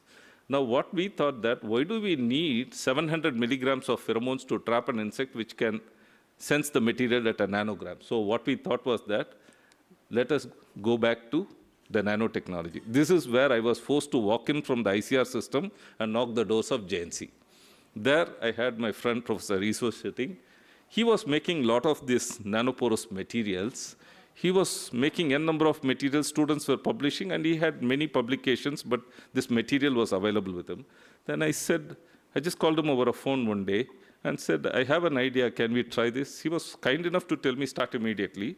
We tried to speak, and then we thought that, why not we put the pheromone into this nanomaterial? Now, when we tried that, and this was the approach, he had the facility to make the nanomatrix, which was available in his lab, but put for some other use. But I said I would like to put it for this use because I knew the way in which neurons respond to the compounds and how those compounds could attract insects and how I could take those compounds and put it into this nanomaterial. Now, and now we tried to put that material into pheromone into the nanomaterial. Now, excitement is there everywhere, but when you put the material into the nanomatrix, it should release faithfully into the atmosphere so that it comes out at the correct blend to attract insects. So what we did is that after loading into the nanomatrix, we took out the headspace and we ran the GCMS, and this compound, the matrix, released faithfully the blend which was supposed to attract the insect. So we had a success in the laboratory. As far as the chemical characterization is concerned, that's not sufficient. If the material is released, or the pheromone that is loaded into the nanomatrix is released, is it going to trigger the neurons of the insect? So what we did is that we collected the volatiles that were coming from the nanomatrix loaded pheromone, and we injected into the GCMS. Simultaneously, we mounted the insect also over here. So when the compound came out, you have exactly the neurons firing for this compound. Chemically characterized, biology characterized. And in addition to that, innovation doesn't stop over here. Why, if rice, carbohydrates is good to feed us, fine. If I give only carbohydrates, that's nothing interesting. So I need some other side dishes too. So there are certain compounds in addition to the pheromones which are going to be as a synergist, which is going to make the insects more active and more moving towards us. So what we did is that we tried to identify other host volatiles which were coming from the host plant and tried to take this and again blend it with the pheromone. Now here, this is the comparison. This is the story in 2014 which we made. This is the material which was commercially available, 700 milligrams. This is the material which we made in Jawaharlal Nehru Center for Advanced Scientific Research. Along with me, we have collaborated with research, and we did around 100 milligrams. We have reduced the requirement of the pheromones from 700 to 100. The cost was drastically brought down because of this. And then we tried to use the materials for other insects and coconut pests also, and we had a success in using it for rhinoceros beetle. Cost of that material outside the country is 1,500 when it was reported into the country, but I'll show you a next standing example. Because of my work on that, I was, in 2024, I was given an UN mission by the FAO to tackle a problem in a smallest country in the world, which is difficult for me. When I got the letter, I didn't know. It's called as Marshall Islands. The insect, coconut rhinoceros beetle, entered into this country, and they needed to control this. What they did that was, earlier when this problem came, they had approached the US because you had only one flight going into this small island. That was from Guam and one was from Fiji. When they have got in touch with the Americans, they gave the same rhinoceros beetle at one piece equivalent to $8. When I had gone back on a mission over there, FAO mission, and in their parliament, when the discussion happened, I said, we don't give it for $8. Ours is as low as 80 cents. And they said we would take it from, no, we are giving to you free of cost. 100 lures were given free of cost from the Indian side. So innovation makes our country really proud, sir. I'm not telling that it really is working out over there. And these were the materials that were given by the US side for $80. And we could change everything. And now this technology, as low as 80 cents, our Indian embassy is telling that we could give it even free of cost. We don't even have to charge for such a small island. So that is the success we had, sir. Then country is facing a lot of challenges. There is a lot of problems that is coming from outside the countries. In 2015, we have a problem of Tuta absoluta, which is a tomato pinworm which came into the country and caused a havoc. Lots of sprays were done. Pheromone was available in the world. It's nothing new to science. It was already available. But the material had to be imported from outside the country, and it was sold at around 80 to 90 rupees. Now, we had done some small tweaking changes in the pheromone composition, and also we used a nanomaterial for delivery of this. And today, the cost of production of the Tuta absoluta pheromone is just 15 rupees, but even after that 15 rupees, the companies are selling at 20, 25 rupees taken from us. Still, we are more than 30 to 40 rupees less than the market. So when you use a nanotechnology for delivery of the compounds, you can drastically bring down the cost and have a longer effect. Of course, as Professor was telling that there are lots of other materials available. So earlier we were working only on silica, but now slowly we are graduating to the other materials which we are using, which we are finding it very interesting. And we have been trying to make it a slower release compared to what it was in silica, so that we could have it as an extended thing. So this is the latest product which we have developed for this Podoptera frugipeda fall army worm, which is again a biggest problem, which has migrated from the outer part of the world into our country and caused a huge havoc in the maize cultivation. Now I'm sorry, can you put it please? I'm sorry. So what we have done is that earlier, even now, if you see, it's available for 35 to 40 rupees, but the material what we have made with the nanomaterial and the pheromone, we are able to give it as low as 15 rupees. And in addition to that, we have made technologies for this rice yellow stem borer. And after doing all this, though the material that we are using only 3 milligrams per lure, and the size of the material for us is 1 micron, it is only the pores we are playing around with. But there is no regulatory mechanisms. But what we thought was that we would just test the safety of the material that we are using, though we are housing and using. And we found majority of the materials that we are use are safe, so it is safe. Now we are going one step forward. Now the era of drone and AI is coming into picture. We are trying to, I'm sorry, I'm not able to play this. We are trying to use drones for the delivery of pheromones. Today morning, Srinivas sir was talking. Their idea, we have already developed a formulation which could be used by the drones to drop these pheromones in acres and acres. And the technology that we have developed, when I had presented in Entomology Society of America in December 2024, one of the biggest company, ProVerbi, ATGC was along with us. They wanted to source the technology and go forward. So such is the strength of the country, wherein you have even the companies from US wanting to come and take the technology from us. So it's possible. And all this happened because of close collaboration with my team from JNC. And we have transferred around 11 firms the technology that we have sourced. And 10,000 is a small number. Now it has gone down to maybe 3x, maybe 30 to 40,000.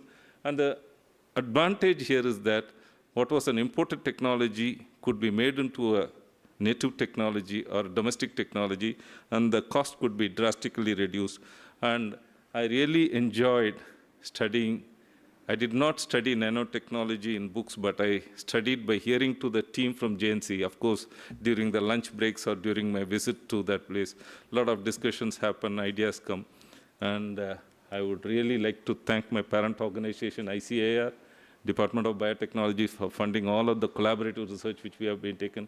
most importantly, Jawaharlal Nehru Center for Advanced Scientific Research. I have visited many institutes across the globe and within the country also, higher learning centers. But this is the one institute which I also told boldly to Dr. Shiv Prasad, the reason why I liked it. It is a wonderful institute and I learned a lot. And of course, for introducing me into the chemical ecology, the Max Planck Institute of Chemical Ecology. And I thank you all for the patient hearing. And I again thank the organizers for giving me this wonderful opportunity to come and interact with you all. I look forward for more interactions and collaborations in the day to come. Thank you all.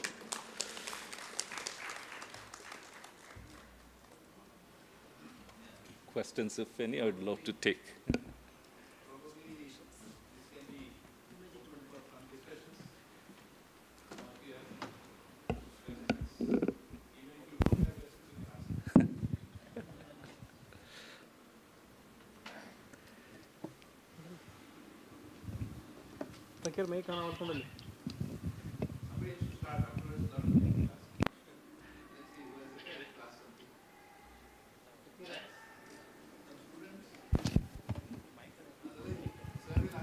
No.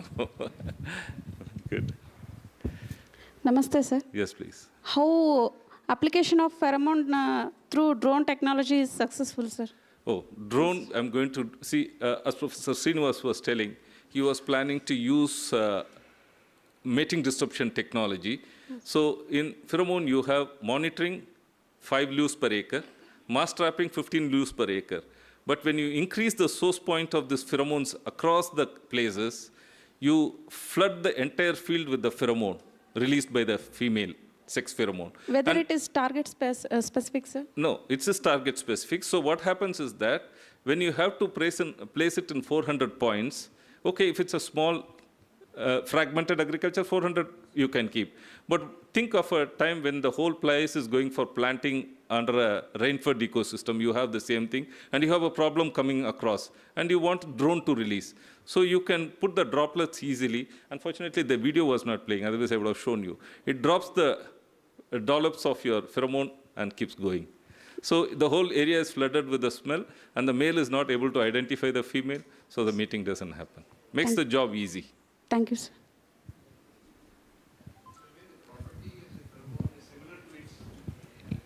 Yes. Which one? Because you're getting, no, the problem is that if you have it in one source, the male would fly to that source and follow into it. So it is a mass trapping. Supposing if I keep hundreds, we will not be putting it in different, we'll be putting it in different locations. The male will get confused and it will go and try to mate in various places thinking that that's female. Too many. Yeah. Yeah. Yeah. Yes, ma'am. We have tested it across various. When it came into India, that is one thing we should understand. A pheromone is never universal. The blend is never universal. There is always a possibility to shift in the ratios. So when it had come into the India, though the pheromone of fall armyworm was available in the world, it is not new to science. But you have to specifically find out what is the perfect blend ratio which works for our country's population. And you have it in different location and different crops. So our job even today, as and when we keep checking the blend ratio, what we had developed for the population which had come, then does it work with a particular amplitude of response. So it works even if it's feeding on sorghum, or I had sent it even to Philippines, the same fall armyworm, which was on rice. And the blend that we made over here had given a very good attraction, because these all should have migrated from here to there only. It's not that it's a shift overnight. So the blend what we made here worked for the material in, the fall armyworm affecting rice in Philippines. Maybe it was in 2023.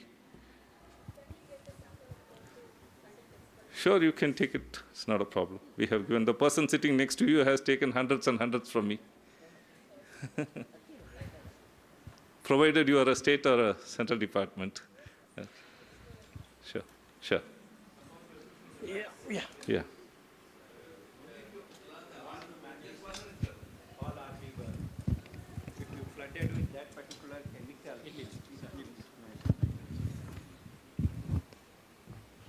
Suppose if we want to manage the fall armyworm, we are using a particular lure that is flooded in the field. Is it coming in the way of disturbing the natural enemies' activities? Natural enemies will never respond to that because that is why each chemistry. Yeah, sir, I understood. Yeah. Tri-trophic interaction, No, is it will there not any? disturb. You are telling, okay, the natural host is not available. See, at the first, it is not the natural enemies which are present always, especially in an annual crop ecosystem. You are having the crop, you are doing away with the refuse, and you are going in for fresh planting. So in such cases also, you are not making the host available for the insects to feed on and for your natural enemies. So natural enemies, there are two systems, conservation and augmentation. Especially conservation works out well if it's got a perennial ecosystem. But augmentation is the mechanism if it's going to be a normal annual crop system. So if it's going to be a normal annual crop system, you have to augment the natural enemies. And there is no way in which the pheromones are going to bring down your entire. If that is the case, then over the period of the thing, you had so many insects coming. Supposing if the insect population rises, they have been releasing pheromones and there have been a lot of activities happening. Okay, sir. Thank you. Thank you. But no such studies, I feel. Which one? The amount of natural enemies coming down due to the use of pheromones for mating disruption technology. Yes. But again, in mating disruption technology is most widely used for annuals. So you have to augment it. Okay, sir. Thank you. Actually, good questions come from backbenchers. Yeah. Sir, good afternoon. Good afternoon. I'm retired Professor Dr. Chandrasekhar. I was working with the nanotechnology at UAS Dharwad. So we have done almost like 60 postgraduate research and also PhD research in terms of nanotechnological output. So my question is like, we have applied for some of the patents and subsequently it is on the way and probably we may succeed or minimum 5 to 6 products are going to be patented.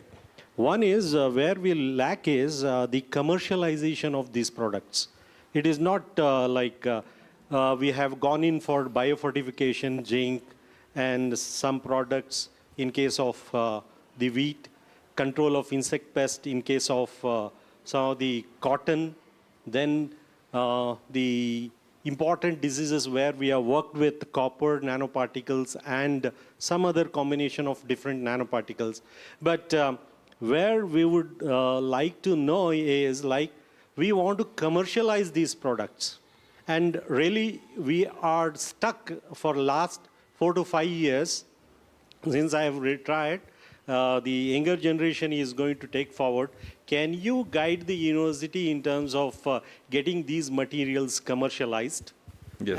And the next question is, in many of the platforms, as you rightly pointed out about the biosafety, there are no such biosafety protocols. When I was in Cornell University doing my this nanotechnology postgraduate, PDF, and as well as Texas A&M, in the Food and Drug Administration of US is also not clear about all this biosafety. So we have read some of the regulations are being there in India. So can you highlight where we are exactly, because I have lost touch for the last 1 year. Sure, sir. So commercialization and the biosafety, what we are supposed to look into. Sure. Thank you.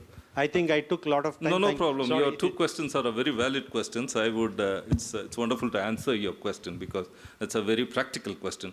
Taking your question number 1, sir, why we lack commercialization.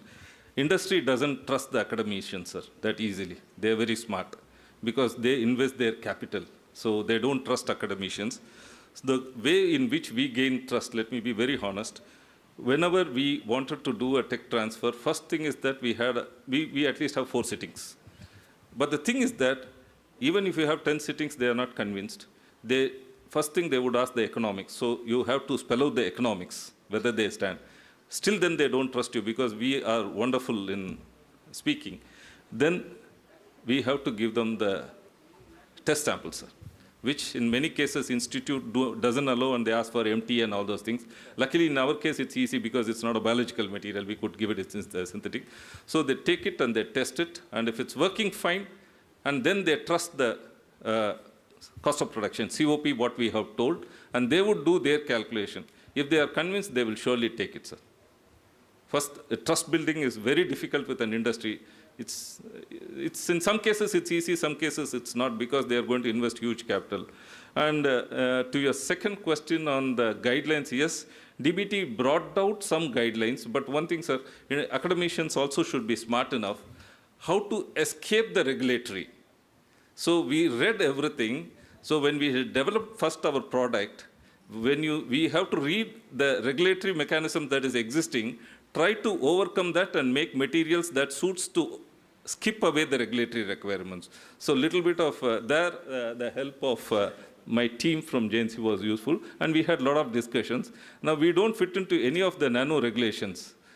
So a little bit of trick is needed in that area. Sir, we did this also when we developed BT Brinjal. At that point of time, nobody came to our rescue. We were all made to move from pillar to post. We even went up till Supreme Court. So as it is the consortium, whatever is there, moratorium is been there, now we are safe. So likewise, we don't have a stabilized legal system to protect the researchers at many, and easily people will run away. I have seen in the institutes. So you have developed, you need to answer. So this is the situation. That's the reason why, but sir. However smart you try to be over there, but you'll be caught up by the legal system. Legal, though, there you now institute, DBT has brought out a guideline. It's not a regulatory. I have gone through that. Yes. But there are a lot of loopholes. Loopholes, I understand, but there are ways in which now it says what is the material, nano material, you are telling that it's so much size. Correct. It should, but unfortunately my material is not of that size. I have played it in a different fashion. So I cannot tell that to you because it's a trade secret, but that's what I'm telling. We have to have a lot of discussion with the legal cell too while developing. And this material of biosafety was not required to be done at all, but we did it and kept. And even... And sir, I'm coming back to you. And you should have techniques wherein you are not exposing it directly to the field. You're enclosing, you're enclosing in a particular section and you are using it. And also, when you calculate per acre of soil, what is the silica that I'm using only 3 milligrams. So much you have it in the soil per se. So we have to be a little bit smart, but let it come, then we'll have to answer them. We'll have to use our knowledge to fight it over. Still we are in the crossroads. So that would be there. But we cannot stop the innovations. It has to keep going. But since they've already been successful, maybe a guidance to your juniors here of how to work with them may be useful to take it forward, sir. Very, very good. So can we have some collaboration and have these materials? Sure. Already it's, his student is going to join us, so we'll take it up. Yeah. We're ready to help. Okay. Anybody else? Maybe time for a last question? Yeah? Preferably from the students. Yeah? Okay. Yeah, there.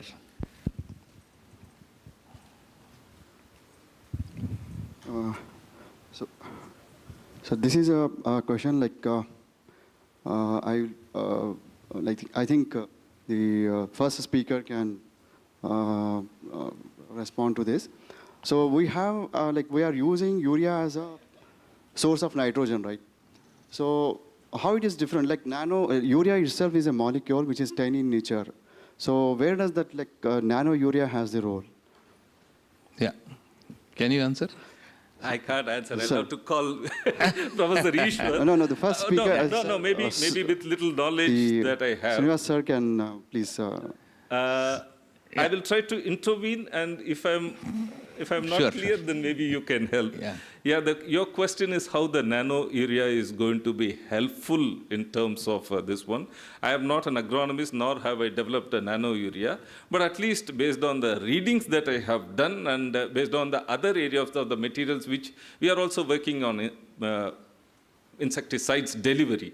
So these nanomaterials have got an ability to do a translaminar action too. they can penetrate the epidermal cells or the waxy layer, and they can go into the system also with the small pores, and that they can move around. There are a lot of reviews that are available on the impact of nanotranslocation within the plant system. Many of the frontiers which have come out with wonderful, if you can give me, I can even push one. I mean, one was published a couple of days back on structural biology and technology. I can push that to you.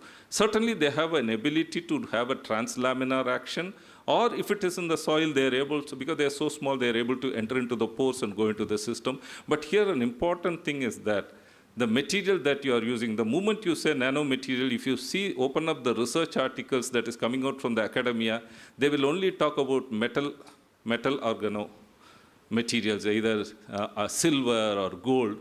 That's not the thing what is required. You will have to think of a material that is very compatible with the biological system, and that which has got an ability to interact with the system without causing any damage, but deliver the material of your interest.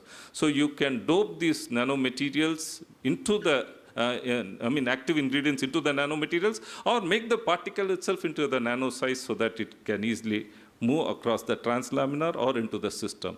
I hope I have answered your question. One more thing, is it like this preparation or construction of nanoparticles is restricted to molecules or small atoms, or how it works for the macromolecules such as the proteins and the DNA molecules? I think even the first question was similar. What he's asking is, if I take a molecule of urea, which is already a molecule, is it a nanomaterial? Is it a nanomaterial, or I need to put clusters of these urea to make a nanomaterial? But what sir is talking is distributing what you want to distribute, which is housed in a nanomaterial, right? So here they have made materials, porous materials, in which the material is distributed so that it doesn't cluster, and then that is taken away. And then he says, if you put it in a material, if there are layers and you want it to penetrate through the layers, that is possible with that material, because it will not interact with these with the layers which is there. So like any DNA or anything of that sort, it on its own, we are not treating it as a nanomaterial. We are using to distribute it, to supply it in different places. He is trying to put it in nano hose. Exactly. A carrier for delivery. Yeah, a carrier for delivery, and that is a nanomaterial. Yeah. Sir, we have nano urea, nano DOP, and nano zinc and nano copper, sir. These are the products coming in the market from different companies, fertilizer companies, especially IFCO.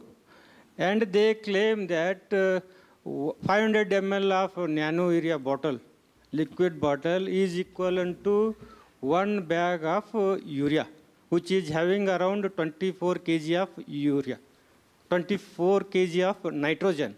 Whereas this 500 ml of this nano urea bottle is having just 100 gram of nitrogen. How that equivalent?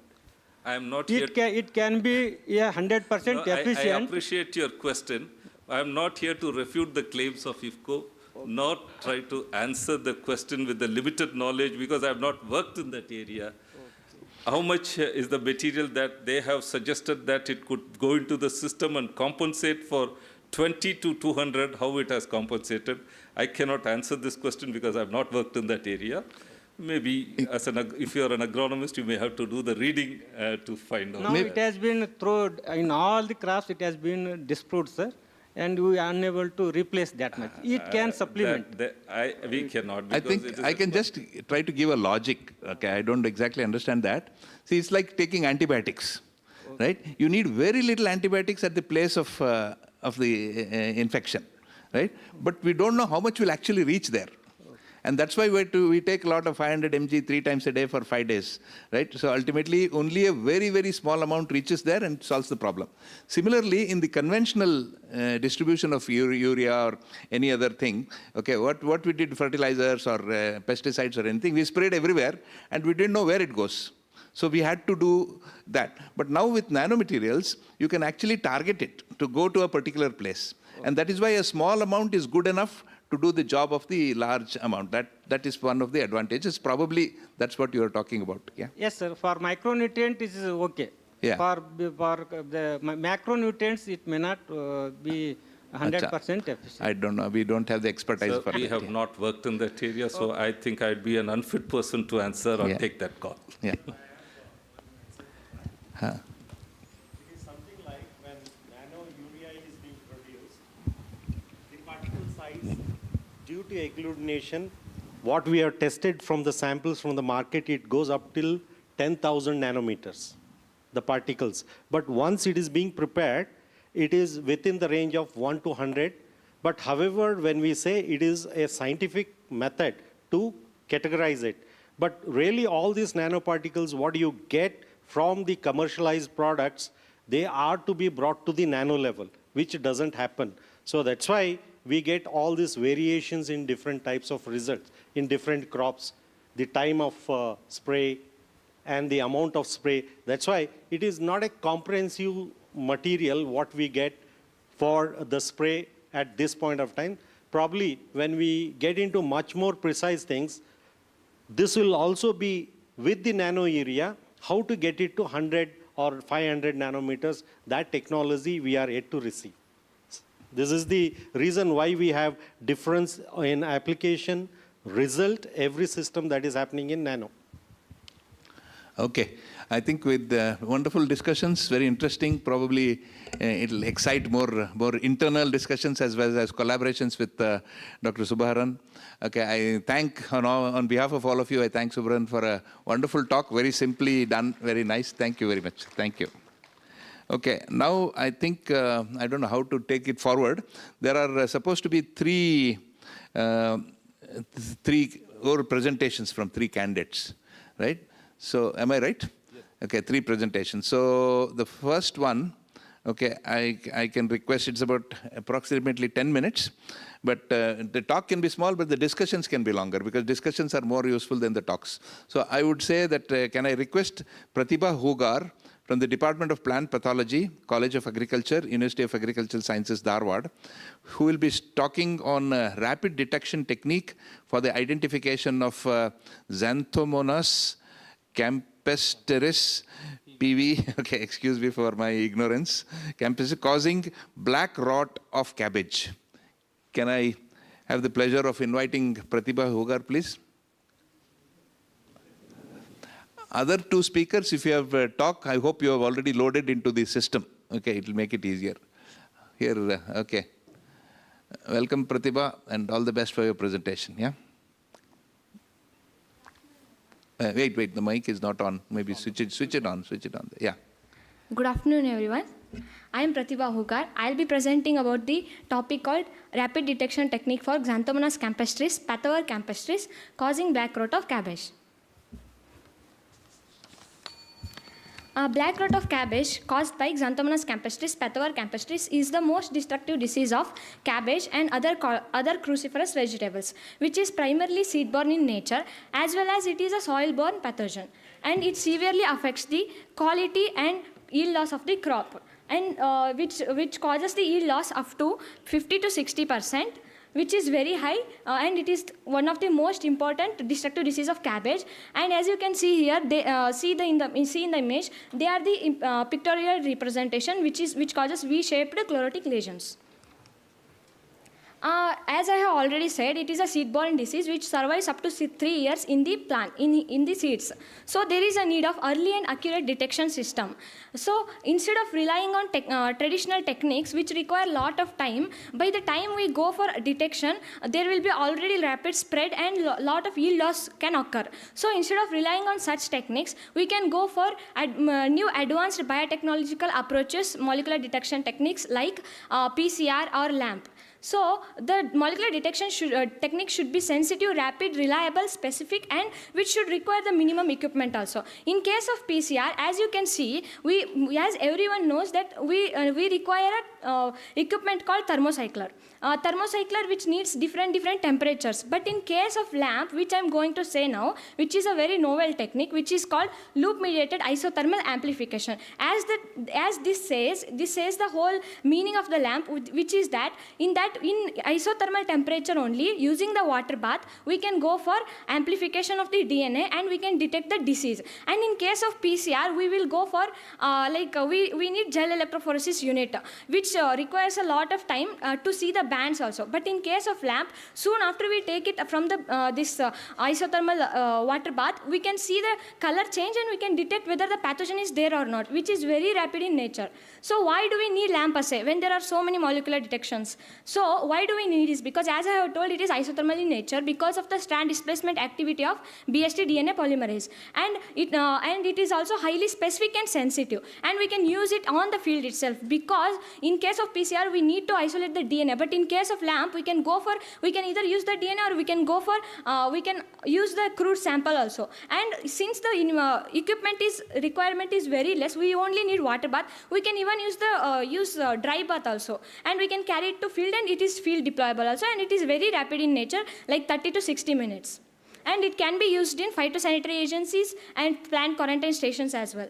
So why it is rapid? Because it has 4 to 6 primers called forward inner primer, backward inner primer, forward outer primer, backward outer primer, and 2 loop primers.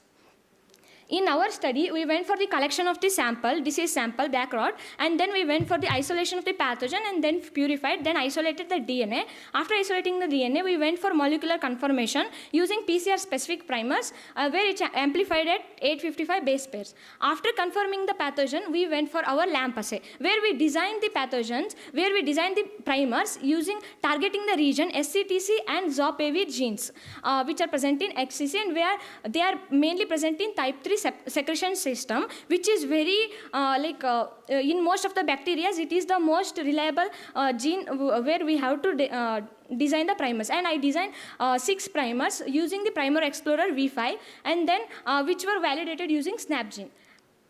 Here, this is the representation of the where the primer binding sites are present, which was validated using SnapGene. Different colors are indicated for different primers. These are the primers. And after designing the primers, we went for optimization of the temperature, and the major components we need in lamp assay are 6 different primers and BST DNA polymerase, which does the strand displacement activity. So in case of lamp, we require different DNA intercalating dyes we used, and then colorimetric dye is also used. When the pathogen is amplified, there will be a color change. There will be a fluorescence in case of ETBR, which is a DNA intercalating dye, and in case of cybergreen, there will be a green fluorescence. And in case of HNB, which is a colorimetric dye, where you can see the sky blue color, which represents the presence of the pathogen. And then we went for the optimization of the temperature ranging from 59 to 66 degrees Celsius. The reaction was amplified from 61 degrees Celsius onwards. As you can see here, from 61 degree till 66 degrees Celsius, it was amplified. In case of control, it was not. There was no reaction. And for further validation, we went for gel electrophoresis. In that, the typical ladder-like bands are the they are the major identifiers of lamp assay. So we have got them from 61 to 66 degrees Celsius. After optimizing the temperature, we went for the optimization of the time ranging from 30 minutes to 100 minutes. From here, we can see from 40 minutes onwards, we got the amplification. In the picture, you can see from 40 minutes, we got the amplification. After standardizing the time and temperature, we went for the standardization of the concentration, which ranged from 100 nanogram per microliter to 100 femtogram per microliter. We can see that in lamp detection assay, it amplified as low as 1 picogram per microliter, which is very sensitive in nature. This is the representation where it amplified till 1 picogram per microliter. And we have done both PCR and lamp assay, in which in PCR we got the amplification only till 1 nanogram per microliter, but in case of lamp assay, we got the amplification till 1 picogram per microliter. This is the comparison. After standardizing the time, temperature, concentration, we went for specificity assay using other different Xanthomonas species and Ralstonia species, and we have observed that it only amplified Xanthomonas campestris, pathover campestris, but it didn't amplify any other Xanthomonas species and Ralstonia. And after all these things, we went for implanter validation. In case of implanter validation, we used the crude sample instead of DNA itself. We used a crude sample where it included a symptomatic leaf and a symptomatic leaf, and then a healthy leaf and a XCC DNA. In case of first one, it was asymptomatic leaf, but it was already inoculated with XCC pathogen. So the pathogen was present, but there were no symptoms visible. So in another one, symptomatic, and another one was this XCC DNA. As you can see, we got the bands and we got the amplification for even for asymptomatic one as well. So we can say we can go for very early detection even when the symptoms are not yet visible. Since it is a seed-borne in nature, we can go for early detection. After designing the primers using the SCTC and XOPAV targeting these two regions, we standardized the temperature to 64 degrees Celsius and the time to 14 minutes, and then the sensitivity was standardized up to 1 picogram per microliter, and we have done the implanter validation where it shows even we can go for amplification, we can go for detection in the asymptomatic ones as well. So what I thought was cruciferous vegetables, they are mostly like, there is an issue of pesticidal residue. It is like very frequently seen. So what I thought was like, since by using LAMP detection technique, we can go for when the disease is in very early stage, when the symptoms are not yet visible, we can go for LAMP detection technique on the field itself. We can detect the disease, and then we can go for spraying through drone or whatever. We can go for spraying at the localized region where the disease is originating. We can go for early at the early stages. Like when I went for collecting the samples to farmers' village, I have observed that most of the farmers, they take up the seedlings from the nurseries and they grow. Since it is seed-borne, the spread will be very rapid. So we should go for something like we should identify the disease even when it is not present. So we can go use the LAMP assay in such cases, and we can use it in plant quarantine stations, which will be very useful. And this is a very novel technique which was introduced in 2000 by Notomi and co-workers.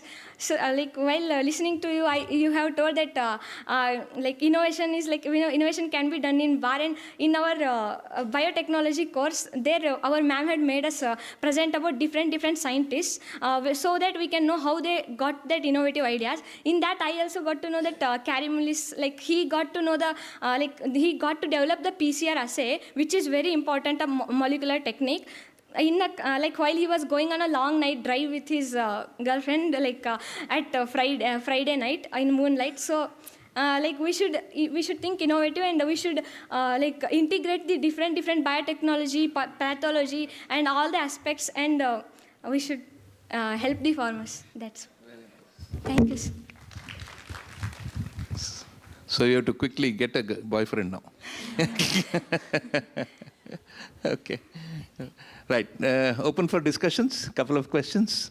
Yeah.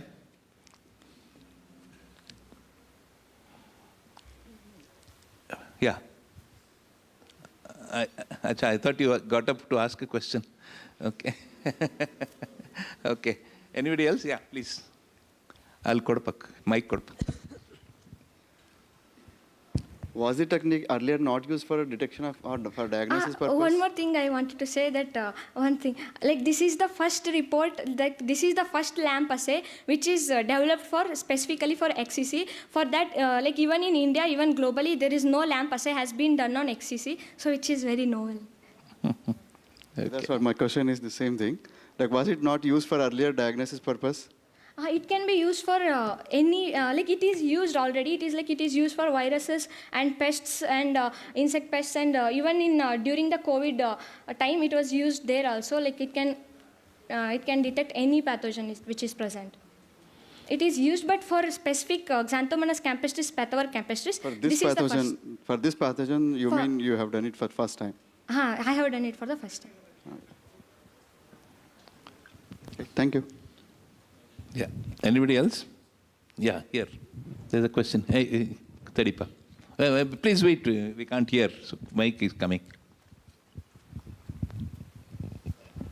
Have you tried this LAMP assay from seeds of cabbage? Actually, I have inoculated the XCC pathogen to seeds, and I have grown them. After they germinated, I have collected, isolated the DNA, and then I have done for that also. There also I got the positive results. So no, from seed DNA? I inoculated to seed and I grew it and then I did. So next time, maybe in future. So it has to be done for DNA, especially for regulatory operations. Yeah, did you understand what she said? In future. Yeah, in future. Yeah, okay. Anybody else? One more person? Sir, you want to ask something? Yeah, here. Sir has a question. Yeah. You said it is novel. How novel is the novel? You yourself said 2000, and today we are 2025. You should be very cautious in telling novel. The word novel should not be used. You could always say it's not new to science. It was existing, but you had used it for another purpose. So each statement matters in science. We should not use those. Okay, question number 2 is that now you said that, okay, I agree if you're going to give it for quarantine, they are resourceful, they can procure. But if you say that it's pharma, how much will be the kit cost and what will be the total cost for one observation of one piece? So we can develop that. Farmers means directly farmers may not use, but we can develop a kit like some dry bath kind of kit, which is battery operated, which might cost some 20 to 30,000, and we can use these in RSKs or some like extension agents. Like that should have come out in your talk, because when you are giving, you should not. Of course, when things are going in macro scale, it could come down. But if you tell that it's going to help, you should say this is how it's going to operate now, and this is how it could operate. You should always take the benefit of doubt. Thank you. Sir is very specific in converting your ideas into actual business, right, to make it work. Yeah, very nice. Thank you, Pratibha Ugar. I loved your enthusiasm and the interest to make the presentation, and it was very nice. Thank you. Thank you. Okay.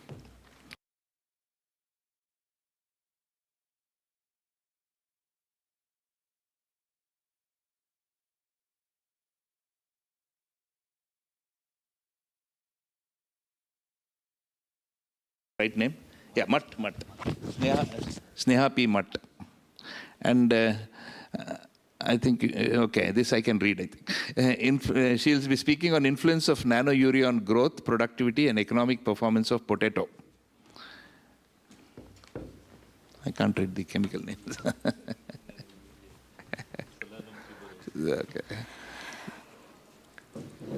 Good afternoon, everyone. The future of agriculture lies not only in using more, but using smart. By saying this, I am Sneha here before you all to present on the topic influence of nanourea on growth, productivity, and economic performance of potato.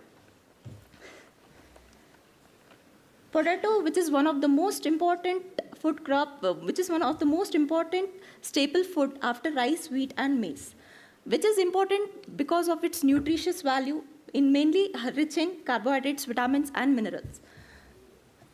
It is grown all over the world, but there is a yield gap which usually exists in cultivation and production. Okay, the yield gap usually occurs because the potato which has been grown where nitrogen plays very important role for its growth and development. It requires large and timely nitrogen supply for optimal vegetative growth, tuber initiation, and bulking. Where nitrogen, when we are applying to the crop, where potato require high amount of nitrogen, but usually farmers use higher dose of nitrogen to get higher yield. But conventional urea, which has been used widely, suffers with low nitrogen use efficiency. And there are various losses which usually takes place like leaching, volatilization, and denitrification.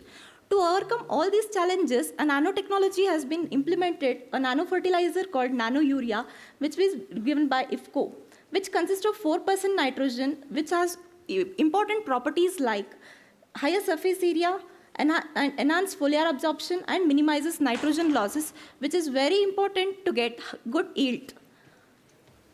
In this direction, where nanourea plays very important role, because when it enters to the leaf, It has basic properties that it enables controlled nutrient release properties, which helps in enhancing yield and soil health, also maintains the soil health. In this direction, I have conducted research to study on the objectives to study the effect of nanourea on growth and yield of potato, and to study the effect of nanourea on economics of potato. The materials and methods used, which was conducted in the Rabi season, and the crop use was variety use was Kufri Himalini, and number of treatments like 11 with replications 3. It is important that BBCH scale, which is mainly used because it represents the growth stages from sowing until the senescence. It represents the growing stages, which I have considered for imposition of my treatments. The treatment details goes this way. Absolute control for nitrogen, then recommended dose of fertilizer was being used, then 100%, 125% RDN and 150% RDN, which was applied at 30 and 45 days after planting.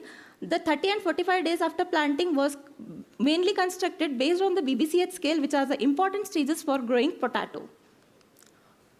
Based on that, I have obtained the results. There are various growth parameters like plant height, leaf area, and chlorophyll content. Among the various parameters, I have observed that the higher treatment, that is T7 treatment, has recorded higher results in case of plant height, leaf area, and chlorophyll content. Here, it is important to note that 125% RDN, it has received 125% recommended dose of nitrogen. With 50% I have applied through basal urea, and 50% I have applied through IFCO nano urea, which was applied at 45 days after planting. Here, it is very important that 125% RDN, which is considered as optimum dose of nitrogen, which has helped in getting higher yield. It is one of the case, and other case is nothing but 45 days after planting. Why only 45 days has recorded the higher yield is nothing but it has coincided with one of the important critical growth stage, that is nothing but tuber initiation stage, which is important, which coincided at the grand growth, canopy growth, and the tuber bulking phase, has led to the higher yields. In case of plant height, when the nanourea, which is usually applied to the plant, has led to, due to its various properties, important properties, has led to the increased plant height. And in case of plant height, when the nanourea, which is applied to the surface of the leaf, has passed through the plant, and then has led to the increase in plant height by various it has helped in metabolism of the plant has been increased, due to which the cell division and cell elongation has led to increased plant height. And other parameter is nothing but leaf area. In case of leaf area, the cell expansion has led where nitrogen plays very important role, which has coincided to increase the leaf area. And other parameter is nothing but the chlorophyll content. As we know that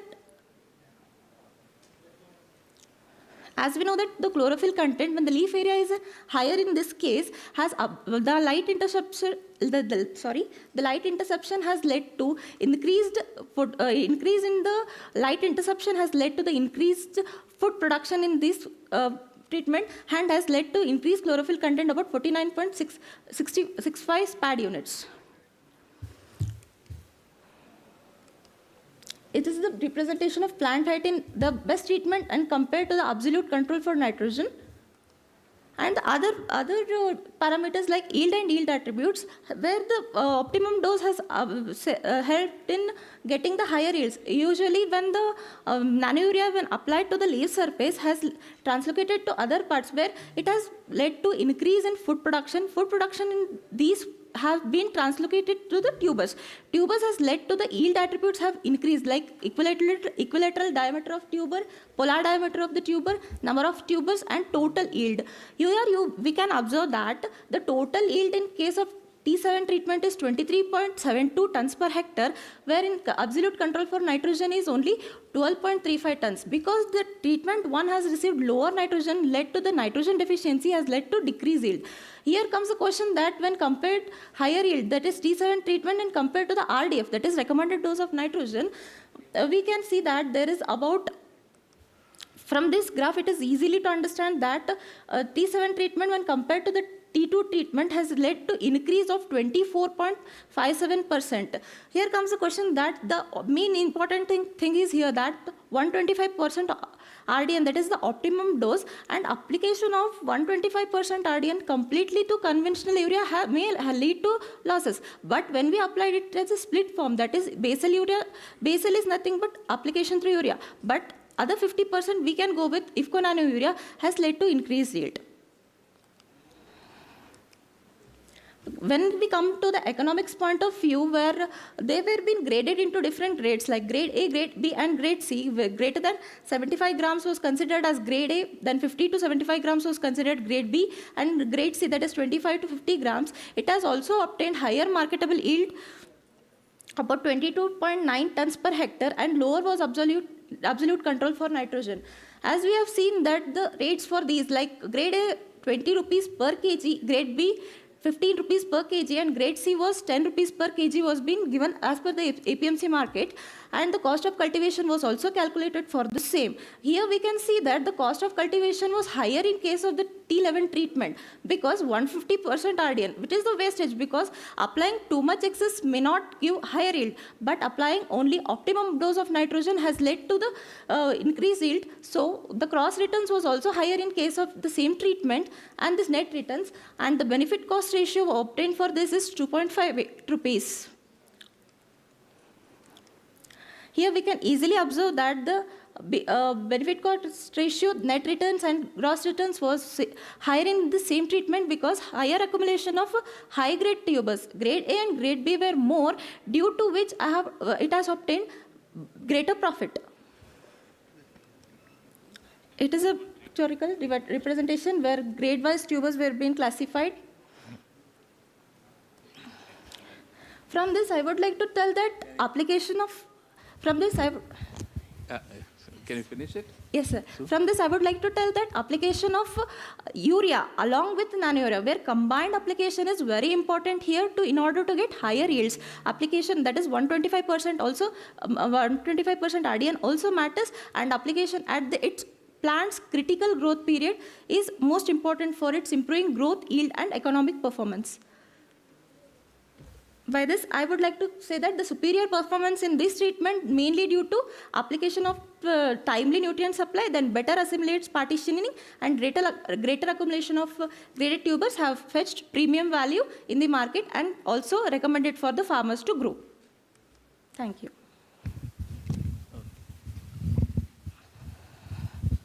So what is the difference between the nano urea and the normal urea?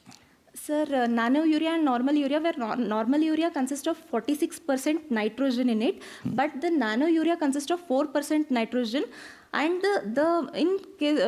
main difference lies here is the size of the particle, where nano urea consists only 20 to 50 nanometer size, and its some important properties of that is the smaller size and larger surface, higher surface area will help in getting good yields compared to the urea, which may get losses when applied to the soil. Here will nano urea, in my studies I have applied through foliar form, it directly targeted delivery of the nutrients takes place here, sir. But in urea, another important difference is that when we applied urea to the soil, the time from reaching from soil to the plant will be little late when compared to application of nano urea, because nano urea we are applying direct nitrogen to the leaves. When it is applied to the leaves, directly the nutrients go to the plant and vigorous growth of the plant takes place. Okay, thank you. Anybody else? Yeah, one or two questions. Students, research scholars, the ability to ask questions will make you a great scientist in the future. If you don't ask questions,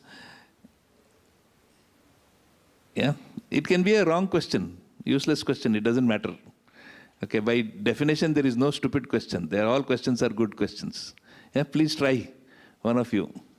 Dhairya on this. Yeah, one more person at least? Okay. So your presentation was so good that there are no questions. Okay, thank you. Thank you very much, Sneha. Thank you, sir. But, okay, thank you. Okay, now the last speaker of this session, Mr. Praveen Kumar R. from the Department of Plant Pathology. Okay, he'll be speaking on integrative phenotyping and contrastive genomic prospects for early leaf spot resistance in groundnut. Yeah. Thank you, sir. A warm good afternoon to all the delegates and dignitaries on and off the dais. I'm Praveen Kumar, PG Scholar from Department of Plant Pathology, US Dharwad. And today I'll be doing a presentation on integrative phenotyping and contrastive genomic prospects for early leaf spot resistance in groundnut. As we all know, groundnut needs no introduction. Groundnut is one of the most important oilseed crop in India after soybean and mustard. And India is one of the leading producers, I should say. And Gujarat in India has the highest productivity of 2,500 kg per hectare, but whereas in Karnataka it is only 1,005 kgs per hectare, which is not even 50% of the highest productivity. So this might be due to a lot of biotic and abiotic stresses, the yield loss. So one of the most important diseases of groundnut is early leaf spot caused by Cercospora arachidicola or Bacillora arachidicola as per the new nomenclature. It causes an yield loss up to 50%, and traditional control measures like using fungicides or traditional breeding or old resistant varieties are showing limited success because of the complex and quantitative trait of ELS resistance. So it is high time that we have to screen for, we need durable and stable sources of resistance that performs equally good under the field conditions. So for that, instead of using traditional breeding approaches, we can use integrated approach that is precise by combining precise phenotyping, contrastive genomics, and precision breeding. And by doing so, the breeding cycles will be shortened. So to begin with, I've evaluated field evaluation of 210 groundnut accessions from ICRISAT Minicore collection, along with 3 checks. 1 susceptible JL24 and 2 resistant DH256 and GPBD4 were evaluated under field conditions at AICRP on groundnut, Main Agricultural Research Station, US Dharwad, during Kharif of 2025, following RCBD with 2 replications. And disease scoring was done using 0 to 9 scale as per the AICRP groundnut norms at 3 different time intervals, 30, 45, and 60 days. And upon evaluating the 210 accessions, wide response has been noticed. And out of 210, 10 lines were highly resistant, 78 lines were moderately resistant, 100 were moderately resistant, and 22 lines were showing the susceptible reaction. And as you can see in the picture below, this is the difference between the susceptible and the resistant lines at 60 days after sowing. And this phenotypic data lies as a basic foundation for the further contrastive genomic aspects of it. So these are the different disease reactions that have been observed. And next, moving on to the concept of contrastive genomics, it is nothing but a concept of comparing two or more genomes that differ in particular trait of interest. Here we can tell that it is the resistant and the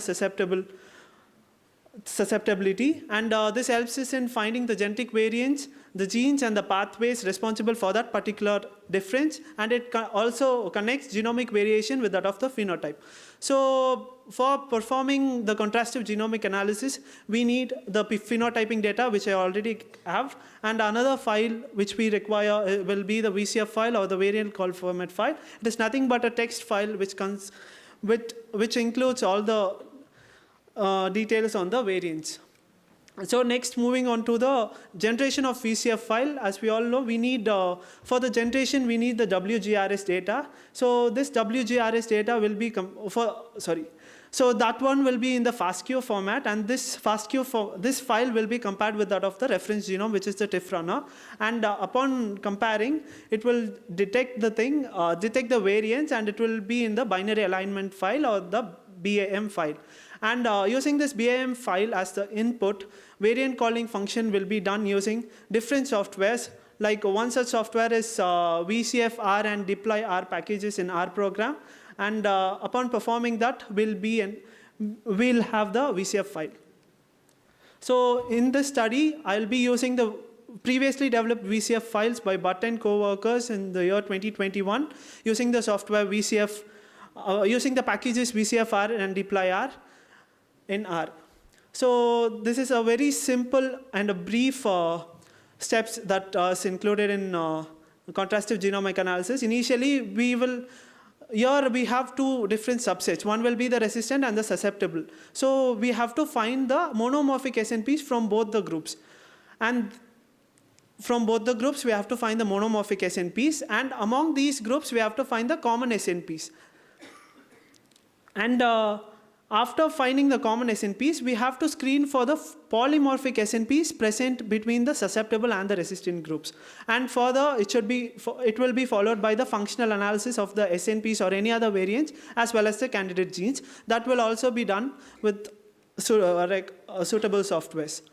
So moving on to the future prospects involved in it, it will be the variant data which we obtained will be used as training data to model machine learning and to build machine learning models. And this one will be able to predict the resistance just from the genomic profiles or from the WGRS data. That will enable in silico breeding, and it will further accelerate the breeding cycle. So functional annotation using annotation as well as validation of these SNPs can be carried out, and it can be integrated with the transcriptome profiling as well as metabolome profiling, and we can also find out the differentially expressed genes as well as metabolome, and this will help us in elucidating the complete molecular mechanism responsible for the resistance. So I would like to conclude this presentation by saying, as of now, I have identified multiple resistance sources and through phenotyping and field evaluation, and very shortly I will be establishing valid phenotype and genotype foundation using WGRS data as well as contrastive genomics, and the future trajectory, as I mentioned below, it can be integrated with AI, and machine learning based models can be developed, and altogether this will lead to sustainable, durable crop disease management, I presume. So thank you.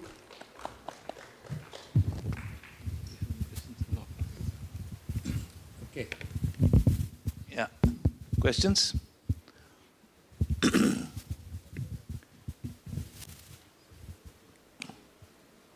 So you are basically developing a machine learning tool so that you can do many studies on different applications. Is that right? Or, Sir, I am not developing the machine learning tools. I will be the data.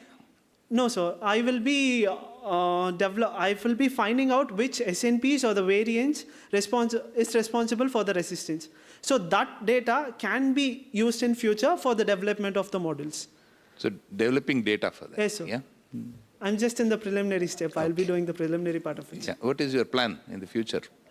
So as far as now, I'm just planning to find out the SNPs. I mean, the variants responsible for the resistance.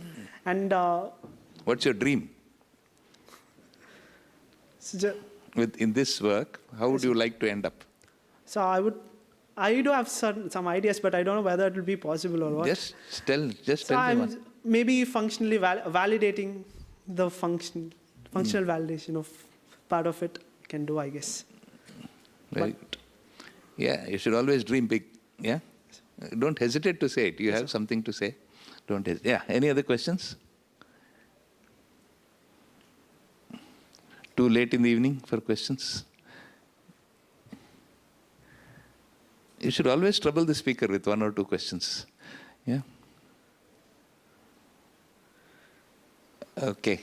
If not any questions, thank you very much, Praveen. Thank you, sir. Okay, and all the best for your work in the future. Yeah, very nice. Yeah, okay. So I think we have finished all the three speakers, and I hand it over to the organizers to take it forward. Thank you all very much. I think we should all give a big hand to all the three speakers who are doing excellent work. and presented also very well. Thank you. I thank Chairman and Co-Chairman for leading this session, and also rapporteurs. I thank them, and I request Dr. Ved Prakash.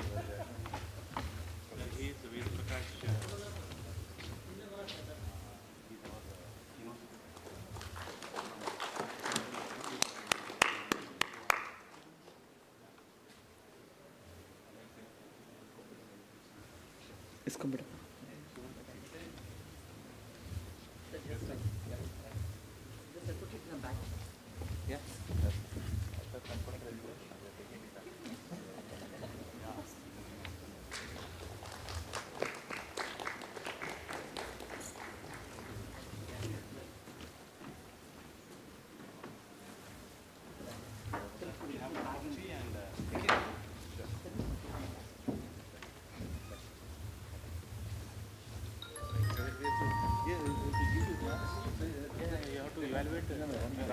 We'll have a 10 minutes break for tea, and afterwards the valedictory session.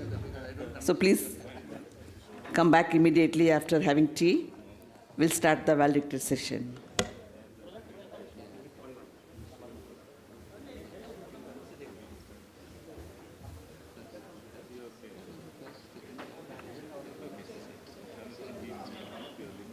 Yeah, but the same ratio is same, so which is good.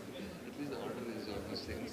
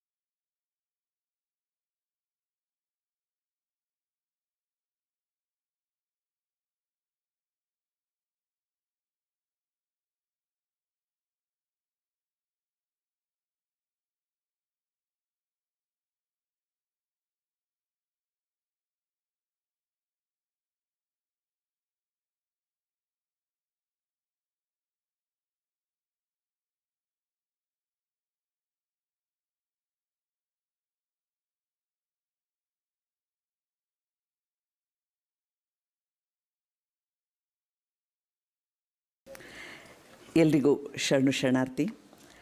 With President's permission, we would like to start valedictory program of 2 days National Conference on Comprehensive Crop Management through Drone Technology in Agriculture, organized by University of Agriculture Sciences, Dharwad and Rashtriya Krishi Vikas Yojana. Before starting the program, we'll take a pledge. As all of us aware that today is Ekta Divas and it is celebrated in remembrance of Sardar Vallabhbhai Patel. So I request all of you to raise, we'll take the oath, the pledge. I solemnly pledge that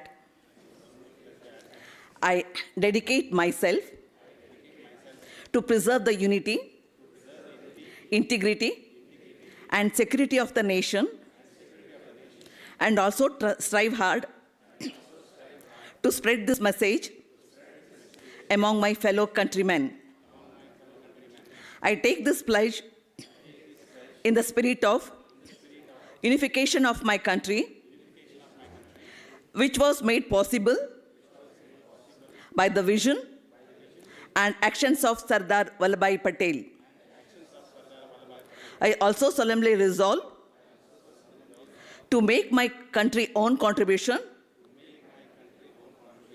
to ensure internal security of my country. Thank you. Please be seated.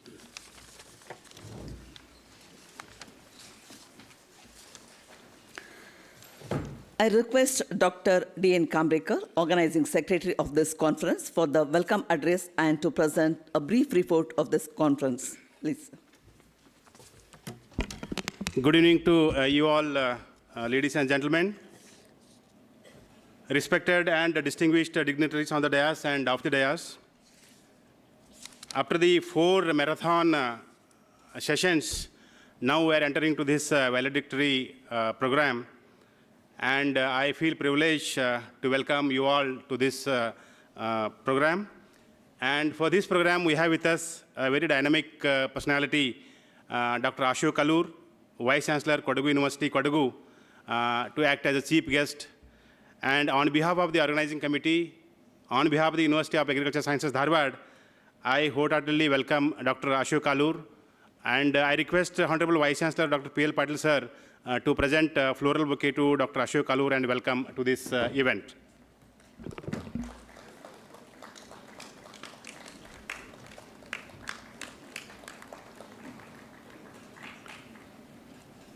So we have Dr. P.L. Patil sir, the Honorable Vice Chancellor, and he has accepted to preside over this function.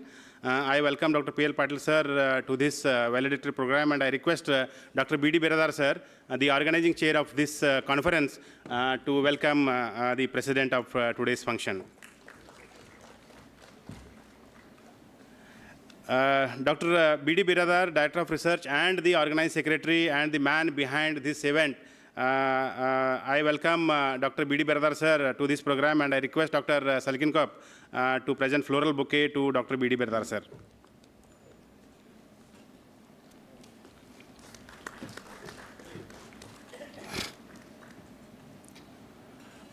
I also welcome Dr.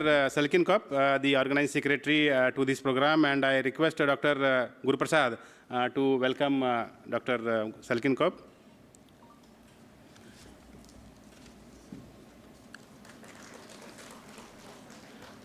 So I welcome the keynote speaker, Dr. V.P. Chowdhury is with us to this program, and all the lead speakers, the oral presenters and the poster presenters who came all from different parts of the country, and also the chairman, co-chairman of both the oral session and the poster session.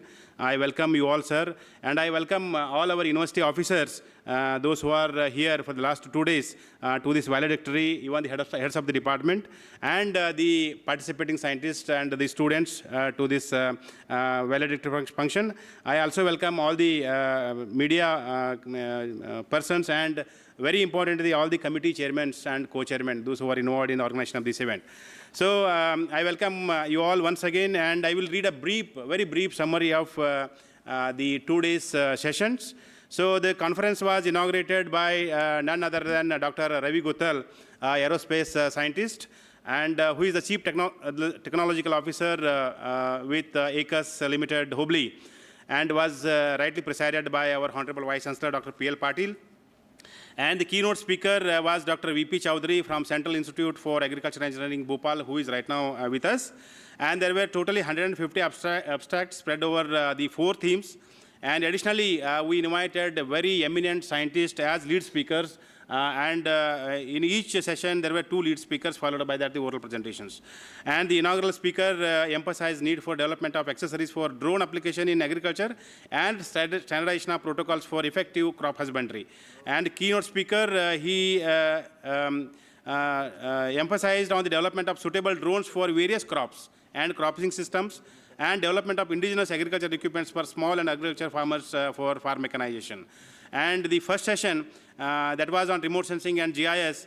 So the outcome was application of remote sensing for enhanced carbon sequestration in agriculture and forest ecosystem, application of GIS and remote sensing for better land resource management with special reference to small and marginal farmers. So as per the second session is concerned, which was a very important session on drone utilization in agriculture.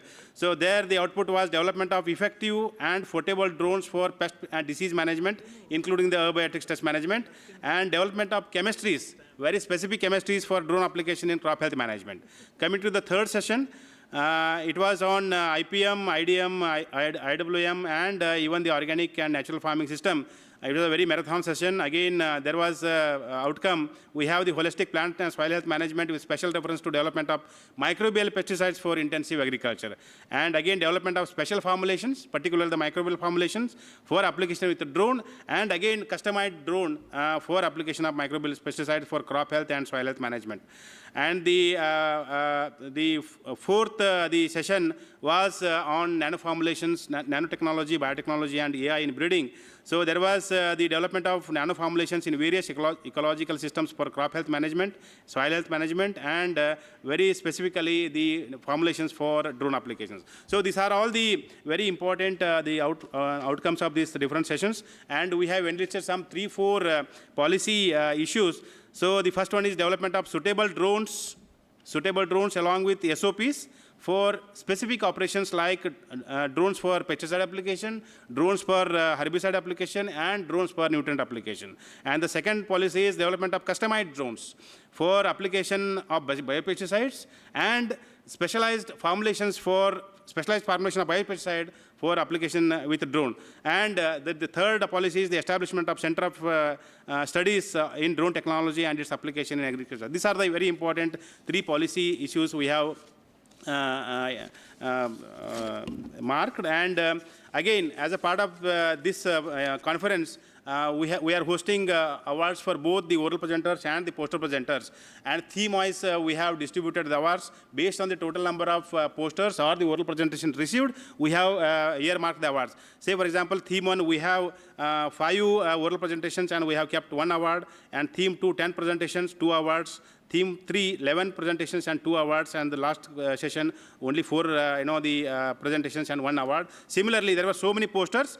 In the theme 1, 22 posters were there, and we have kept 2 awards. And theme 2, utilization of drones, 32 posters were there, and we have selected 3 awards proportionately. And theme 3, 56 posters and 4 awards have been selected. And the last session, that is 10 posters, and we have selected 2 awards. So based on the number of posters or the total oral presentations, we have selected the awards. So this is all about the 2 days conference proceedings. I once again welcome you all to this valedictory function. Thank you one and all.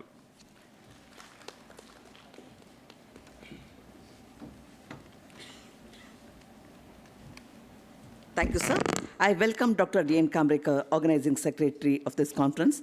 On behalf of all of you, I welcome and I request Dr. G.O. Manjunath, Chairman of the Program Committee, to welcome Dr. D.N. Kamrekar. Now, presentation of awards. I request today's chief guest to present awards to the winners of oral presentation and poster presentation. Feedback. Okay. So I request participants to give your feedback, please. So I request the delegates to give your feedback. Okay.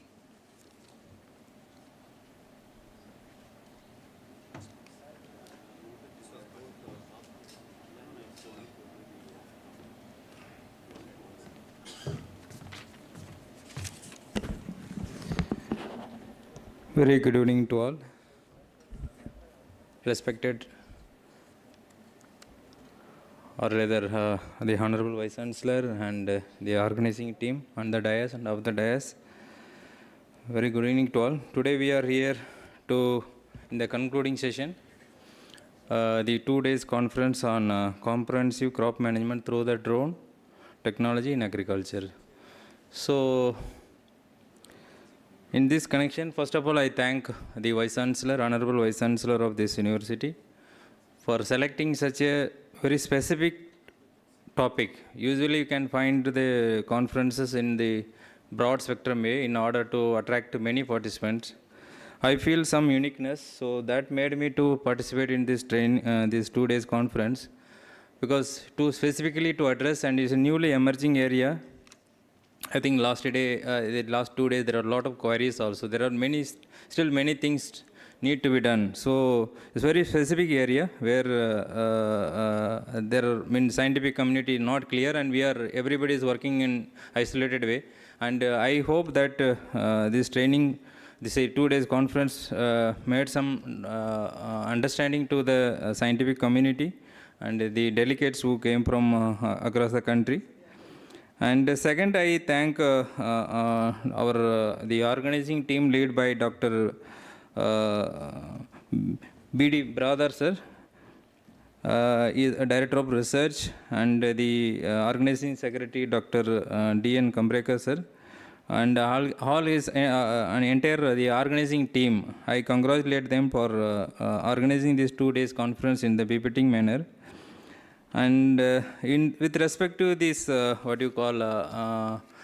selection of keynote address, the expertise for the lead lectures selected in the very hot manner, in such a way that it will fit to the theme of that conference. And with respect to boarding and lodging, sir, everything is fine. Accommodation is even before reaching here. There are separate the WhatsApp group made, and to make the participant to reach smoothly to the university. For the 2 days stay also good, food, everything is good, sir. So really we enjoyed your hospitality and your team, the 2 days, your organizing team. I thank for the entire the team for the wonderful organizing this 2 days conference, sir. With this, I thank one and all. Thank you, sir.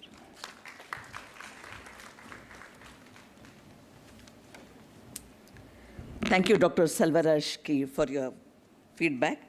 I request, please, sir.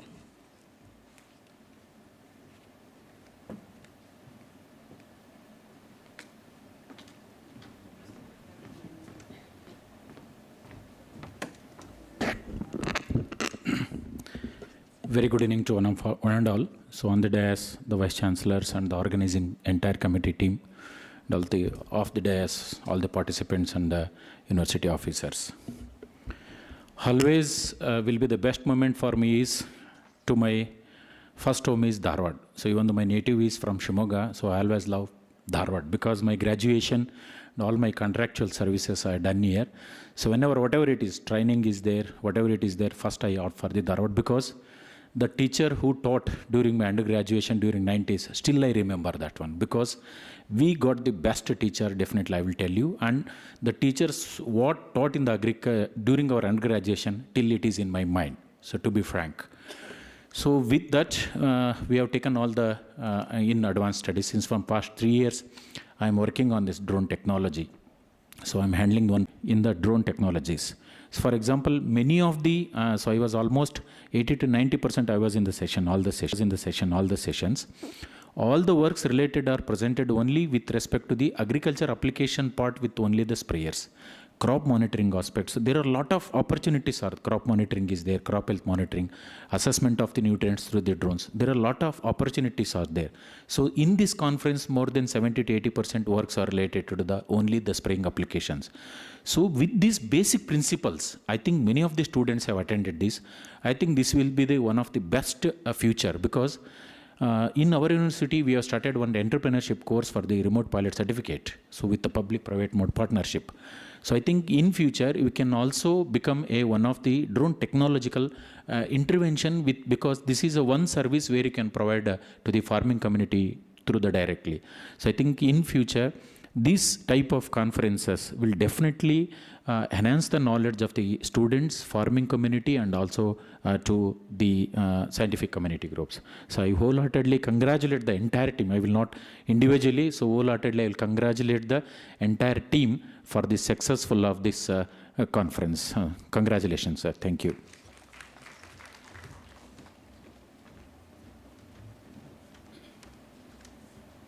Thank you, Dr. Naveen Envi. Any volunteers to give your feedback? Okay.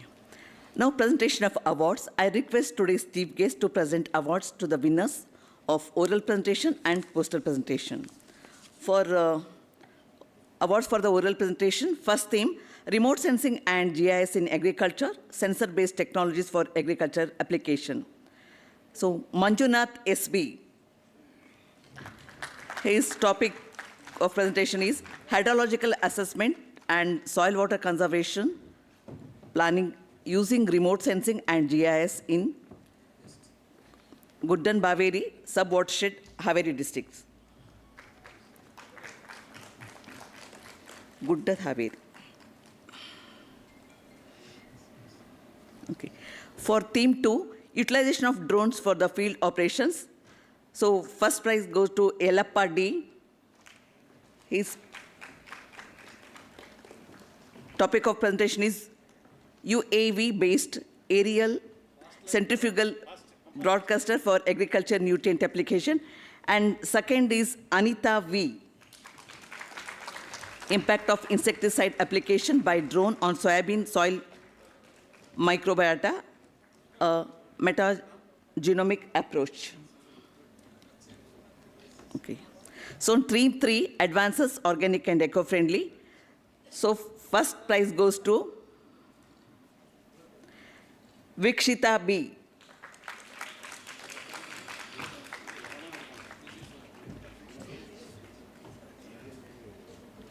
And second prize, Naveen NV.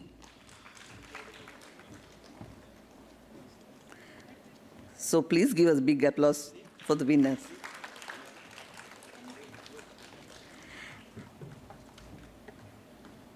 So Naveen NV. And theme 4, Pratibha Hugar.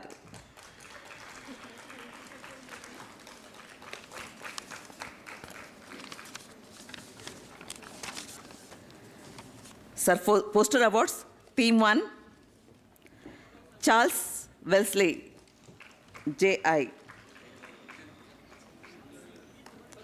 So first rank goes to Charles Wesley. Second prize, UK Shanward.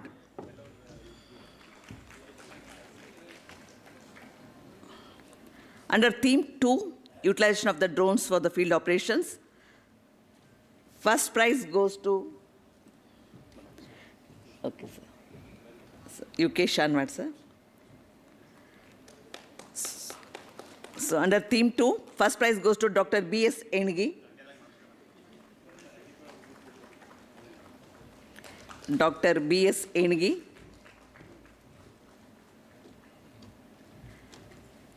Second prize goes to Dr. S.S. Nooli.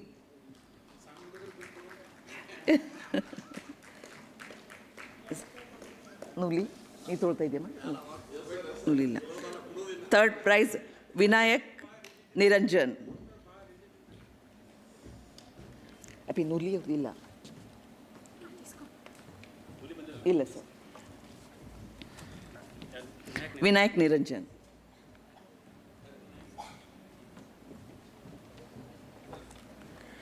And under theme 3,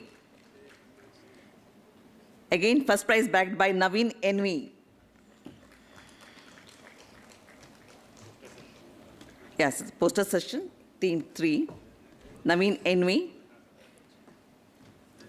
Please give big applause for the winners. Second prize, Amrita Barigal.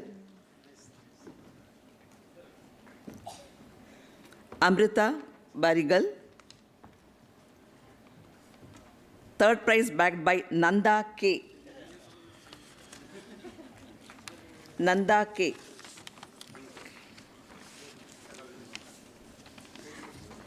And fourth prize, Vinayak Madarkandi.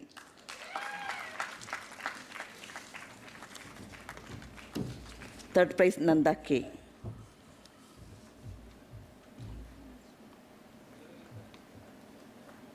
Fourth prize, Vinayak Madarkandi.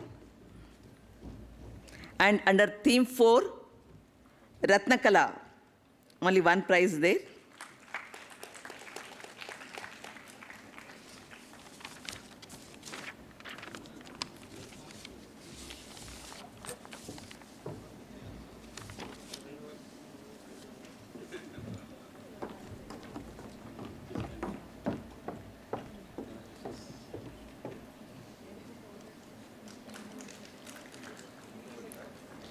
Congratulations to the winners and thank you, sir, for giving the awards. Now, remarks?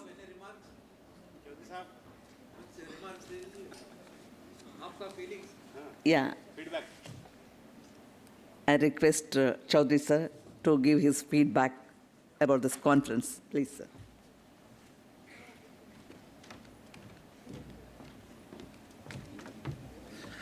Thank you, sir.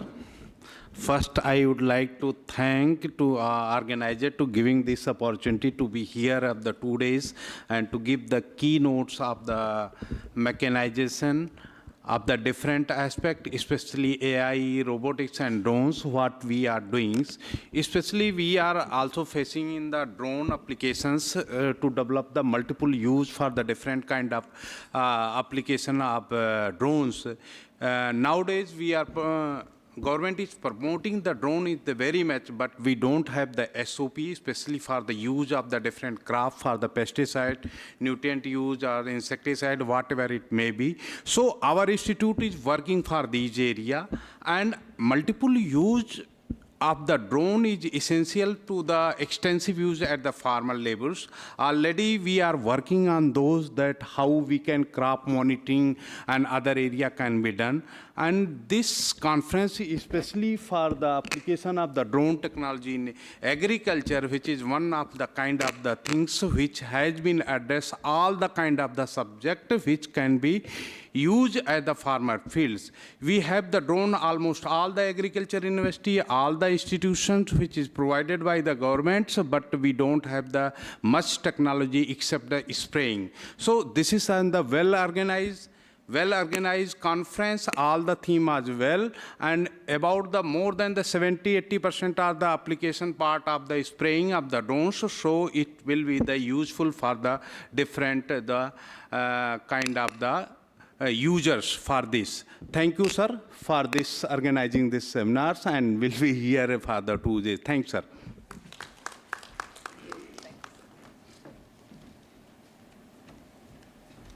Thank you, Dr. Ved Prakash Chaudhary, for your valuable feedback. Now, remarks by the chief guest. I request Dr. Ashok Alur, Vice Chancellor of Kodagu University, Chikka Aluvara, Kodagu, to address the gathering, please.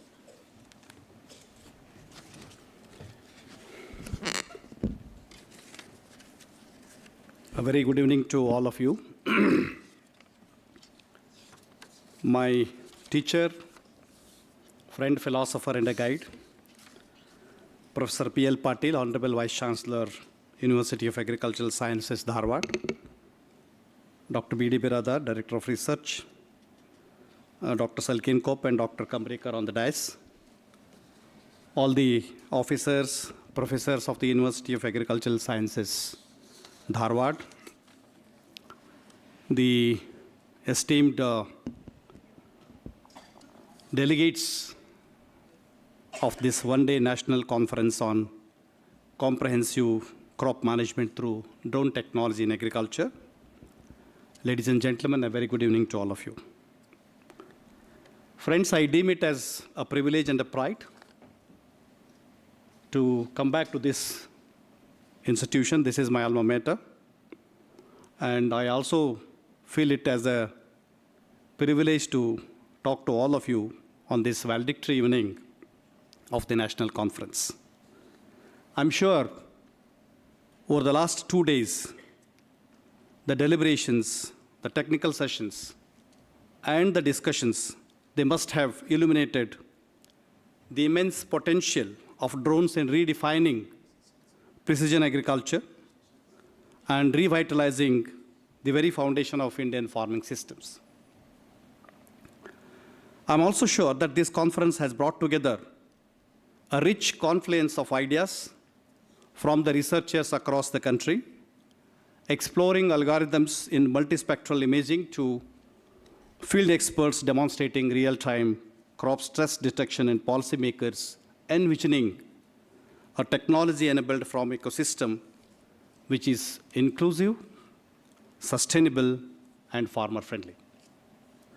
Friends, to me, this event is a celebration of union of science, industry, technology, and all are aiming towards rural employment. If you look at the transformative role of drones in agriculture, India's agricultural landscape is definitely witnessing a very interesting paradigm shift. Drones are no longer just flying objects or flying instruments, but they are transforming into very powerful, data-driven allies for the betterment of the farmers. From soil fertility mapping to variable rate application of inputs, from pests to yield management or yield forecasting, drones are emerging as multipurpose tools for achieving both sustainability and profitability among the farmers. If you look at the comprehensive crop management demands, it requires a very dynamic, a very site-specific and timely decisions. And drones with their precision imaging and also use of AI technology, they can enable the farmers to observe, interpret, and also to take decisions with accuracy. They also help the farmers and the farming community to save time, reduce a lot of input wastage, and also minimize the environmental footprints. The conference, I'm sure, will help us in reaffirming the fact that smart agriculture is not a luxury, but it is a necessity in the face of uncertainties posed by the climate changes and also the shrinking resources.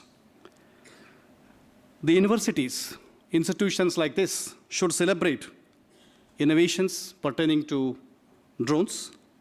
Conferences of this nature should help in promoting real advancement in academic institutions, the entire research backup, and the faculty members who are part of this entire journey, they should take up drone demonstrations and integrating remote sensing, especially their applications into curriculum. This is also very important because in most of the cases, we miss this component in the curriculum that we prepare for the students. And it's also important for the students to showcase several projects during their final year or during their master's courses, and they should try to come out with prototypes with cutting-edge technologies in precision farming and also in crop monitoring. And this can be made possible. And if you look at the empowerment of students with the latest technologies, basically we look at the next generation agriculture science technologies. They are the emerging leaders in the entire agriculture technology. I'm sure that the students are at the heartbeat of the entire conference of these 2 days here. I've seen a lot of people receiving the awards. I think they must have participated when I was listening to the reports presented by the organizers. The enthusiasm that you have demonstrated, that will definitely help you in working more and more on drones, and they will also help you to guide, or connect people for designing a lot of, competitions that are, connected with drones, and even engage you with local farmers to translate the theoretical models into practical tools. This is one of the needs that our students should inculcate. I'm also sure that this conference has given you skills of drone piloting, real-time data analysis, and also GIS applications. Many of you, must have developed aspirations to become agri-entrepreneurs in the days to come, especially the agri-drone entrepreneurs in the days to come. Or you must have also developed certain interest in pursuing your higher studies, focusing more on drone-related research aspects. As far as academicians concerned, the professors are concerned, there is a need for us to integrate this entire, the subject matter connected to drones into the curriculum. And this type of conferences will really help us providing most practical inputs for us to design good curriculum in the days to come. I'm sure, because this is my institution where I did all my 3 degrees. US Dharwad, in collaboration with partners, will definitely take lead in developing short courses, certificate courses, new courses for the betterment, for the benefit of students. Basically, there are a lot of challenges. You need to precisely work on various aspects about drone. It is not just operating it or using it for the benefit of farmers. And if you look at the community outreach, this is very important. Whatever we do in farm universities, that should reach the communities. And we should also look at the social impact. How can we bring the impact of such technologies for the benefit of farming families? Friends, we are all aware, and this is for the benefit of students or people who have come from outside Dharwad. US Dharwad has been playing a very pivotal role in translating technology for real-world impact. And if you look at the Krishi Mela, the exhibition that we do for the translocation of this knowledge to the farmers, it is one of the most marvelous, festival that we do every year, and that has attracted the attention of people across the globe. So by bringing science to the villages, universities, communities, they should come together, they should work together, they should exchange their ideas, and the institution should become a bridge between the farmers and the research laboratories. Policy is also required. Policy regulation is very important. Human resource development is very important. I'm sure these 2 days deliberations have also thrown a lot of light on the policy-related aspects. There are a lot of issues with the licensing. Simplified licensing procedures are required for small drone operators. This is not the case. If you look at the DGC applications, licensing and all that, there are long procedures. So such conferences should give recommendations to simplify the licensing procedures that are required for small-scale drone operators. This is also very important.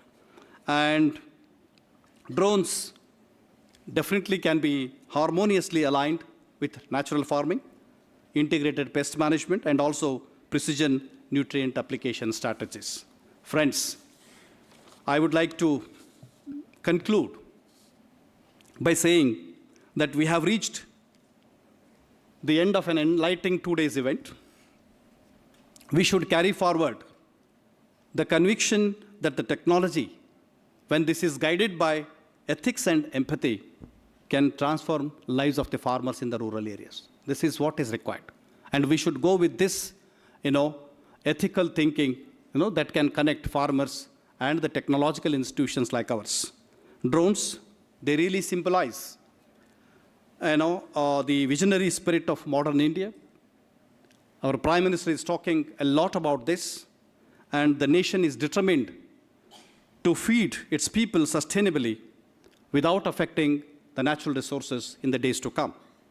And let this conference, I'm sure, be the turning point for the collective journey towards achieving a very comprehensive crop management that integrates, precision, ecology, and also inclusivity.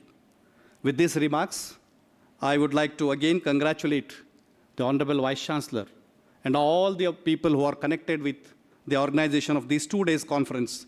May the seeds of innovation sown here with regard to drone technology bloom into more sustainable, more prosperous, and also technologically empowered agriculture sector in this country. I once again thank all of you for inviting me. And this was a 2-in-1 program for me. I also came for another, duty of mine. And it's nice that I'm meeting a lot of my senior colleagues, my friends, my classmates. And it's always, coming to US Dharwad is always coming home. And I always relish coming to Dharwad again and again. With these few words, I thank the Honorable Vice Chancellor and all of you for this good evening. Thank you.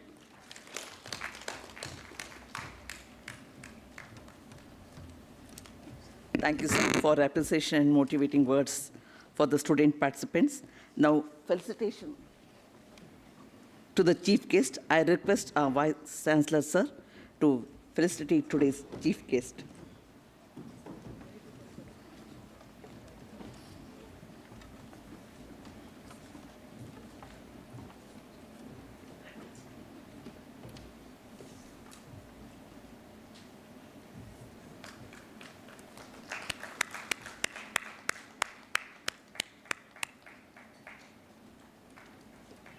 తీసుకొని పెడతాడు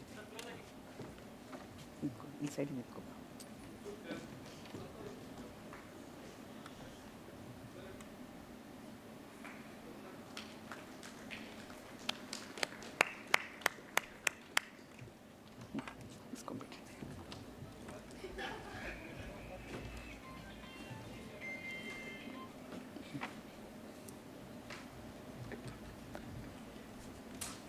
Thank you, sir, for accepting the token from the US Dharwad. I request President of today's valedictory program for the presidential remarks. Please, sir.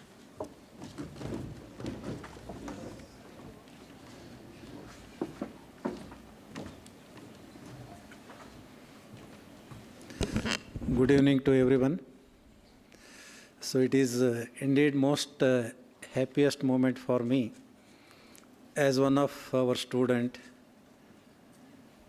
rose to Vice Chancellor and sharing dais equally with me.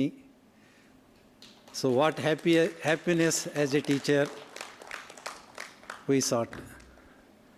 So on this occasion, so once again I say it is a happiest moment for me as well as his other teachers around here. So Dr. Ashok Kalur, my most favorite student as undergraduate and postgraduate student in the Department of Soil Science, and chief guest of today's valedictory program on National Seminar on Drone Technology, Dr. B.D. Beradar, Director of Research and Chairman Organizing Committee of this national seminar, Dr. Kambrekar, Dr. Salkin Koppa, two organizing secretaries, and other organizing secretaries and co-organizing secretaries, chairman of different committees, co-chairman of different committees, and members of different committees, and all the delegates who are attending this 2 days national conference, and also Dr. Chaudhary ji, who has come readily accepted in few days and gave a very good keynote address yesterday, covering all the aspects of drone technology and whatever the research has been taken up in the National Institute of Agriculture Engineering, Bhopal. Thanks to Dr. Chaudhary ji for being with us in these 2 days national seminar. Also, dear students, faculty members, officers of the university.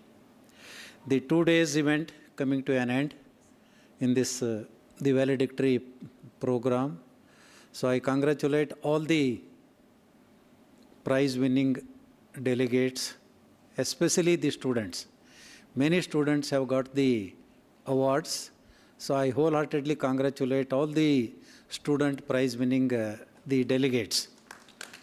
So it is indeed a very good opportunity for them, and the national seminar first of its kind. I think the national seminar on drone technology must not have been organized anywhere in the country. So it is first of its kind on drone technology. Even the lot of research which has been taken in the Bhopal, so they must not have thought of this type of national seminar. They may be organizing in future with still lot of technology emerging. Since we have got a project on drone technology in RKVY, and we have thought of organizing this national seminar. So in order to create interest in all the scientific community and also to take the technology further by the use of the farmer. So as rightly indicated by our chief guest, Dr. Ashok Alur, in the smart agriculture is a necessity nowadays, and that too use of such robust technology for cutting the time as well as cutting the labor investment in the agriculture. Such technologies are need of the hour.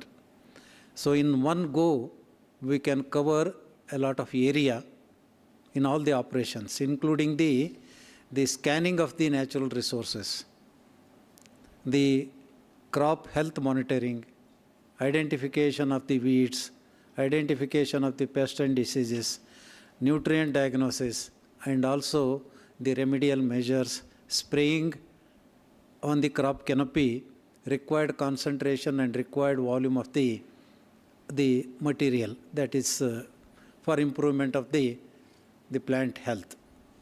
So in this context, Dr. Ashok Haller conveyed you a lot of messages in order to use this technology and to take it further for the benefit of the farming community.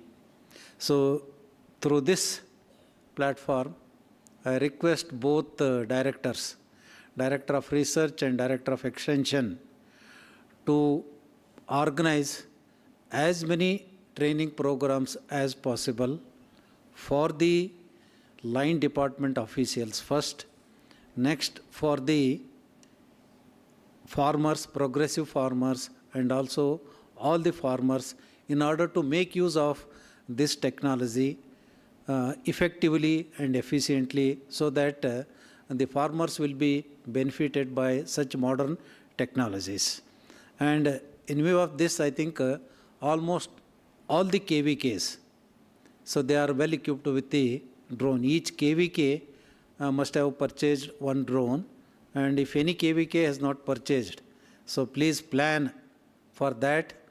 On 3rd and 4th, you have an opportunity, Director of Extension, and also EFC meeting is right here only, it is organized on our campus. Atari Director will be visiting, and for all the South Indian KVKs or under the Atari Bangalore, all the KVKs together finalizing the EFC. So put forth your demand. Maybe if already you have one drone, you can have at least another 2 to 3, so that for every RSK level in a district, we must have one drone. Either through KVK or through the government of Karnataka, we should have this facility so that our farmers will use this hassle-free without any waiting. I think during the rainy season, with a gap of 1 hour continuous drizzling this year, so you can take no gap. I think very few days are non-rainy days. So in the entire 2025, I think we may end up with only one season, that is rainy season. Rain started from May, so till now it is not ready to leave us. Continuously raining is there. So under such situations, such technology come to our rescue for weedicide spraying and also plant protection spraying and the nutrient spraying. So let us popularize this technology as much as possible, and 3 important policy implications that you have identified. Okay, so bring out that nicely in the proceedings, and I request Director of Research, after the proceedings is circulated, make a draft letter to Principal Secretary Agriculture and also Minister Agriculture to address these policy issues. Unless these policy implications are submitted to the government, the outcome of this such national symposium or national seminar, no value. Okay, for what purpose we are organizing this? the outcome of such the national symposium, because so many learned people, so many students come and attend, they spend their valuable time, and they share their innovations, discoveries in the field of science, and they have to reach to the unreached people as well as to the farming community. So for that, whatever the recommendations, technological recommendations that we make, and the new innovations, the suggestions what we make, so there may be several recommendations in this. So these recommendations, please classify researchable issues, give them to University Directorate of Research, take up the researchable issues on priority basis. Then capacity building recommendations may be there. Then Director of Extension should take care of all those capacity building recommendations. And if at all there are recommendations for including drone technology into our education system, also kindly bring to that to include in future some in one or the other courses in the Department of Agriculture Engineering or in any department or multidisciplinary course. So we shall design, if not for undergraduate, for postgraduates, we can design such courses on use of drone technology and finalize whatever the, because this use of drone technology is location specific. We should have SOP, what you have indicated, crop specific, location specific, and crop stage specific also. And depending upon the crop stage, the SOP may also vary. So kindly address all these researchable issues. I request the scientists as well as Director of Research kindly work on these issues, and policy implications, whatever they are, immediately write to Government of Karnataka and we shall pursue with the Secretary Agriculture as well as Agriculture Minister to implement in whatever the maximum possibility by the Government of Karnataka. And hope all the 4 sessions on 4 themes, discussions, deliberations are fruitful, and all the poster sessions, the presenters must have been enjoyed with the discussions. I have been telling that everyone should opt for poster sessions. In fact, the seniors should sacrifice, give the oral sessions to the juniors. Seniors should stand for the poster sessions. Many juniors will come to you for interaction. That is the opportunity for senior teachers to interact with the juniors and share your idea and knowledge and also give them suggestions. In the oral presentation, what time you get?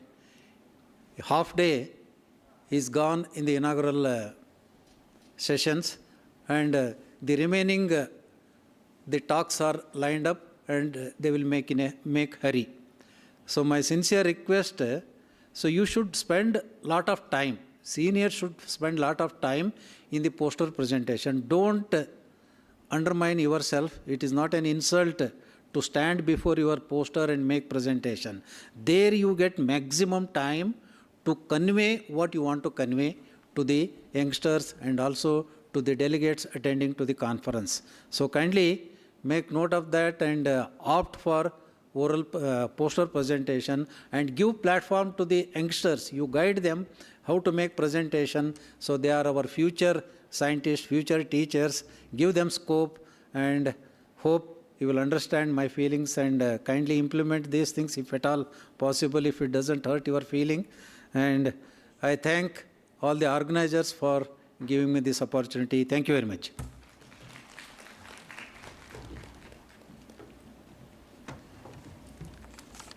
Thank you, sir, for the presidential address. To propose vote of thanks, I request Dr. S.R. Salkinkopa, Organizing Secretary of this conference. Please, sir.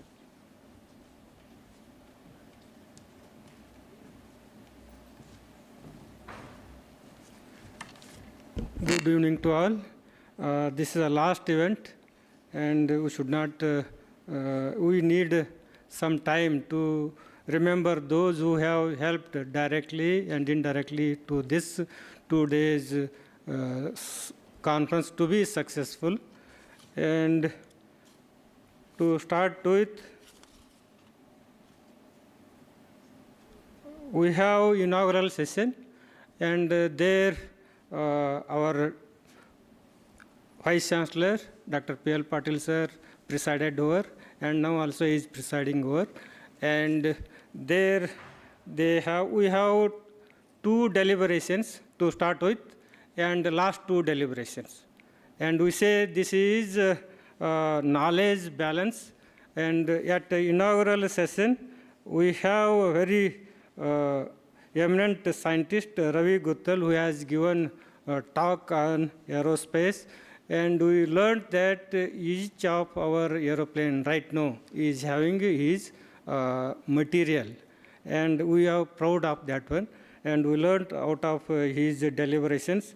And also the keynote speaker, Chaudhary Saab, he has given us very valuable information.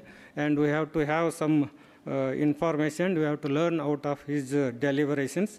And at the end, we have very marvelous speech by Director, Dean IIT, big things up about small. And also another speech by another Suvaram, he has given speech on nanoscale, nanotechnology for managing pest. They were very ever remembering that we have to remember, and it is high time to remember those who have worked hard physically, even in soft skill. And we have 4 or 5 team and to organize this 2 days conference. And we have a program committee successfully headed by Gio Manjunath sir and Gurpad GS, and finance committee by Malapur sir and Vidya madam, and registration committee by Renka madam and Shubha madam. And we have to thank Sirhatti sir and Tipanavar sir for providing a delicious food for successive 2 days. And accommodation committee, Gwanagiri engineer and Nagaraj sir, and poster committee, Venugopal and Shamrao Jagardar. They have nicely arranged the chairman and co-chairman for having systematic evaluation. And the editorial committee, S.S. Dolly sir, V.B. Kuligod sir, and the entertain committee headed by Jagdish and Manjula madam, and publicity committee by Sripad Kulkarni sir and Dr. S.N. Jadhav. And we have chairman and co-chairman for each of the 4 sessions. Just I will recall their name because they have successfully conducted marathon session, and it is a high time to thank them. First session chairman was V.P. Chaudhary, and co-chairman M.E. Manjunath, and rapporteur Kanan Navar and U.K. Shanwad. And we have to thank all the lecturers, lead lecturers. And in the second session, and also in first session, poster session was chaired by Prakash Patil and co-chairman Satish Desai sir. And theme 2, utilization of drone for field operation. This one led by, as a chairman, Dr. B.D. Biradar sir, and co-chairman Gurraj Sunkar sir, and Arvind Kumar, and rapporteurs Ramesh Birgi and Siddlingappa Hogar. And oral presentations were held, and poster presentation chairman was Suvarna Kanakareddy madam, and co-chairman was R.A. Balikai sir. And we have to thank all of them for successfully conducting and giving their remark and submitting the report. And theme 3 session was chaired by Sripad Kulkarni sir and Dr. A.G. Srinivas sir. And rapporteurs were S.A. Biradar and Basuraj Yengi. And poster session, last poster session was led by M.S. Siratti, M.S. Patil, and co-chairman Dr. Suresh Alagundi. And the last session was chaired by S.M. Sripad sir, who has given marvelous talk on, and we have to thank you profusely. And co-chairman was Dr. K. Subramanian. Rapporteurs were Basavaraj Bagewadi and Dr. S.B. Patil. And from the organizing squad, we wholeheartedly thank all the chairman, co-chairman of the committees, and also thank all the committees, press and media, and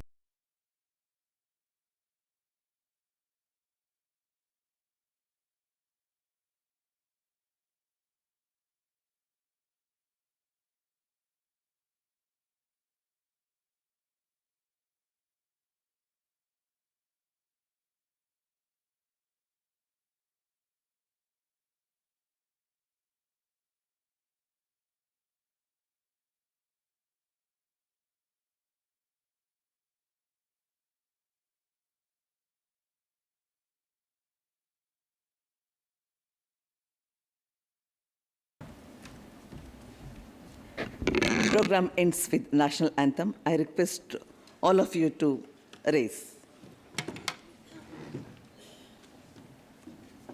जनगण मन अधिनायक जय हे भारत भाग्य विधाता पंजाब सिंध गुजरात मराठा द्राविड उत्कल बंगा विंध्य हिमाचल यमुना गंगा उच्चल जलधि तरंगा तव शुभ नामे जागे तव शुभ आशीष मागे गाहे तव जय गाथा जनगण मंगलदायक जय हे भारत भाग्य विधाता जय हे जय हे जय हे जय जय जय जय हे